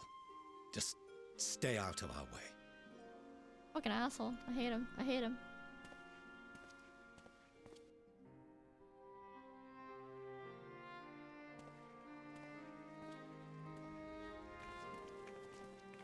I hate him. I hate him so much. Were he not so consumed with self-righteousness, he might tell you how proud he is of you both. Yeah, but he didn't! Bold words call for bold action. And there'll be no turning to your father should plans go awry. Bro, you're more of their father than he is. Whenever they do anything, he's just like, oh, fucking, don't get in my way. Oh, you guys are wrong. Like, fuck that guy, man. He could have at least said he's proud of them. This might be like who knows, the final days might be in like 10 minutes. This might be the last time he fucking sees his kids, and he's like, just stay out of my way. Fuck you, bro. I hate him. I hate him. I hate Fortunal so much. As if I Oh ever my god. would. So long as there are those who wish to stay and fight for this star, we have to do what we can to help them. You're so base for that, Alize. I just hate your dad. And if we're to do that, will need to be well rested. The sun is literally rising. Don't you agree? And having triumphed over what we once thought to be the source of all evil, I can think of no one in greater need of at least a dozen winks. That's great and all, but I'm gonna fuck up my Warrior Flight sleep schedule if I sleep right now. But sure, okay. Shall we then? To the Annex. To prepare for tomorrow. Oh, the sun has just risen. It is 6 a.m., but I guess I'm sleeping for the next 24 hours. I mean, to be fair, but my Warrior Flight is really tired. I think canonically she has not rested since, like, she traveled to Garlemald.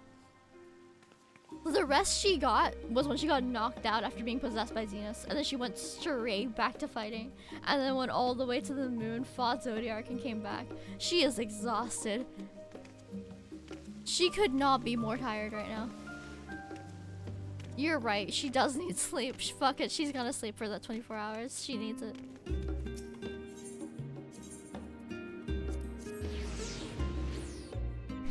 She went to war in Garlemald. Went to the fucking moon, fought God, met some rabbit people, came back.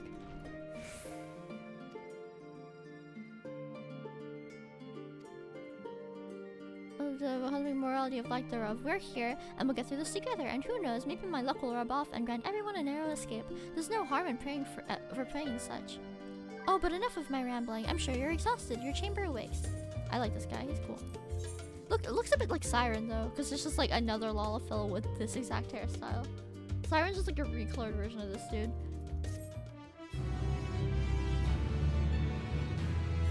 Finally, my 84 gear. It's full. It's done except for my accessories. Forget about my accessories. Is the flower gonna do its thing again? Am I actually going to sleep? Holy shit! It's the moon. I've been there.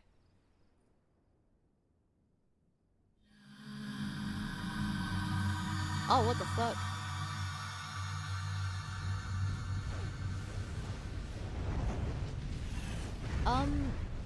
Echo moment? That's an echo moment. Siren, the real attractive YouTube sensation. Yeah, Siren, the real attractive YouTube sensation. A visitor has come knocking at your door. Whoever could it be? I don't fucking know, bro. Oh, I get to pick. Fuck, Uriana J's on here because he's on the moon. I like Alize. She's cool, so.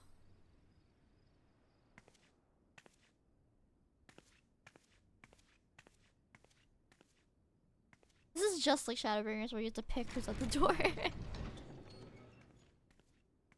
girly. What's up? Craving a We're midnight like snack, were besties. you? I did consider bringing a few sweets, but decided this wasn't an appropriate occasion. We're like best friends, right? It's just like we're like around the same age, and which is cool.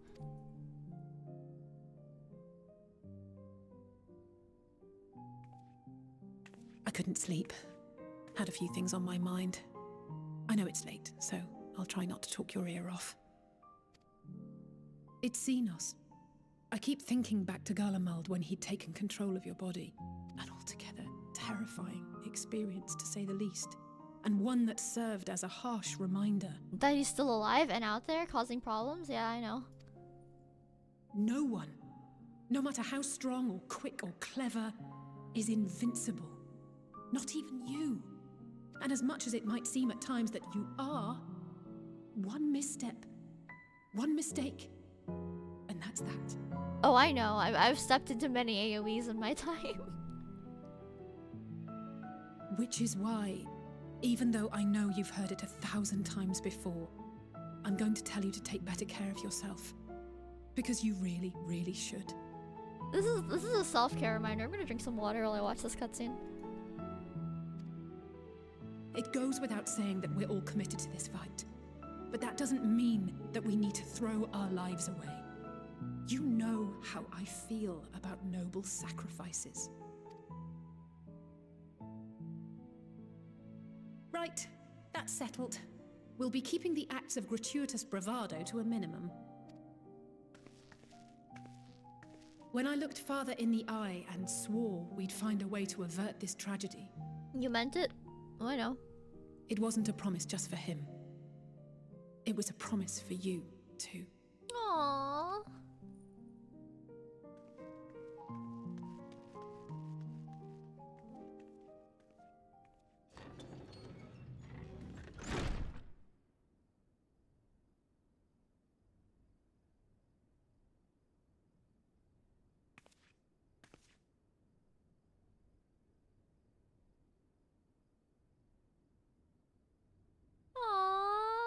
Okay, I liked that cutscene. That was a sweet little message. Oh, Alamegan Quarter. Why there? What's going on over there?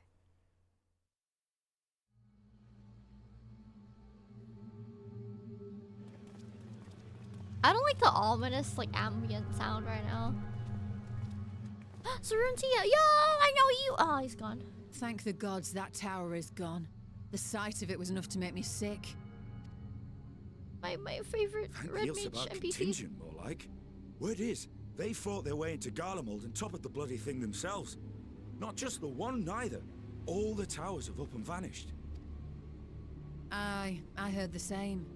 Commander Aldin and his troops helped keep casualties to a minimum too. Pog. But why the ominous background sounds? But is it true? They brought back tempered Garlean soldiers. As Commander Aldin tells it, they've a treatment for that now. But don't you worry. Cured or not, they've no plans to bring them into the city proper. I see. Well, that's a relief then. I know we've brothers and sisters among the lot, but I can't say I'm eager to welcome them home. Wanted to think about it for a while yet. But to be looked after in Alagana for the time being. That's... Is that... Who is this? Julius? Wait, what? Wait, what? What?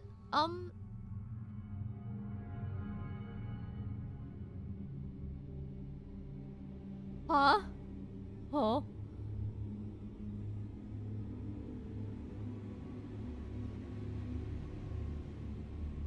Why is the background noise so ominous?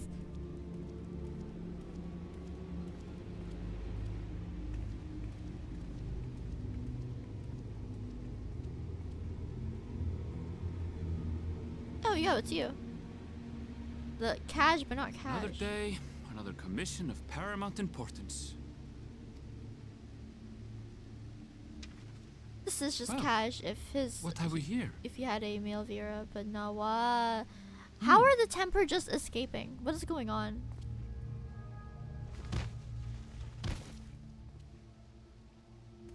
Hey, are you all right? Best boy on screen, woo! I wouldn't get near him if I were you. Why are they zombie moding? Ayo, what the fuck? Was that? No. The shadows play tricks, nothing more. What is going on? I thought they had... The towers are gone, and the Garlean threat is abated. Yet? Yeah, what's up with that? Like, why is he... Why does it feel as though it's about to get much, much worse? Because it is. It's called Endwalker for a reason. Let's fucking go.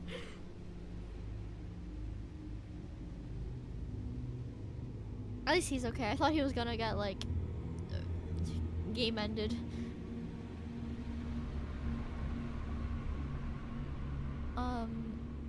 Why am I being shown him? Oh, hey, hey.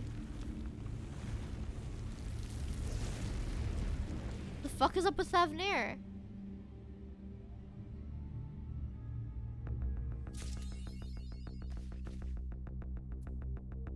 Higher, oh higher, do. Lighting way. I like these. I like these titles. They're cool. Wait, quests. Alright, what are the latest? Oh my gosh, I have to scroll all the way down.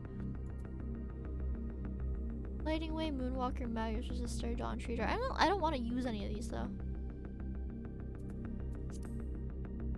Why is this why is the background music so fucking intense? What the fuck?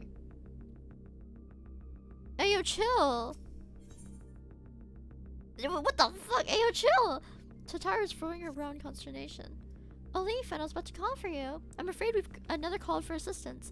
This one comes from Radzat Han. The others have assembled in the main hall to discuss the situation. You must join them at once. Alright. I don't like the sound of this.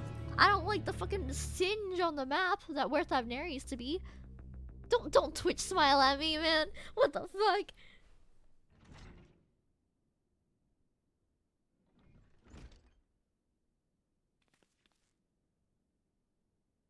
Ah, there you are.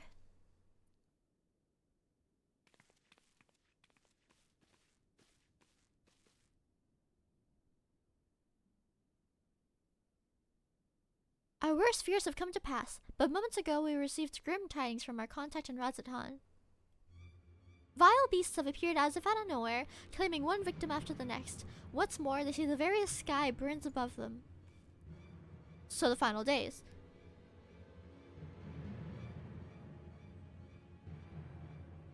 Good gods, are the final days already upon us? It would appear so. Sadly, that is all the information we have at present. No doubt the people of Radzat Han are busy fighting for their lives. Then we must go at once. They need our help. Yeah, no shit, we need to go right now. Let's go. Let's fucking go. Agreed, Kryl. You best remain here with Tataru and gather what knowledge you can. You are in no condition for a long journey, I'd imagine.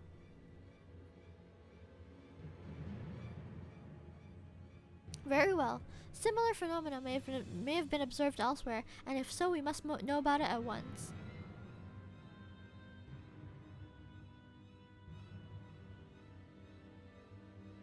Be safe out there, yes?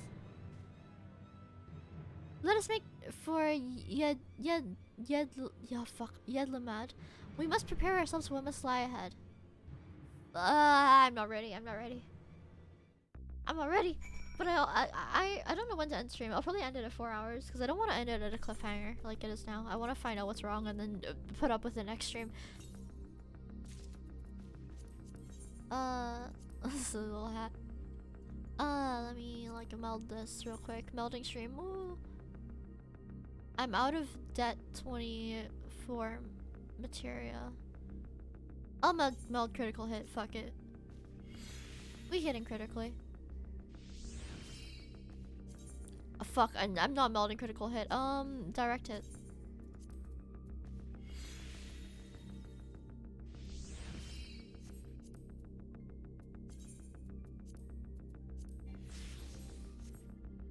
And oh, I have to actually go to Thavnair.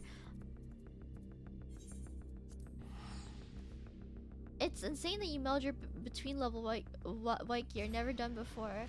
Well, yeah, I can get the materia back. It's no harm in doing it. I might as well squeeze the extra stats out of it. Maybe I'm just min-maxing. It's fine. And lo, and also I raid with this gear. did rise. So I kind of do need every stat I can squeeze out of shit.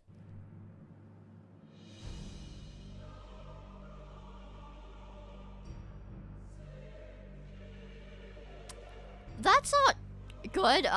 Well, the sky's literally fucking blood red. I thought they were exaggerating, right? I thought it was gonna be like orange, like oh, yellow orange, not literally blood red. Holy shit! Leaving naught in their wake but blood and ash. Holy shit! Sun scorches earth and boils seas. That's terrifying. And our sins ascend unto the heavens. 3 dooms to unmake all we were.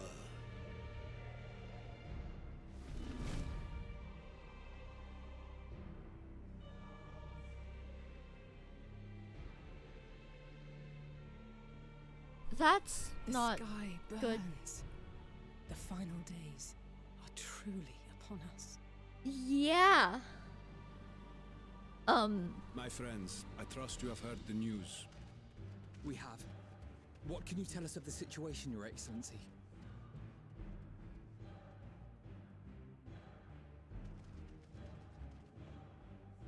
Last night, the Isle was rocked by tremors, and the earth itself cried out. Aloft, the heavens began to burn.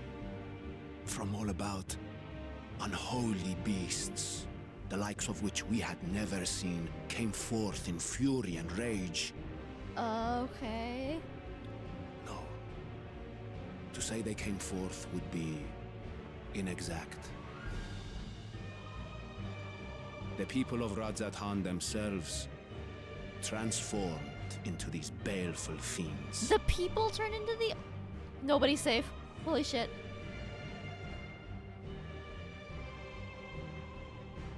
Wait, that would explain the zombie people Though the everywhere. Oh phenomenon my was gosh. observed throughout our lands, the first creature, the largest and most dreadful of the lot, wrought havoc upon us here in our fair city.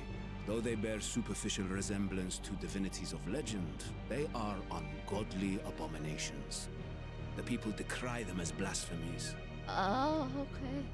The large one's rampage has since taken it to the northern reaches of the island. I mean to dispatch our radiant host in an attempt to quell the threat. Uh-huh.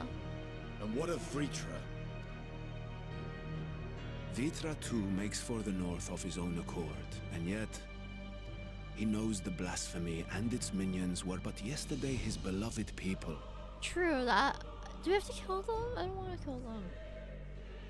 I pray his boundless compassion and mercy does not deter him from taking unenviable but necessary action.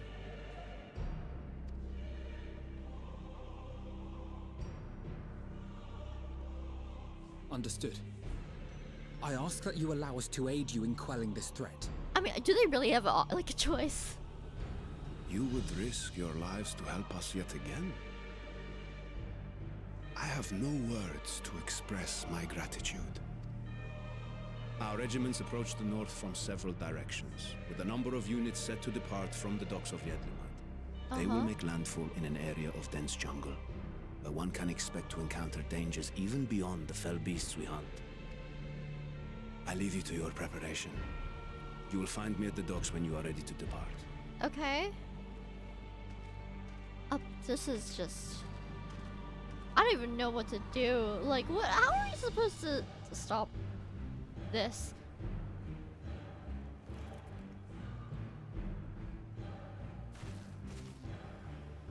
We're as prepared as we'll ever be.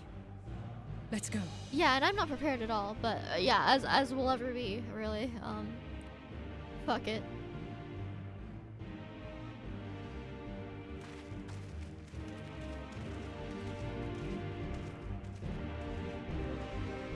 Give me my little heels as the world ends. Oh, I'm not looking cute while I do it. Where are we? Okay, we're still in a sanctuary, so I get to change my... I gotta at least like change my astrologian gear.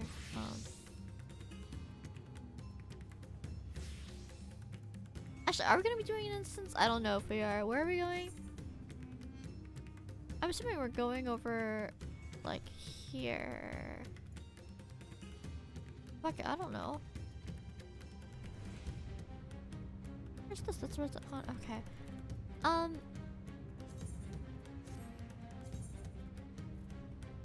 Yes. And then I need to put this in. This is so annoying, but it's necessary. Fuck it, we're going as an astrologian. I don't know where, like, what we're doing. And if we go into, like, an instance, I want to, like, wear my nice gear and go and do my dungeon. Everyone is assembled, yes? I thank you for lending us your aid in our battle against the blasphemy. Let us review our plan of attack. I will have you board this boat and circle around the north side of the island. Okay, so we are going to the north side of the island.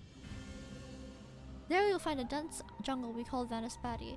It's a sacred wood, home to many temples and a number of villages. Vritra and the Radiant Host have gone there ahead of us. I ask that you join them and do all in your power to destroy this blasphemy. Okay.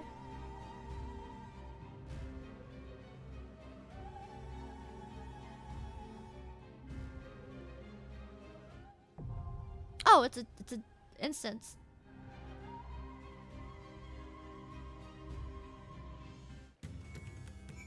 Hey. Okay. I don't think Double can do it because Double's on his ult. I don't think he wants to. Probably not even paying attention. I mean, we can. Do you want to ask if Double can do dungeon? We'll need a random anyways. We need to do Duty Finder, but...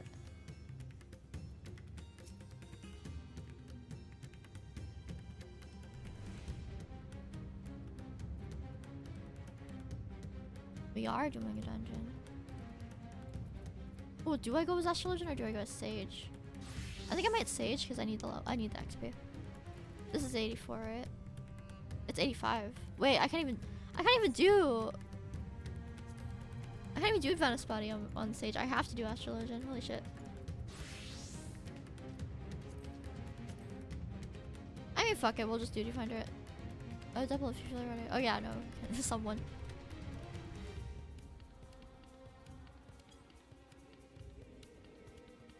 This is looking very dire. I'm gonna be real with you. It's not looking too hot for the people of Favnir.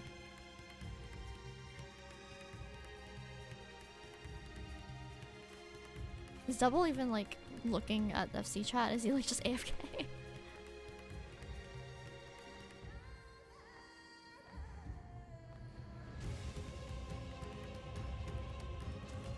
Can I swim? I can swim. Shrug. Well, if he's not, like, responding, then I think I'll just go...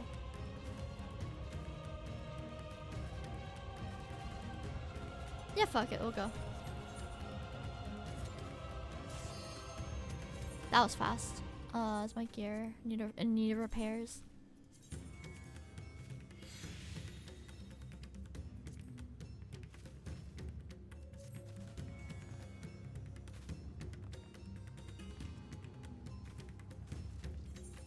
I'm gonna eat some food as well. I can't eat the food until we're in there. Okay, well.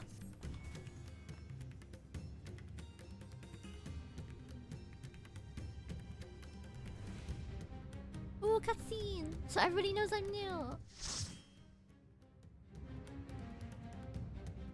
Points and laughs at the cutscene watcher.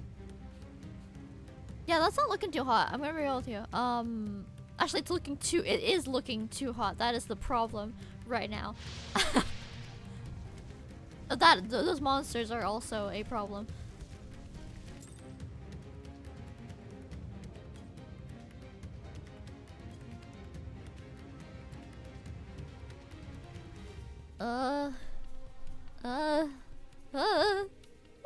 We have a melee and a ranged at least, so I have an even distribution of cards.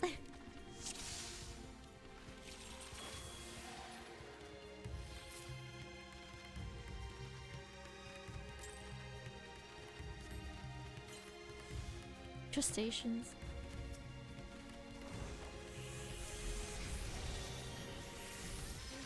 Oh my god, I have all my abilities. This is great. Oh wait, no, this... My friends, heed me.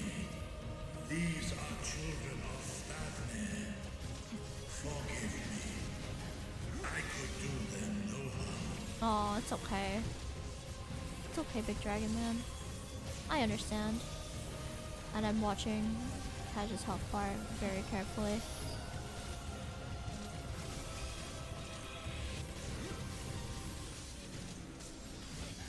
Cool.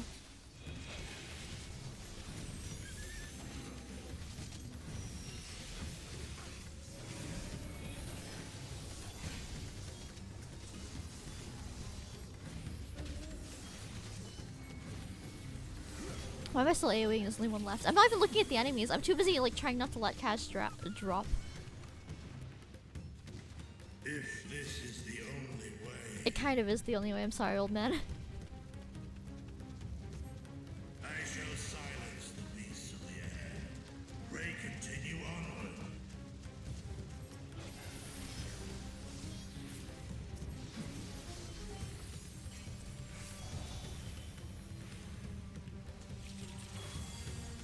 Oh, he's running. Oh, he's fucking going for it. He's booking it. Holy shit. Oh, he's still going. What the fuck? Hey, wait. You stopping? Okay.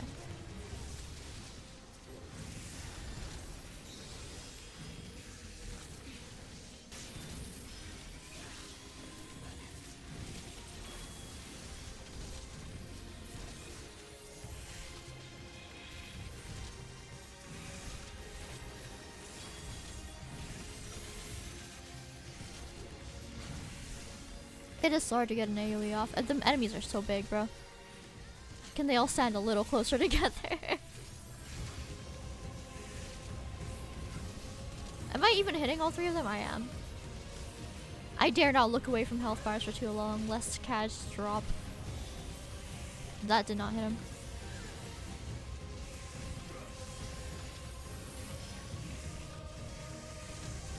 No, we're chilling, it's fine.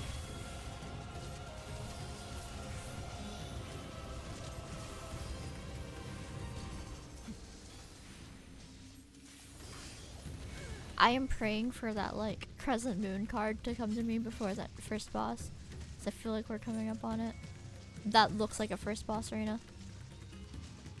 Woohoo! Yippee! Yep, that is a first boss arena. Yes, okay, now I got the card I wanted. We're happy.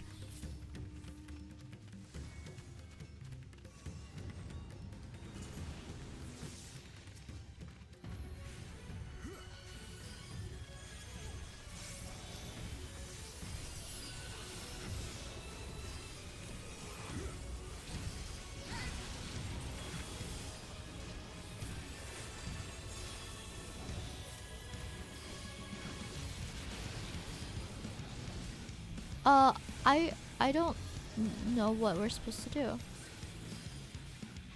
Okay, so the moving ones, that's gross mechanic, by the way, but the moving ones are dangerous and the not moving ones are safe.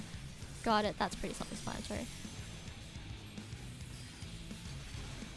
That did like no damage to him. Okay, well.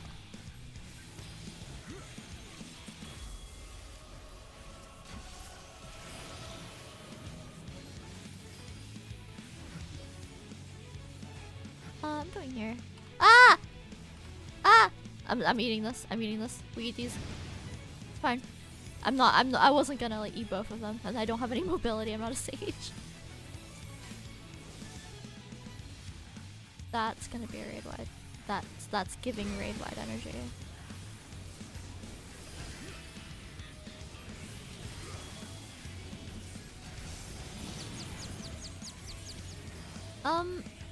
Oh, that's great. I love this type of mechanic. It's so fun.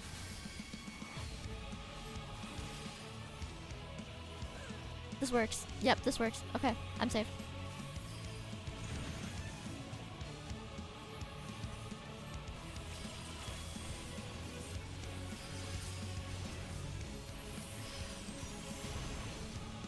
Lamel? Astrologian Gaming? Divination up in like 9 seconds, Pog. Oh, so the right. Okay, what is right? Right side, okay.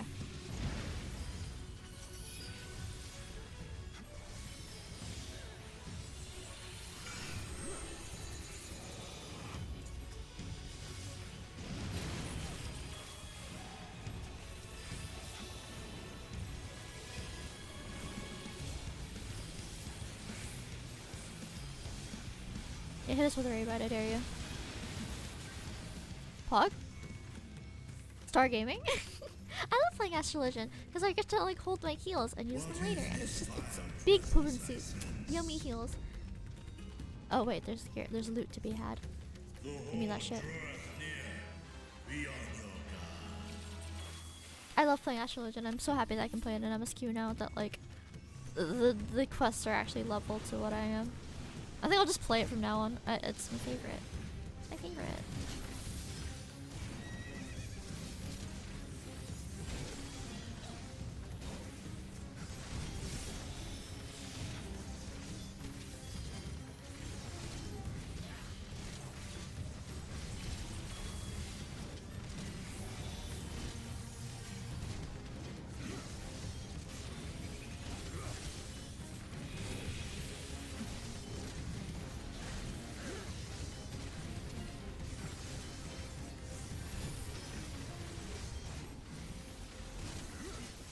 Astrologian Gaming. Astrologian Gaming.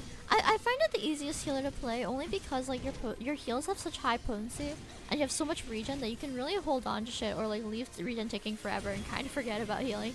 You can just focus on pressing your one damage damage rotation. It's easy. Forget about everything else. Just put regen on everyone and then forget about it.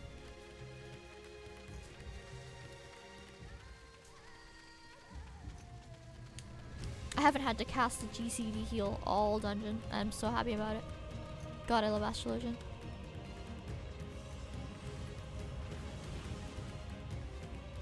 Is it literally the people who are freaking out the most? Who like end up turning into creatures? Oh jeez. I'm sensing a pattern here.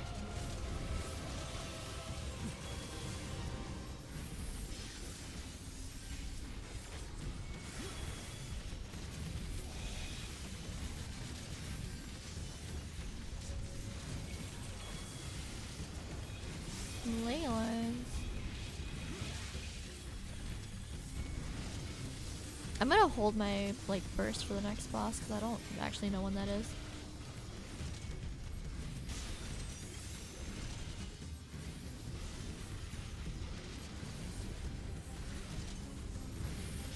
Oh jeez.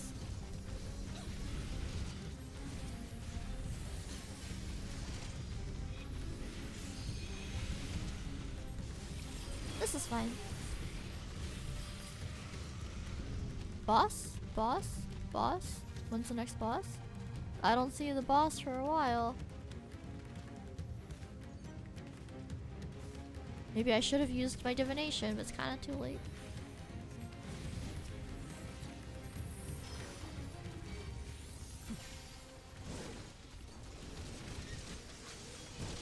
Are we stopping here? We're stopping here.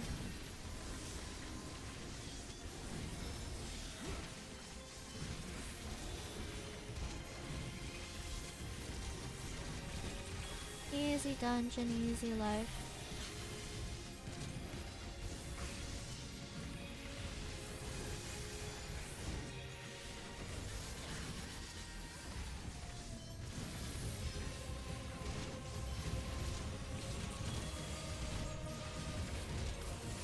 No dice, huh? Fuck. I have to gamble with my cards. Astrologian is fun and all, but like gambling. Ugh. Like usually I get good luck and sometimes I just don't. Lamau. Oh, I'm praying that my next card is star? A star. It's not a star, a sun. I mean the sun is a star, but Lamau.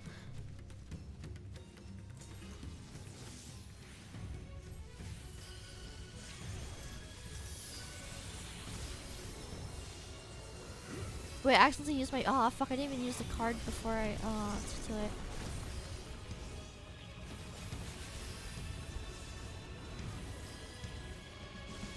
I'm gonna go back here. Never mind, I'm not going back here. What am I supposed to do?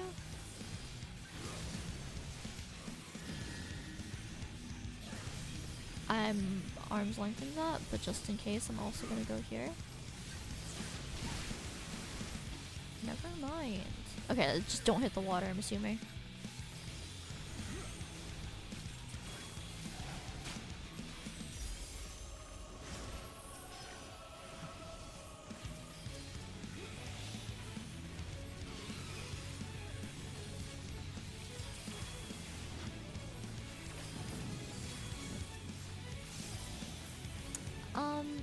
What am I supposed to do?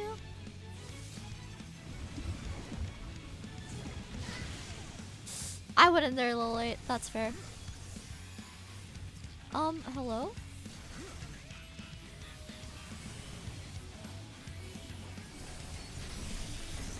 Holy shit.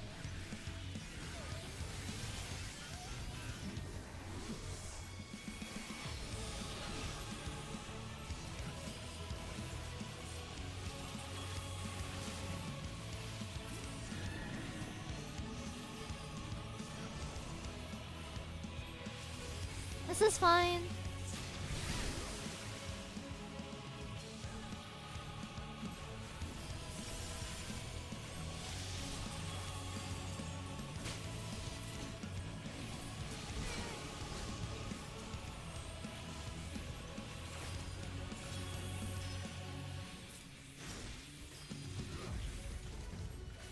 This is everything is okay. I did not almost die. Do not worry about it.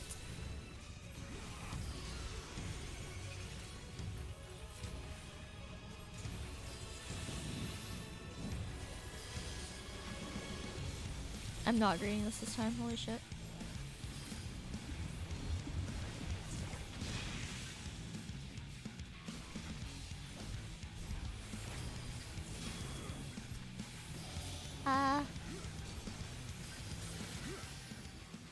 Pog?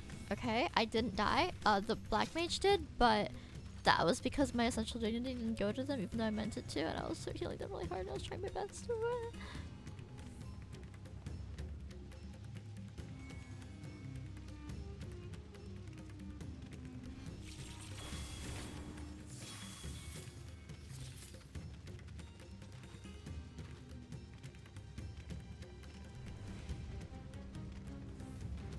I am terrified. Honestly, cool dungeon, but it's horrifying.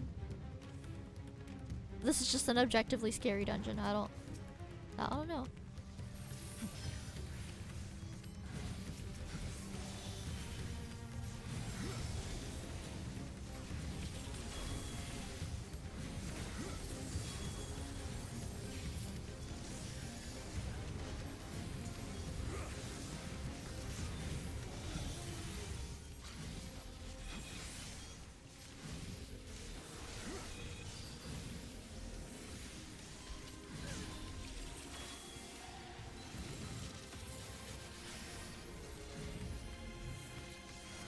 This is a very scary dungeon. Oh, don't worry. Oh, okay, if you say so.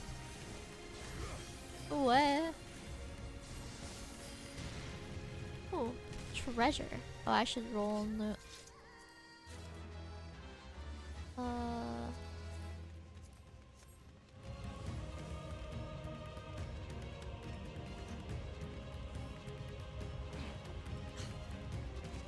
I lost my cursor. Hello? That was a panic moment. Okay, the final boss is next, so I shouldn't, you know,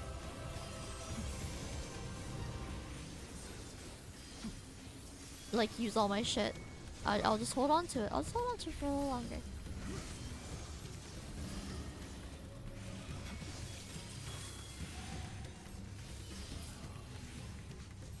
Oh wait, there's more. What the hell?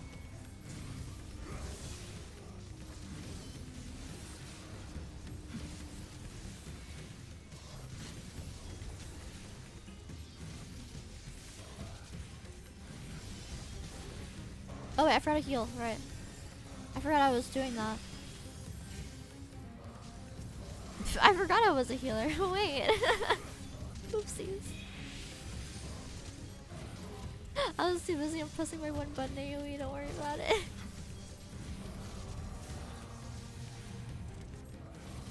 I mean, most AoE combos in this game are one button anyways. It's like 1 or 2 buttons.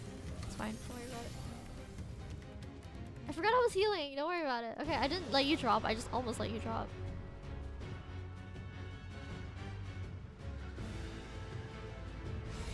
Snack? Danger snack. That is terrifying and loud and... What the fuck is that thing? Oh, okay.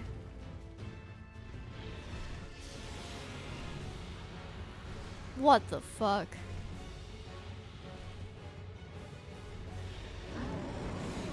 When did this turn into a fucking horror game, bro?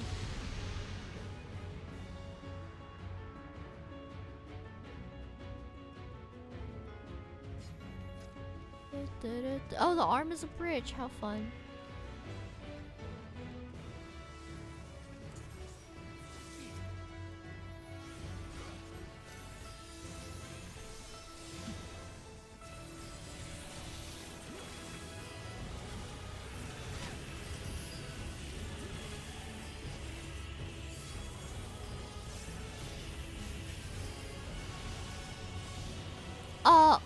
What the fuck? Okay, it's pink, so I should go blue.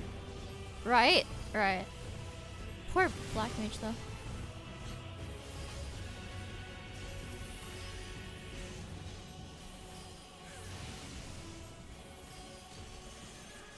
I don't know what I'm supposed to do.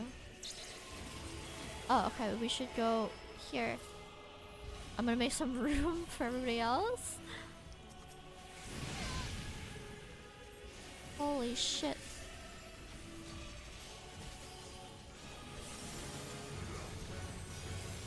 It's fine, I'm just doing a million APM, don't worry about it. Astrologian things, Lamel. I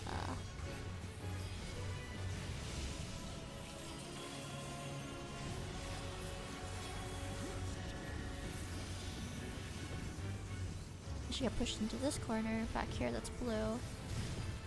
Nice. Oh my gosh, you're low.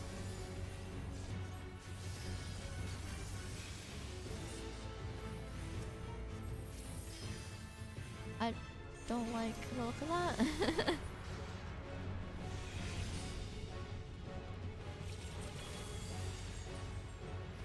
What am I supposed to do here?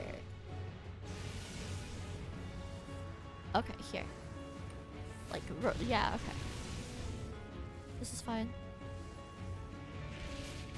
Mechanics, Lamel. Mechanics, Lamel.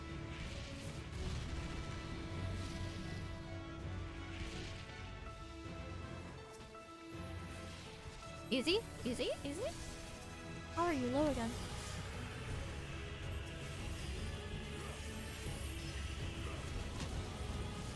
Oh my god. This fucking Dragoon, dude. They're so low. They have 3 Vault stacks. Please.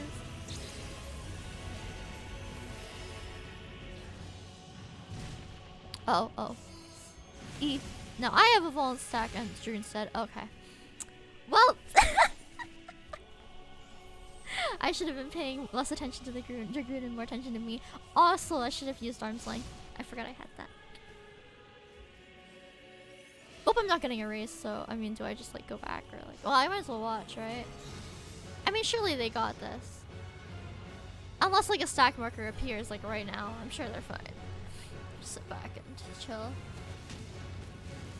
The Black Mage is not doing too hot. Did they just pot? They just potted. They just potted. Wait, no. Oh, they're getting Clemency. Right, I forgot the cash can heal.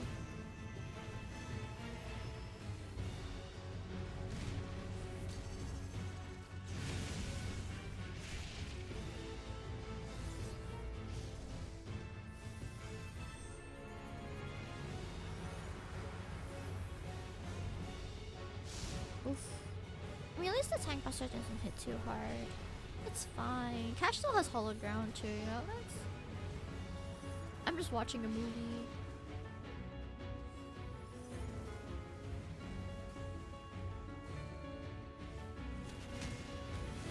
I kinda wish we had a summoner or something though. This is a really underwhelming way for my dungeon to end.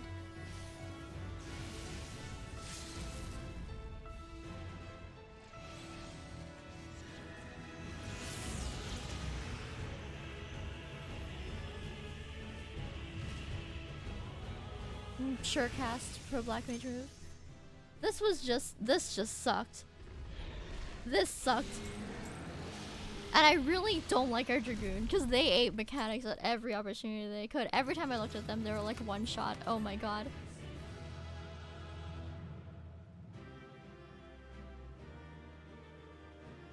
Am I being toxic for flaming our Dragoon? Yes. Moving on.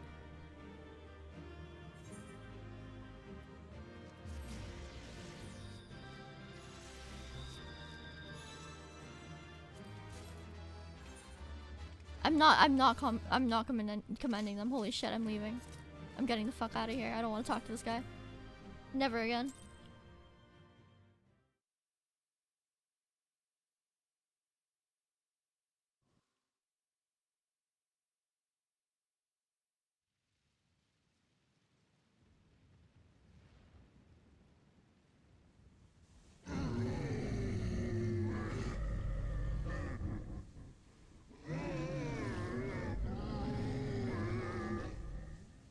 You good?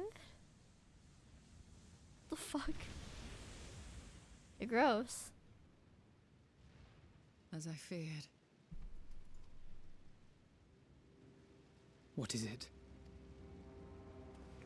The beast was there, and now it is no more.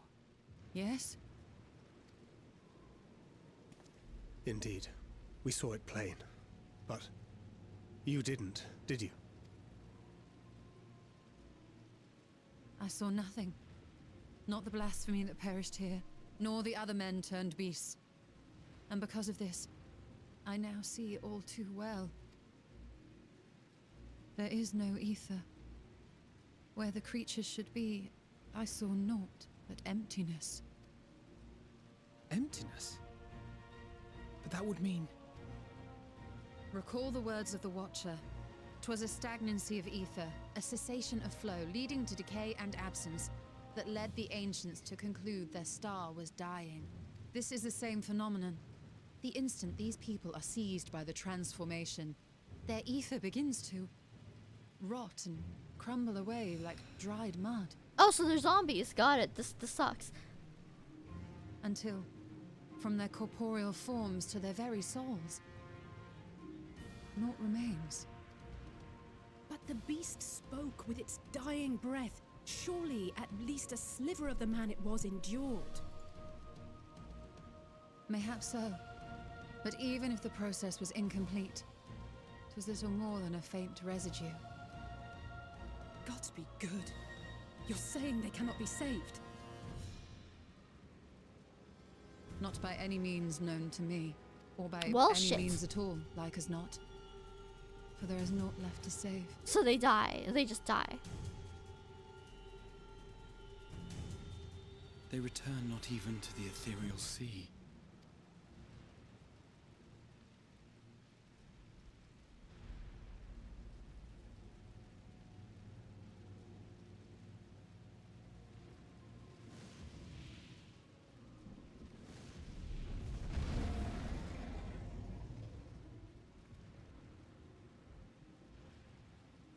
The beasts rage on, their hunger insatiable. Even deprived of their master, they perpetuate his legacy of hate. Man. Once proud sons and daughters of Thavnir, all of them, and now I spill their blood.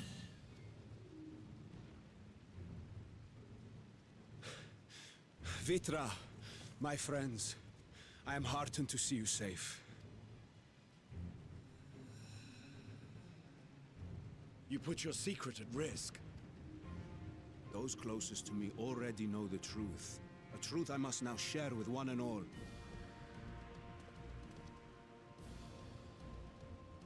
Vitra, calamity has come to Radzatan. Our fair nation is rent by screams of pain and despair.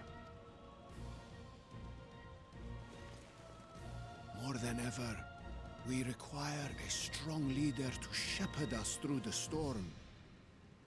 Reveal your true self to our people, Vitra, and guide us to salvation. They don't really have a choice, do they? What madness is this, Aiwan? Thou dost forget thyself. Were we to reveal our duplicity, it will do naught but foster confusion and chaos. Nay, I shall remain the Satrap's loyal ally, and do battle with the beasts. Easing hearts and leading the people to safety is thy task, and thine alone.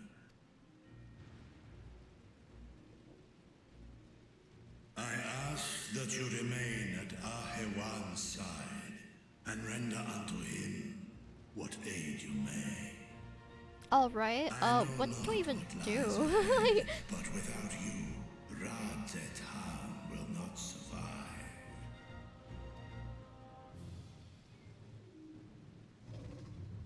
Take me with you. oh? I am as at home fighting in the air as I am on land. Take me with you. Pog? Were my words unclear? I require no assistance. Thy place is at Ahewan's side. Estinian, here.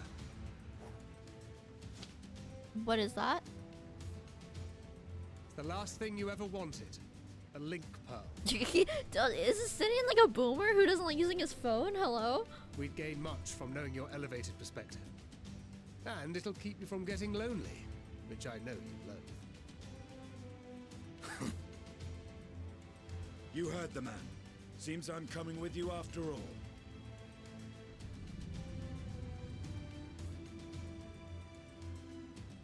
Then I pray thy grip is iron. Be it on thy head if thou dost chance to fall. Oh, trust me, he won't. He's chilling. Fair enough. Now, shall we?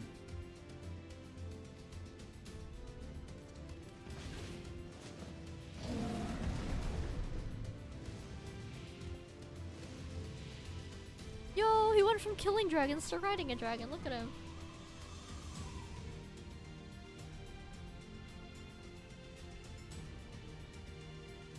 I fear it is as Vitra says. We will not survive this on our own. While I am loath to impose upon you again. I would insist if you did not. 'Tis the very reason we have come. Then once more I find myself without words to thank you properly. Let us return to the capital and plan our next course of action.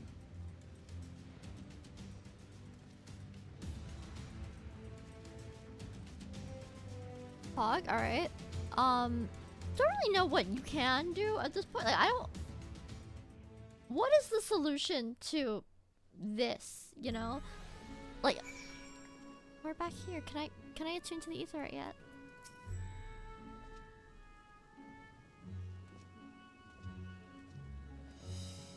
Our Radiant host has eliminated the immediate threat to the city, though it pains me to know these beasts were once my own people. There's no telling when or where the next transformation might occur. We must remain vigilant and steel ourselves for whatever is to come. Ooh, these are... I like this color.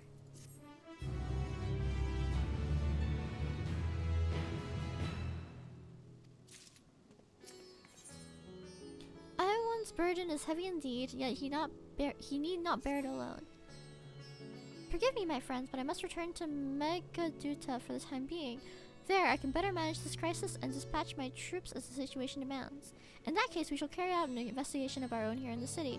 Mayhap the residents can tell us more about the transformations and the conditions under which it occurred. If we can ascertain what exactly triggered these tragic events, it may give us some insight as to a possible solution. Time is of the essence. Let us split into 3 groups so that we might cover more ground. Alize and I will see to Pax's path.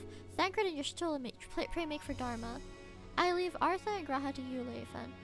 Any information you can gather on the first blasphemy or the manifestation of the final days here in the city will be the most helpful. Alright, Pog. Graha time? Well, when we have completed our respective duties and inquiries, let us reconvene in front of Megaduta so we might share what we've learned with Zetrop. Okay, cool. Pog. Man, this guy is... Whoa. I love the weather. It's just... It's called Apocalypse. Like, as if... In case we didn't know. Shall we be off then? Artha is home to the High Crucible of Alchemia, whose alchemists forged many of our warding scales. That seems to be a good place as any to begin our investigation, don't you think? I spoke briefly with Nohadin, the chief alchemist there, on our last visit. He should be happy to answer our queries.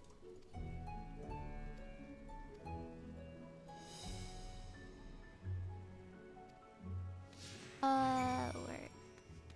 I don't think I can take the Aether and I actually just have to walk up there. I don't think I can take him with me in the Ethernet, more like...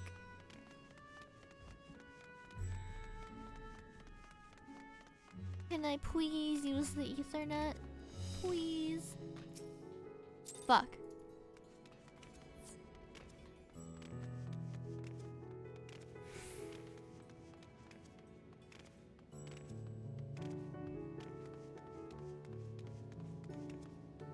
He's following me, but there aren't many conversation points, or any actually.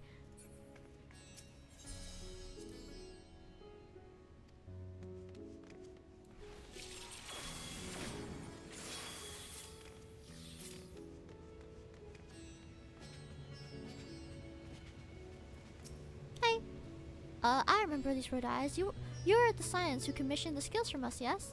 I welcome you back to the High Crucible. What brings you here in these troubling times? We are assisting the satrap and investigating the crisis that plagues the city. Did you happen to catch sight of any of the creatures? I did. As I was going about my work, I was disturbed by crashing footsteps so powerful that the ground shook. I rushed outside and I could not believe what I beheld. The night sky was burning. Suddenly, I heard panicked screams coming from the direction of Balshan Bazaar. In the next instant, a monstrous beast poked its head out from amidst the stalls. A handful of the Radiant rushed to the scene, only to be sent sprawling as the fiend and its minions propelled themselves skywards. So the blasphemy came from the vicinity of the markets. This knowledge may prove useful. I thank you for sharing your tale. Well, I do believe we know now where we should inquire next. To the bazaar, then. Gorge. Oh, there's a conversation point right in the middle of the bazaar. Bazaar, and it's the bazaar.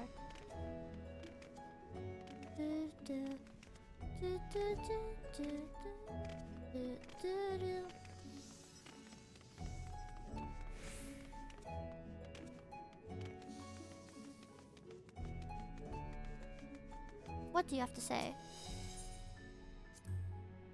So this is Thavnarian weave. I must say, it bears a resemblance to the traditional fabrics of Corvus. Small wonder, really, given that it's just across the water.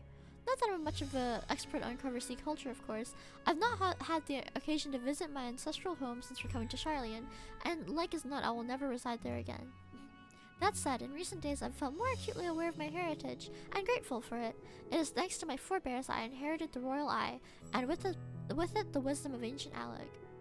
And so, well, I simply hope that my countrymen are safe, and one day, when the calamity is but a memory, I would like to see Corvus again, if only once. Alright. Forgive me, but my shop's closed until further notice. Needless to say, we've more pressing concerns these days. We've not come in search of wares, but information concerning the enormous fiend that tore through the bazaar. Bazaar? I don't know how to say that word. Did you perchance witness anything? Afraid not, my friend. I was here the whole time, so I saw only saw its little minions. Made a mess of the place, they did.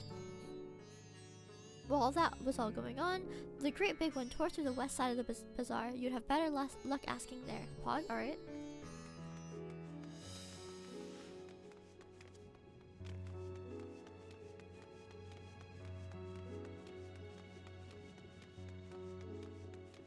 Hi, Zaytanor. Zaytanor? Something the matter, traveler. If you're lost, perhaps I can be of assistance. Your offer is most appreciated. We are not lost, but in need of information. Might you know anything about the gargantuan beast that rampaged through the bazaar? Aye, I saw it all, though I wish I had not.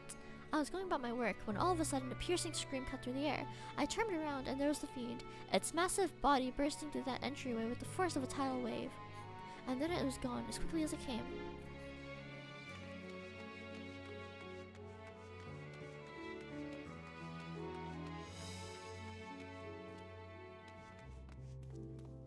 There's lots of players here, oh my god. Actual players in zones? Oh my gosh. Sisters have mercy, what's happening to the world? What am I to do? Is nowhere safe?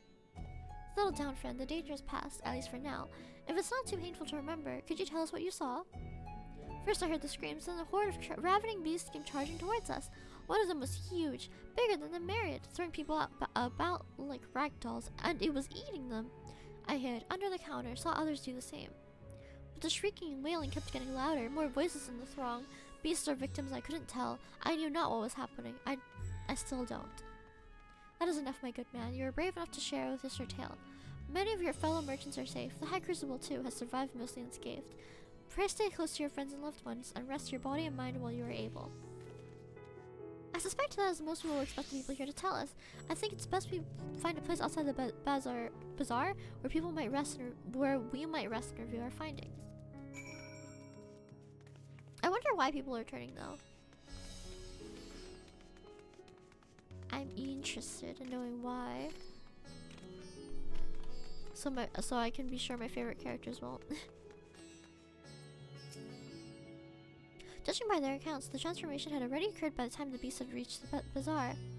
tore to the west side of the bazaar and headed towards the Ethoric Plaza. In other words, the blasphemy may have first appeared in this vicinity. That being the case, the people in that methane could surely tell us more. Mehane? Mehane? I said methane. Mehane. Mehan? Mehane. I don't know how to say it, bro. Fuck if I know. I don't know names.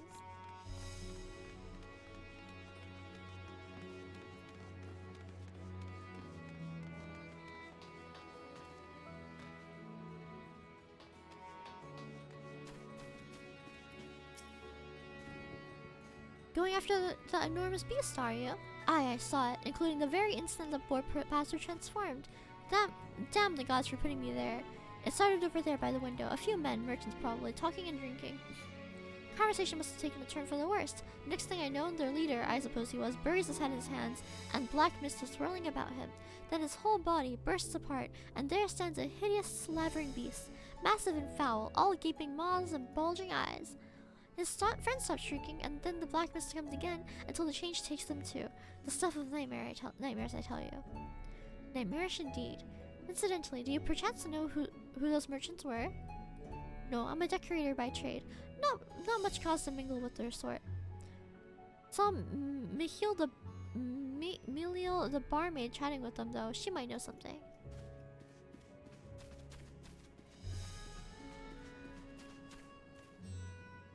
There's a lookout here. Ooh.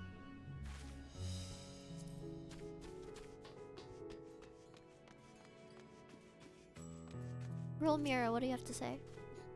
Even after repairing all that damage, it'll take a while for our business to pick up again. You mean the blasphemy? That's what the Radiants have been calling it anyways. I saw it too. We all did. I was standing there at the counter as Marie poured me a drink when suddenly there came this dreadful sound like a pained, angry groan. It was unlike anything I'd ever heard. Turned around in shock, and from an enormous cloud of black mist arose a creature, enormous and ghastly to behold. As for what happened next, to recall it sent shivers up my spine. By some stroke of fortune, I was able to slip outside before the beast got its claws on me.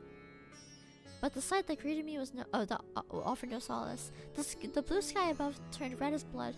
Marie, myself, and other survivors clung to each other for dear life until the Radiant host came to our aid. Before the sky began to burn. Oh. Okay. Lore, interesting. Information, Pog.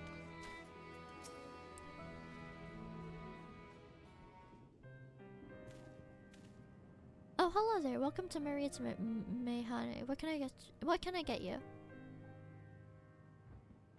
You've come not for libations, but for information. You're a Meliel, yes?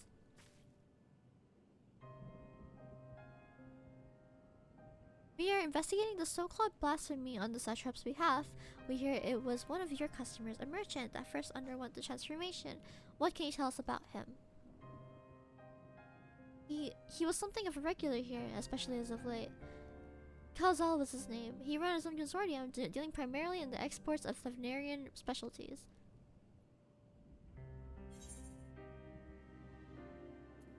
Wait, I know him! He was the one who turned? But that was the guy we met in...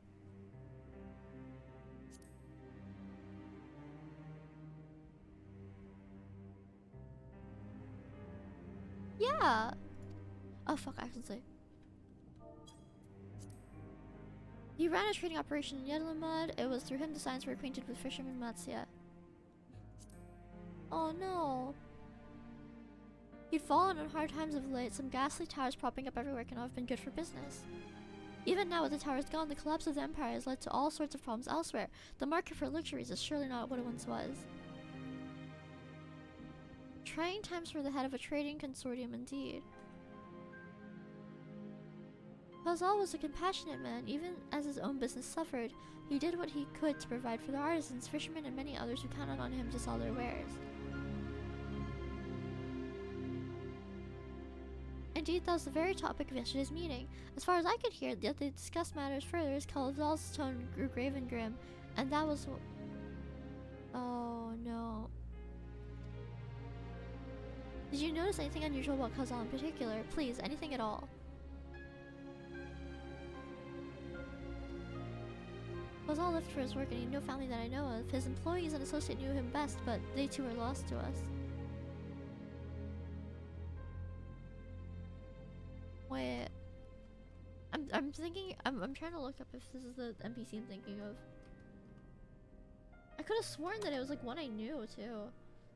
Yeah, it was the Aura guy from Yedlamad. Oh my god. They fucking killed him.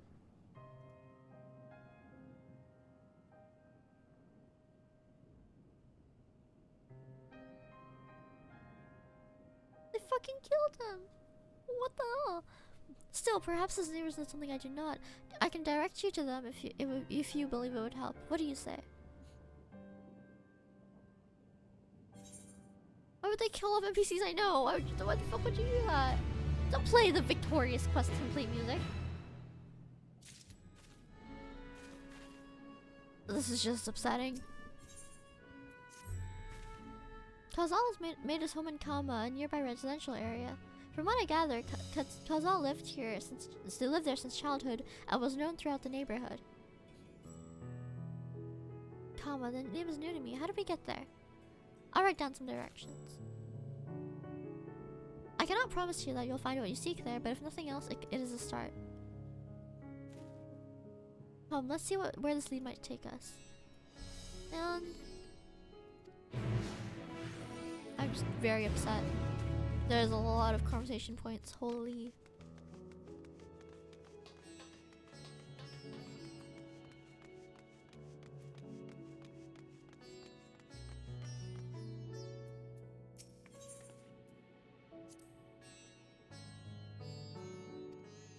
Oh, okay, this is just all directions, so I can just run straight there.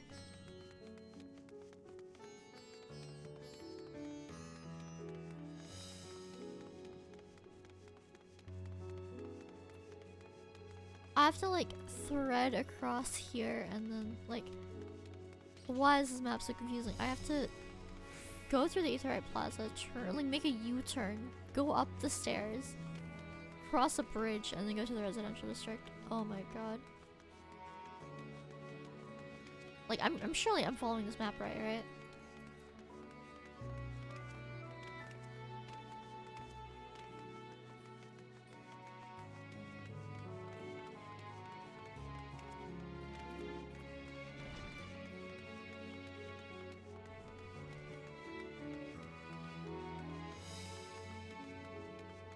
Have I been here before? I don't know if I have the Ethernet shard for this. Oh, my auto run turned off. I know. It's just up ahead, isn't it? Have I been here before?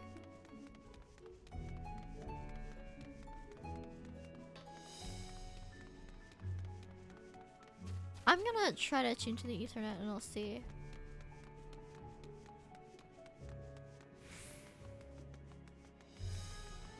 Astra, I know Astra. I know an Astra, they're my static. I haven't been here before. What am I missing? I forgot to get the Ethernet here, oh my god. Oh my, oh, okay. Well, I'll do that some other time. I don't even have the main Aetheryte, there's no point. Like, I can teleport between the Aethernets, but like, I can't even teleport here.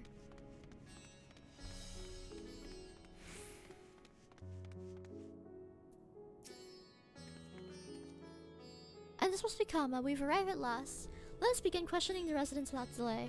No doubt someone here could tell us about Kalazal. Given recent events, I imagine many are taking shelter indoors. Are we just gonna walk into their houses or something? Like, fuck it, guess we are. Hi, Mati. Kalazal, you say? Yes, I've known him since he was a boy. If there was ever a man who was born to be a merchant, it was him. Always ready, early to depart and late to return, he'd spend his days procuring the finest wares and seeking out willing customers. You could say it came to him as easy as breathing. Sadly, business was flagging as of late. No surprise really with how dangerous travel has become. He was cooped up in his house from dawn till dusk the other day, no doubt racking his brain for a way to turn his fortunes around. Then at night I heard the door open. I looked out to see Calzal sitting on a bench, his head hung low, a man with the weight of the world on his shoulders. Do you notice anything else out of the ordinary?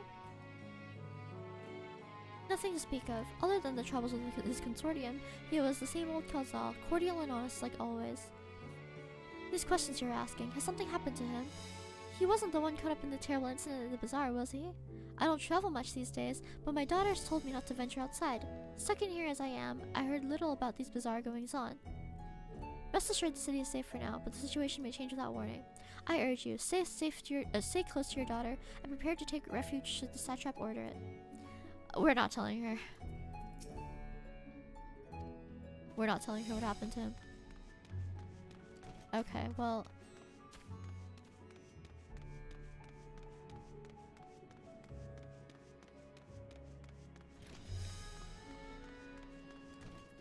Hi, Pariga. Can you come back another time? I just woke up and I'm not exactly in the mood for idle chit-chat. Pardon our intrusion, but you may not have noticed, but great danger has come to Thavnair. I encourage you to stay alert and prepare to flee the city should the situation turn dire. But before we leave you in peace, pray allow us to ask a question or two. Did you know a local merchant named Calzal?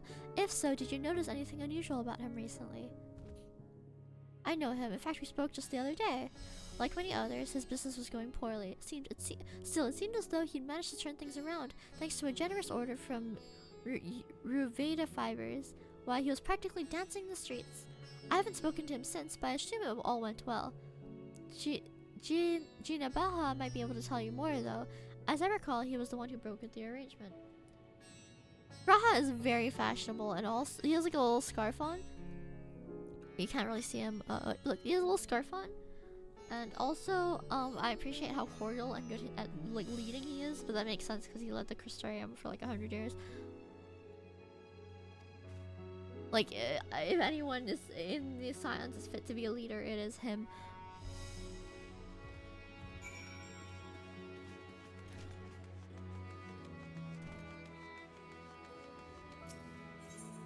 Wait, I can't take these right. I can't take these nuts, can I? But I don't think I can with someone following me. I don't want to accidentally lose him too, so I'm just gonna have the cat follow me. Like, I say the cat, I'm also a cat, like, just two cats running amok in the streets. Oh, there's a lookout. Wait.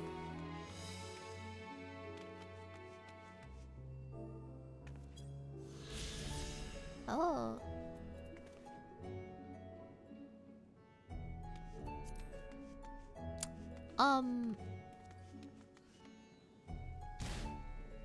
Fuck, that's one way to get down. Jesus Christ. I have to go back up. So I'm going back to the Etherite Plaza. And then making a left when I'm up the stairs. Wait, can you actually use the Ethernet? Well, I can't use it from there. Either way, I have to walk over there. Like, there's no closer way there.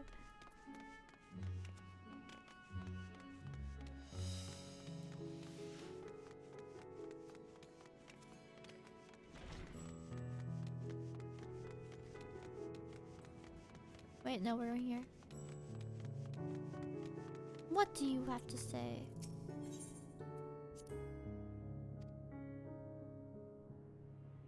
At the sight of the red sky above. During the final days of yore, the heavens burned and the stars fell. Creation magics run amok. That was my assumption when I saw Amarant. Perhaps the ancients believed the same, that the terror of a single powerful individual was the cause of their calamity. And yet, these self-same horrors now manifest themselves before our eyes. What could it be that sets the heavens aflame and turns ordinary men into beasts? Yeah, I'm curious. What the fuck, like, even causes this kind of thing to happen?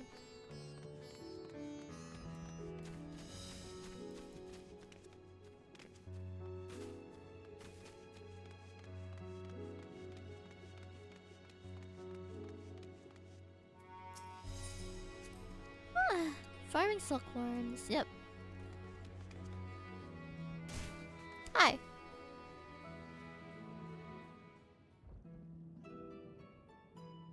And hurry, I say, there's no time to waste.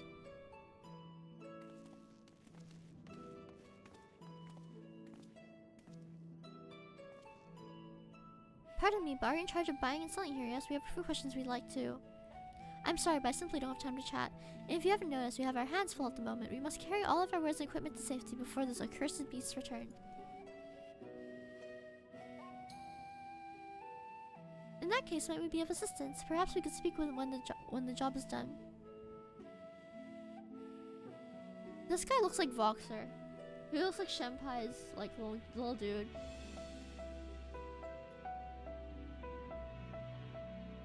You can start by helping us move our equipment. Ask the others where to put what to put where. This guy's so Voxer pilled. And you can carry our fabrics.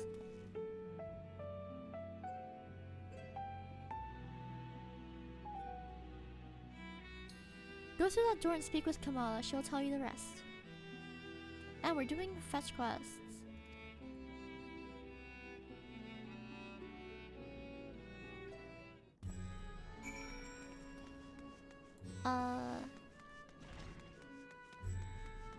What level am I at for the 85? Hi, Kamala. This area is for employees only. Out, out!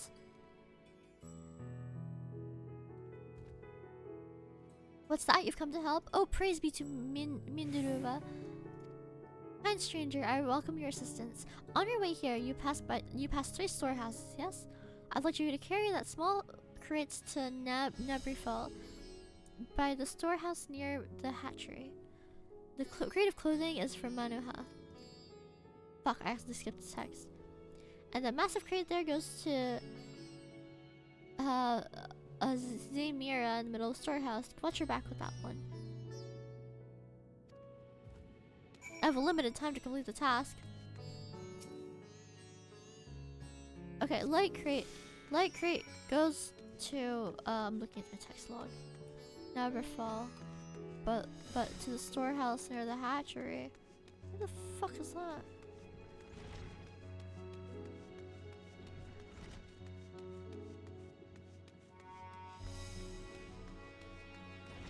Hi. You. Okay, now I need to go do the ordinary crate. Oh, fuck it.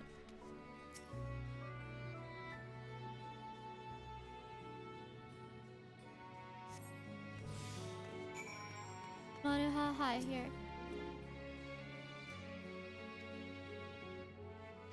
Yep, that's clothing. Okay, and then now big crate.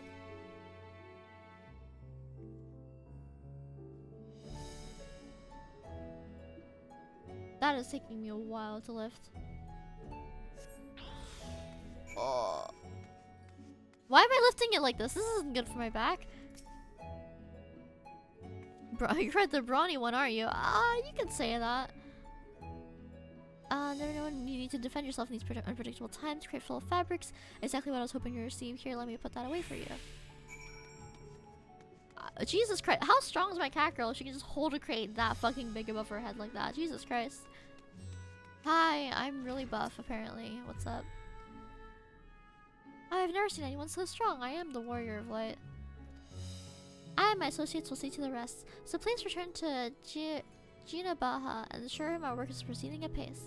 To tell the truth, we're grateful for this distraction. Too many terrible happenings of late, but generous souls like yourself give me hope that we may emerge from this trial even stronger. I pray we meet again in more peaceful times. Yeah, when the apocalypse isn't happening. Speaking of the apocalypse, it is raining so fucking hard outside. Oh my god. Then as I asked, have you? If Kamala is satisfied with your work, then so am I. You've done us a great favor, traveler. So are you gonna like tell us about what happened, or? I too have delivered the instruments and apparatus entrusted to me.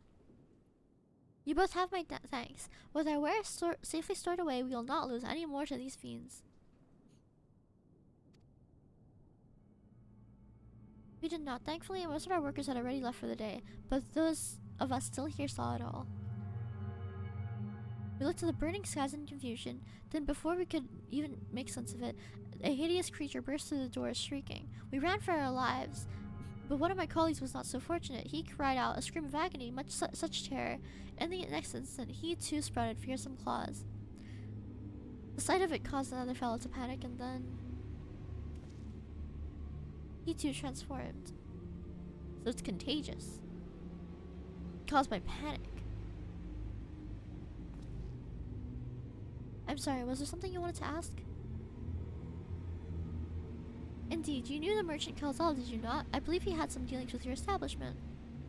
I know him well. We arranged for a consortium to deliver a large number of fabrics, but in the end, we received a better offer and had to turn him down. I understand his business is struggling, but so is ours. Another of our most reliable trading partners agreed to transport the goods for a much smaller commission, and we'd have been fools to refuse. I felt terrible for withdrawing the offer, but you understand we simply had no choice. He tried to put on a brave face when I delivered the news, but his dejection and despair were plain as day. He said he'd discuss it with his associates, but I could tell that he had all given up hope. Dejection and despair. You remember what we saw in Vanaspati, yes? Soldiers and jungle dwellers, pushed to the very brink of turning into beasts one after the next. It would seem the same phenomenon occurred here. The poor craftsmen attacked by the fiends, as well as those that witnessed it, all undergoing this change. I suspect that everything began with Kalzal. By all accounts, he was the one who suffered the most profound and piercing despair. Wait, could that be it? That such intense emotions were what triggered his transformation? Yeah, looks like it. I mean, that's kind of what I assumed, like, back in Vanaspati, but good to know that I'm right.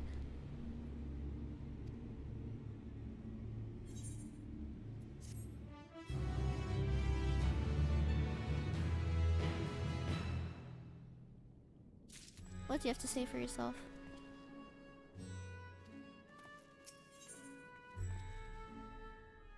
I think I'm going to go because I've been streaming for like 4.5 hours and I really need to use the bathroom and it's raining really hard, so I don't know if it's gonna affect my stream or if it's gonna start thundering and being loud. And also I've done like 2 levels worth of MSQ. I am all tuckered out. Still mad at the Dragoon from earlier. I wish I could blacklist people from Duty Finder. I'm so toxic. I've been going for a while. I just want to get MSQ done, you know? You know? I also kind of want to know like what the cause of the final days is, but I'm kind of guessing I'm not gonna like actually know for at least like another level or so. So I'm just gonna call it quits for today. I missed that jump. Faster than Pine now though. I feel like Pine like stream like when he streams for less time than me and he doesn't stream as often as I do. Cause I like stopped because I had exams, but like once I finished my exams, like I've been like zooming. I've been doing like a level per stream, and then I should be able to like finish Endwalker relatively soon, unless my braces fuck me up, because I am getting my brackets put in tomorrow. So maybe my braces will absolutely fuck my shit up, and you know I'm not gonna be able to stream. But what it looks like right now is that I will be fine. Like I don't know. I will be finishing Endwalker relatively soon, but how soon depends entirely on how do I say this? Whether or not I start dying or not when I have my braces in. So Lamel. Anyways, it's kind of hot out. Thank you so much for watching the stream. I hope that you all have a good day, unlike Thavnair right now that is currently fucking miserable, as you can see. But yeah. Thank you so much for watching, and I will stream again. I don't know when actually, because like I honestly don't I don't know how I'll react to the braces. They used to hot climates, fine chill. I don't think they're used to climates this hot. I'm gonna be real with you. This is a bit extreme, just a little bit. But yeah, I'll try to stream within the next 3 days. But if my braces fuck my shit up, then maybe not. I'll see.